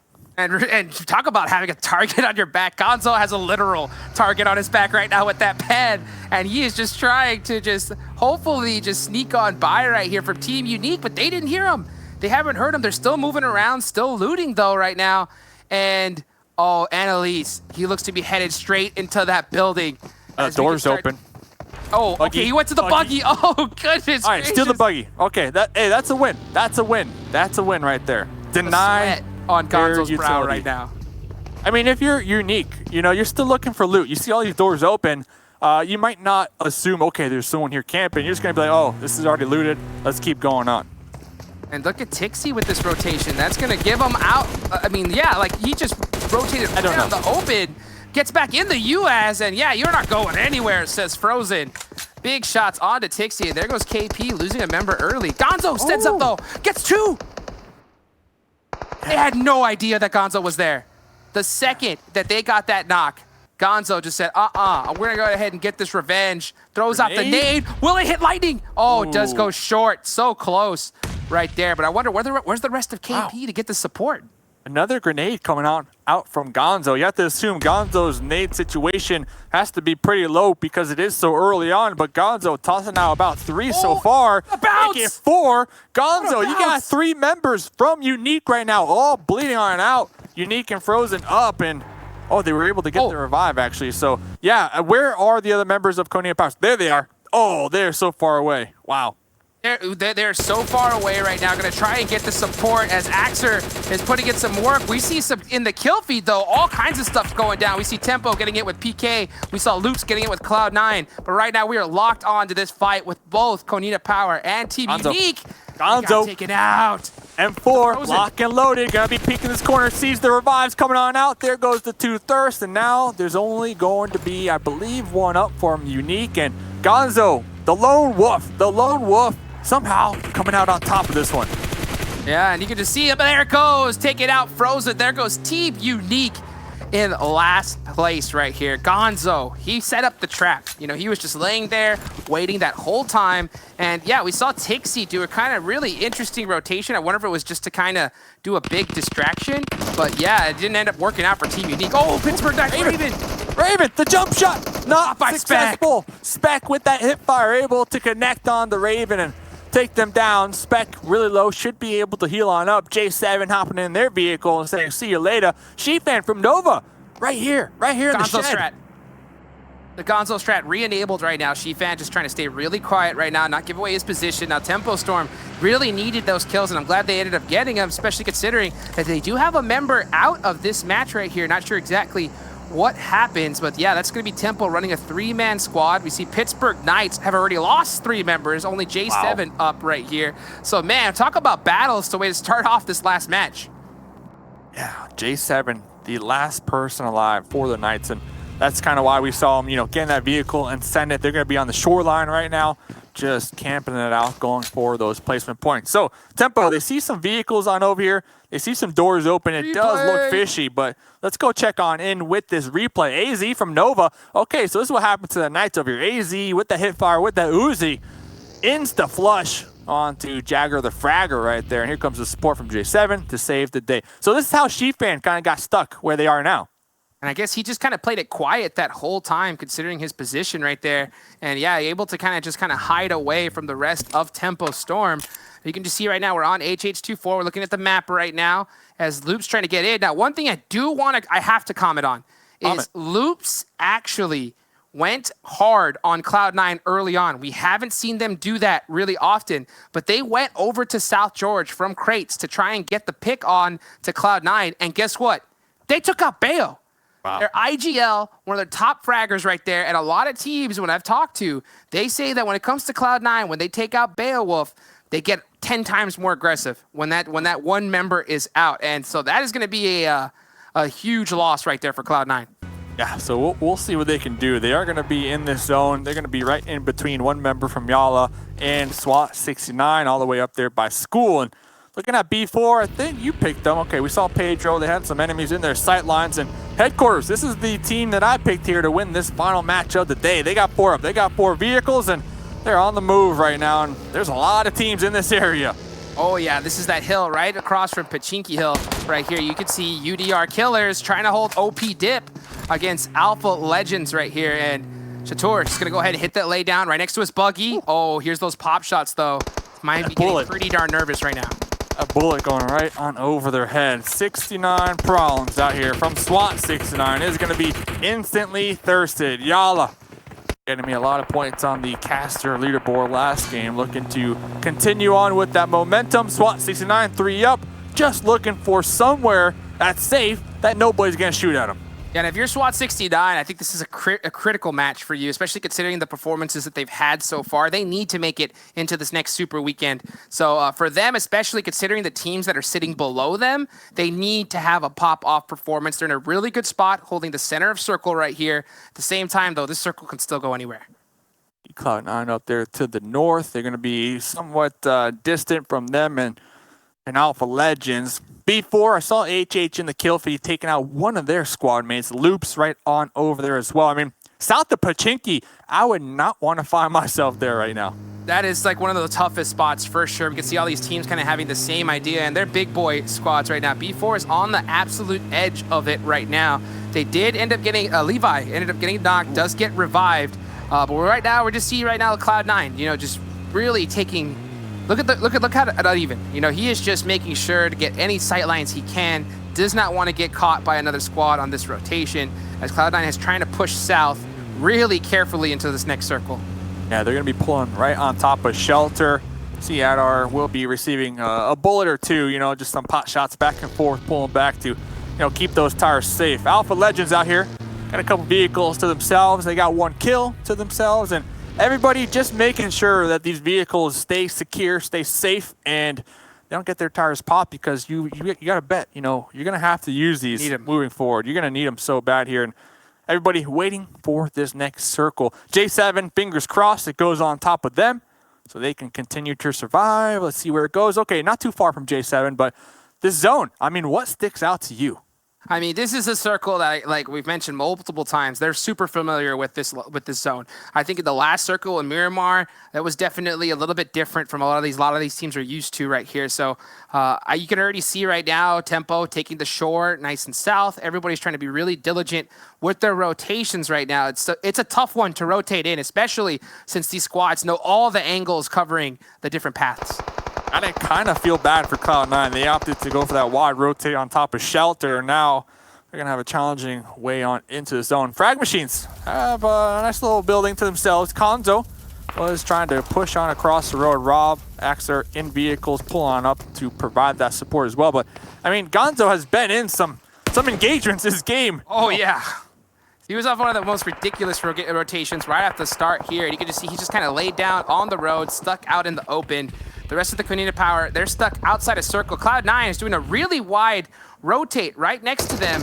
And that's the one thing I really like about that Shelter spot from Dave, is like, you know, that Shelter spot, it's really advantageous to get a good solid rotation from there. And look, Frag Machines, he's spotting out Gonzo, and he's taking out early.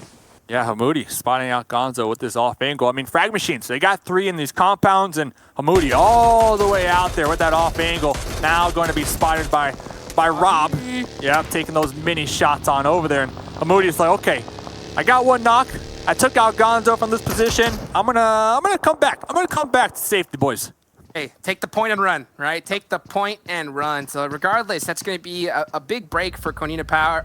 For Frag Machines onto Konina Power, because now they're down a member. If Konina Power decides to full send it, they're going to have the numbers advantage here. Frag Machines are still in this circle. On the edge, though, on the east, this next zone can go anywhere. So Frag Machines needs to really be concerned about picking their driving rotations onto this next circle. That's, of course, if it doesn't go on them. Yeah, it is a good spot for the time being, though, because you have farm in between them and football list. So essentially, Frag Machines and football list, they're setting up for a nice little gatekeep. We saw Cloud9 on the move earlier on, and Cloud9, they might run into Konina Powers into farm. So we'll have to pay attention to the kill feed. Bufla, SWAT 69, they're in the Wizard Tower, they spot out Lord over there, but Lord's not going to be peeking their head anytime soon. Yeah, good position as far as inside this circle, but really tough one to get out of in case a rotation does end up happening. Cloud9 really low right now, holding on the south of farm. Looks like this is where they're going to set camp up for the rest of this match. Uneven. Spots out Rom with that mini 14. On top of that, with a solid 8x scope on top of it, you know? So nice angle. Definitely put in some work with that. Nice angle, just chilling. Next circle. Chilling in that room. Okay. Oh, this baby. Is Frag Machines. Huge for them. Huge circle for them. They're not going to have to go anywhere at all. All that predicting, guess what? Out the door. You're just going to sit there and hit some big shots right now. But look at all these teams. Tempo, B4, Nova, Loops. All these squads are going to have to get into this circle, Dave. And there's a lot of teams on the board ready to gatekeep right here. So this is going to be a tough rotation for all these squads that are far out right now. Yeah. Here comes Tempo in the headquarters. Oh, HH just kind of he ran over him right by there. Oh, HH still alive, getting the run over, like you said, about 1% HP. Trying to go for that spray down with that DP, but is going to be spotted. Here comes the U-turn from Tensa and Spec to provide the much needed support right now. Headquarters on the outskirts, one of the members going for that spray, going to be hitting the dirt. That prone, able to get that reload. Tensa wrapping around the corner, getting the spray down with the M4. Man, they're able to take down Headquarters. And remember, Tempo, they've had 3 up. They've only had 3, actually, this whole game. Tempo Store putting in work right there. What a crazy full send right there, especially considering that they are a 3-man, able to get it done against Headquarters. We see Footballist moving on over to them. Smokes are out trying to protect this car, but I don't think they're going to be able to as they are locked on right now. Yeah, Solkay recognizes it. He's like, you know what? This car's still alive. We need to move away from it right now, but it's stuck. I saw one of the members, Lavison, connecting, getting a headshot onto Pyra from Cloud9. And yeah, that's why we start to see this push from Footballists now. They're going to be investigating the situation. Uneven, prone right now. Third party peek in that corner. Going to be seeing one of the members popping up, taking down Lutz for the trade. But Lutz turned on him. Thirst. That quick thirst right there. Adar, one more up for Cloud9. No, this is horrible. That was a big turn right there for Lutz. I mean, he was a sitting duck, and Uneven just unfortunately not able to finish out those shots. Lutz, I mean, this is big play for Footballists right there. Don't want to lose a player like him this early on. Now, Footballists, they are sitting in the edge of this circle right here, so they're still in this game, definitely. I think we saw 3 kills on Footballists. They still got 4 up as well. J7 going out to the zone. Unfortunate for the squad of the Knights. Looking on around here. We got, I think, did Sheepman get taken out as well? Yeah, Sheepman from Nova. So we had a couple solos, and all of them just couldn't seem to make it. Yep, couldn't seem to make it. Yeah, 12 teams left in this game here. Last match of the evening. You can see Faker from Alpha Legends right now trying to put in some work. This is a really deadly circle, though. There's not a lot of cover here, not a lot of buildings at all. It's all going to be hills, divots, and rocks right now. And if you get a tree, I'll tell you what, you want that tree to be as thick as possible. Thick trees are the best trees, especially at a match like this. And you can see Loops. They only have 1 tree, but not enough cover so far as they're hitting the deck, throwing out all the smokes they can to buy some time. Able to get a couple smokes out there. They're going to be kind of in an awkward situation right now. Going to be looking back there. We see a couple members, 3 members from Tempo trying to take some shots. That in, though, needs to kind of have in the back of their mind, like this Dacia. Spec! Too many shots. Spec going to be laying a nice little bolty shot right there onto Dadin. B4 recognizing that in the kill feed. Levi trying to make the push on up here, trying to get these confirms, trying to get these points, cooking this grenade, tossing that right on top of the members of Loops. Where's it going to bounce? Where's it going to roll? Talk about the thick trees right there. Going to be next to that one. Kowalski still alive in the smoke. Looks like Becker should be able to get this revive onto Dadin. And that's a big break for B4, considering that the circle has shifted south. They are completely stuck out wide in the open, though, right now. As, yeah, they're stuck between Footballist and Cody to Power. Pedro sending it on to Rob Dini. Yeah, full sending it. Rob there on that second story. Pedro able to occupy the first story, going for that prone in. Maxon bleeding on out. Rob trying to get the confirm, trying to get the point, trying to get the thirst. And Axar from Konita Powers is not going to be with Rob. They're kind of separated for the time being with Footballists right between them. Well, I'll tell you what right now, regardless whether it's Rob or Max or Pedro from B4, needs to be really careful. Frag Machines are not opting to take their location.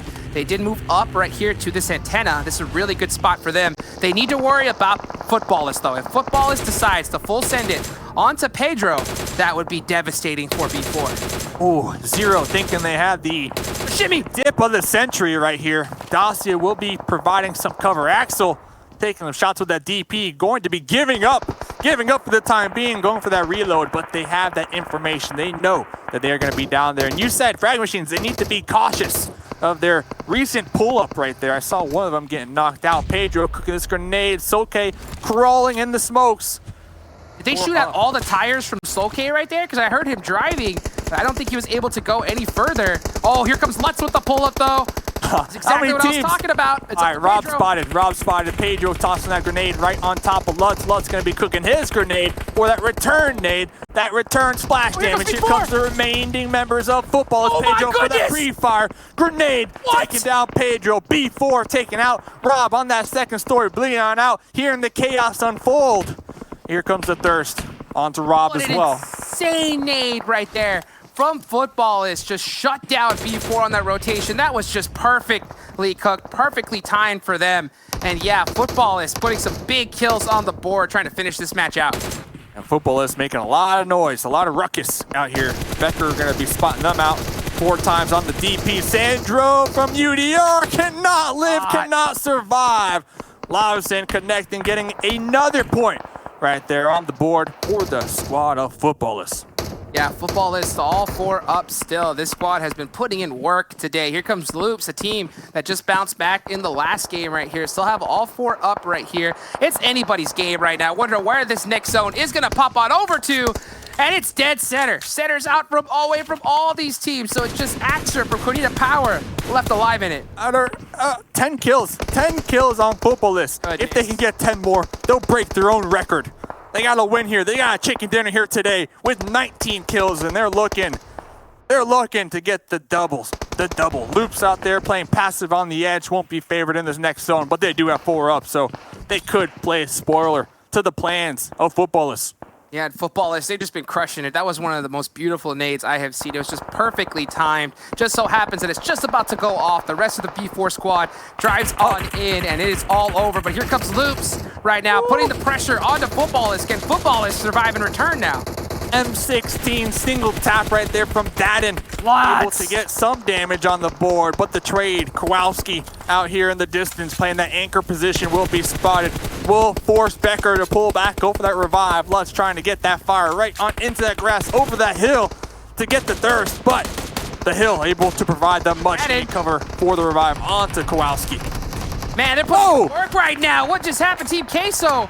Flushing out Konita Power, and now they're caught in a third-party situation. Smokes out from Team Queso. They sent it to the shack right in the middle. They're able to get there. They're safe for the time being. Footballist getting that one knock from earlier on. That will be allowing them to know exactly who they are fighting. Carrillo trying to toss out some grenades. Here comes the red zone, the mini red zone. Lutz in the guard tower, providing that off-angle position. Look at all these that cover grenades. Fire. Raum trying to snake up, trying to get a little closer. Carrillo, grenade right on top of him for Raum. Raum is tagged and bad. Kowalski still bleeding on out right there. Here comes another one. The grenade city from Footballists, and now they're looking to make the push. Take out Becker, take out Loops, and 12 kills so far. 12 kills. Footballist, so many grenades. This is why they throw more than any other team right now, and it paid off big time for them. It is up to Lutz, though, the last member up, and here comes another nade. 1v1. 1v1. Becker, Lutz. DP. Oh, no, 2v1. Lava's in 2v1. They got the revive. And nade finishes it. Oh! Footballists. The grenade kings so far are, they are just crushing it right now. I mean, they are so good at just placing them perfectly. I wonder how many they pick up per game. Footballists, what a performance. Yeah, definitely need to check the grenades thrown stat on the side of Footballists. And Footballists, they should be able to get the revive. If I'm not mistaken, yeah, Solke was thirsted in the process. Team Queso, they crashed out Konita Powers. One of their members was holding down this shack. They took that shack, and Not going to be using it for the time being for cover, and it will be in the southern side of this next zone. We got Yala 0 up there to the north as well. So let's see. Team Queso, they got the shack, they got the cover, but what will they do with it? You gotta make something happen right now, and you can see right now, football, they still have 3 members up. They're in a really good, solid position. Team Queso just had 1 knock. They're trying to get this res. Yala 0 getting knocked and finished. Footballers, man, they are just 15 kills so far. You see a smoke, aimless spray through that smoke, you're bound to connect some of your bullets. Now, they've been getting into so many fights that they're able to recuperate those bullets used on all those crates from their enemies. And Lavison going to be making the crawl. Lavison spotted by Lord with the DP. That's going to be huge. Hopefully, footballers can toss out a smoke and get this revived so that they can have 3 up in the late game. Frag Machine's Freak on the off angle might be able to play that backstab roll blue zone on the side of footballers, but here comes the blue zone. Freak does have the buggy, could straight up just YOLO send it. I don't know, that'll be interesting. Team Queso tossing out some smokes right now, blocking the sight lines from footballers. I think Freak right now, all he's doing is just spamming the heal button as fast as he possibly can to try and buy another position on the leaderboards right now. You can still see Tensa still alive as well. But right now, it looks like to be between Team Queso and Footballers to get this chicken dinner. There goes Freak. He just decided to go ahead and heal his way out of the play zone. That's 4th place for Frag Machines right now. But look at this. Footballers still have grenades on the board. Fenta sees these grenades coming on out from the shack, trying to crawl their way on up a little closer. Lavison, the blue zone, going to be touching them, giving that love tap, forcing them to push up just a little more. But we saw one of the members from Team Queso, Marco, was taking out Tensa with the backstab, connecting onto Axel. There's only 2 up right now for Team Queso. Team Queso are getting pinched from Tensa, the solo member from Team Queso, and then Footballers right in front of them. Lutz crawling their way ever so closer. HP is really low, 7 kills so far. Mystic is going to be spotting out that push. Cooking the grenades. Here comes the grenades to get the confirm right on into the shed. There you go, Team Queso. They're done. Footballers are unstoppable. 18 kills so far. They need to take out Tensa. Tensa gets the trade. Chicken dinner. Another chicken dinner with, I believe, 19 kills if I'm not mistaken. Football list. Oh my goodness. Right now, just make sure that if you're any team, pick up all the grenades you can. You don't want them to have a single one in their hands, because when this Footballers team, they get a hold of them, they are just a team to be feared right now. They're an absolute wrecking crew. Are you kidding me? Jukes, we need to do it one time. We need to do it one time, Footballers, man. You okay, ready? 3, 2, 1. Footballers! Oh my God. I mean, what a game. You could not pick a better match in order to be able to finish off today's. I know that I could have picked a better match to pick Footballers, man. This would have been the one to do it, because what a crazy performance from this squad. Dude, not only that, they have two games today. Same exact thing. I mean, 2 games, just so many kills. The chicken dinner. Oh, what an insane day for Footballers. Man, what an insane day for Footballers, an insane day for competitive PUBG Mobile. At the end of the day, Footballers won this one, but we're the real winners to be able to witness such a great game. That's going to be it for myself and Mustache Dave for today. Let's go ahead and see what the desk has to say after this crazy day of matches, right after this quick break from our sponsors. Let's go.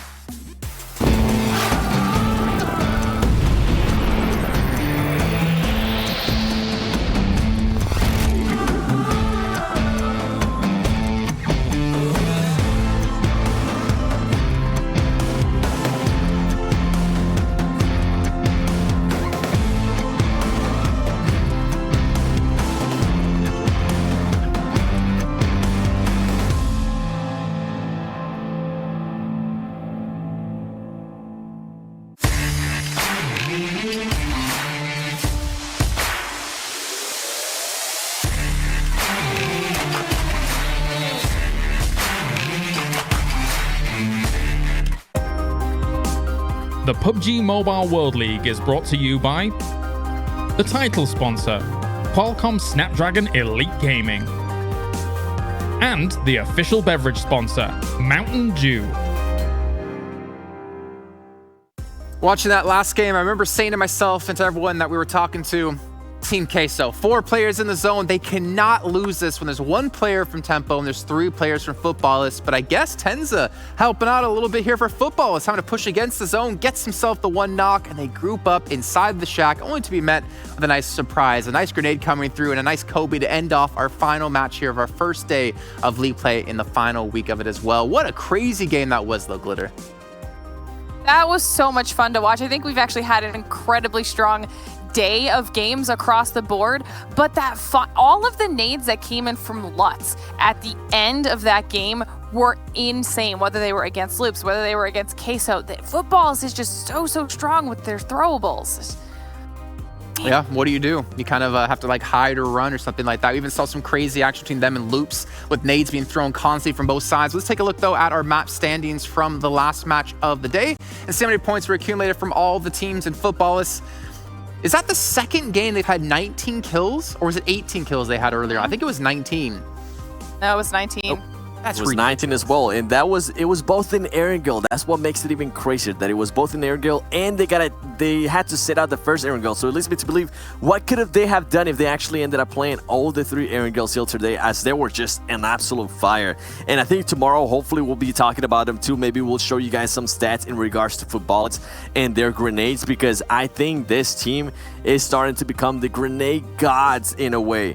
Every single time we see him using grenades so well, and we see him just using them to the full advantage. And something that I actually really enjoyed, I know we're currently watching the leaderboard here, was the fight between Futbolist and Loops. Loops, we thought that we're going to go ahead and actually end up winning that fight. Futbolist was the aggressor in that fight. It definitely took a turn and a surprise. And then Cloud9, I think we have to go ahead and give Cloud9 there some credit. Finally being able to go ahead and get 7 points there on the final game. I think this is good going into the second day, as we'll be seeing what they're going to be able to do, Glitter. Yeah, and we also did see Yala up on the top end of the leaderboard yet again for today. And on the second page, we see UDR Killers able to pull themselves down a few more points here in the final match, which will be good for their overall standings. But then looking down at the bottom, surprisingly, we've got Nova down at the bottom after a very strong start to the day today. Alpha Legends been very quiet today. SWAT 69 still averaging around that 2-point mark per game, which right now is not going to be enough going up against the UDR Killers that we saw after today. I mean, can we give a special shout out to Tempo Storm, because they only had 3 players in the lobby playing and they still got second place, and they had to crash into a couple different teams and still come out ahead. I mean, I think it was HH24 who like sent it forward. He drove over someone. He got knocked. Actually, he had like 1 HP. Then he got knocked. His team came in to help him out. Ridiculous stuff out of this team, who has been relatively quiet throughout the entire day. But Futbolist for me, I want to see their stats. I want to see what they put up on the board, the damage as well, because they were ridiculous yet again. 2,900 damage done. Again, only 800 healing. They seem to not ever have to heal too much. But you see the 19 kills, 7. That's insane. That is insane, considering they only had 14 knocks. They ended up stealing 5 kills, which I don't know how, because honestly, going back to that engagement, I know when we were watching this, we're saying, oh, now Loops is going to Futbolist here. How is Futbolist going to be able to get out of that sniper tower they were on?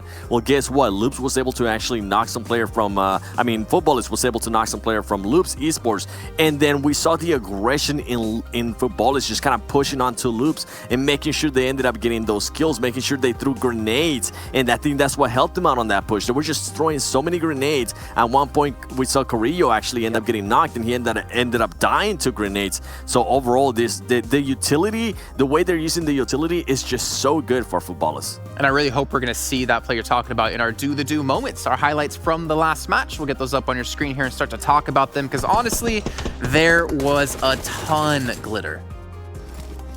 There were so many that I'm actually super excited to see a little bit later on, but here we're jumping on with Unique as we see them get a couple early kills onto, I believe, this Kanina Power and no.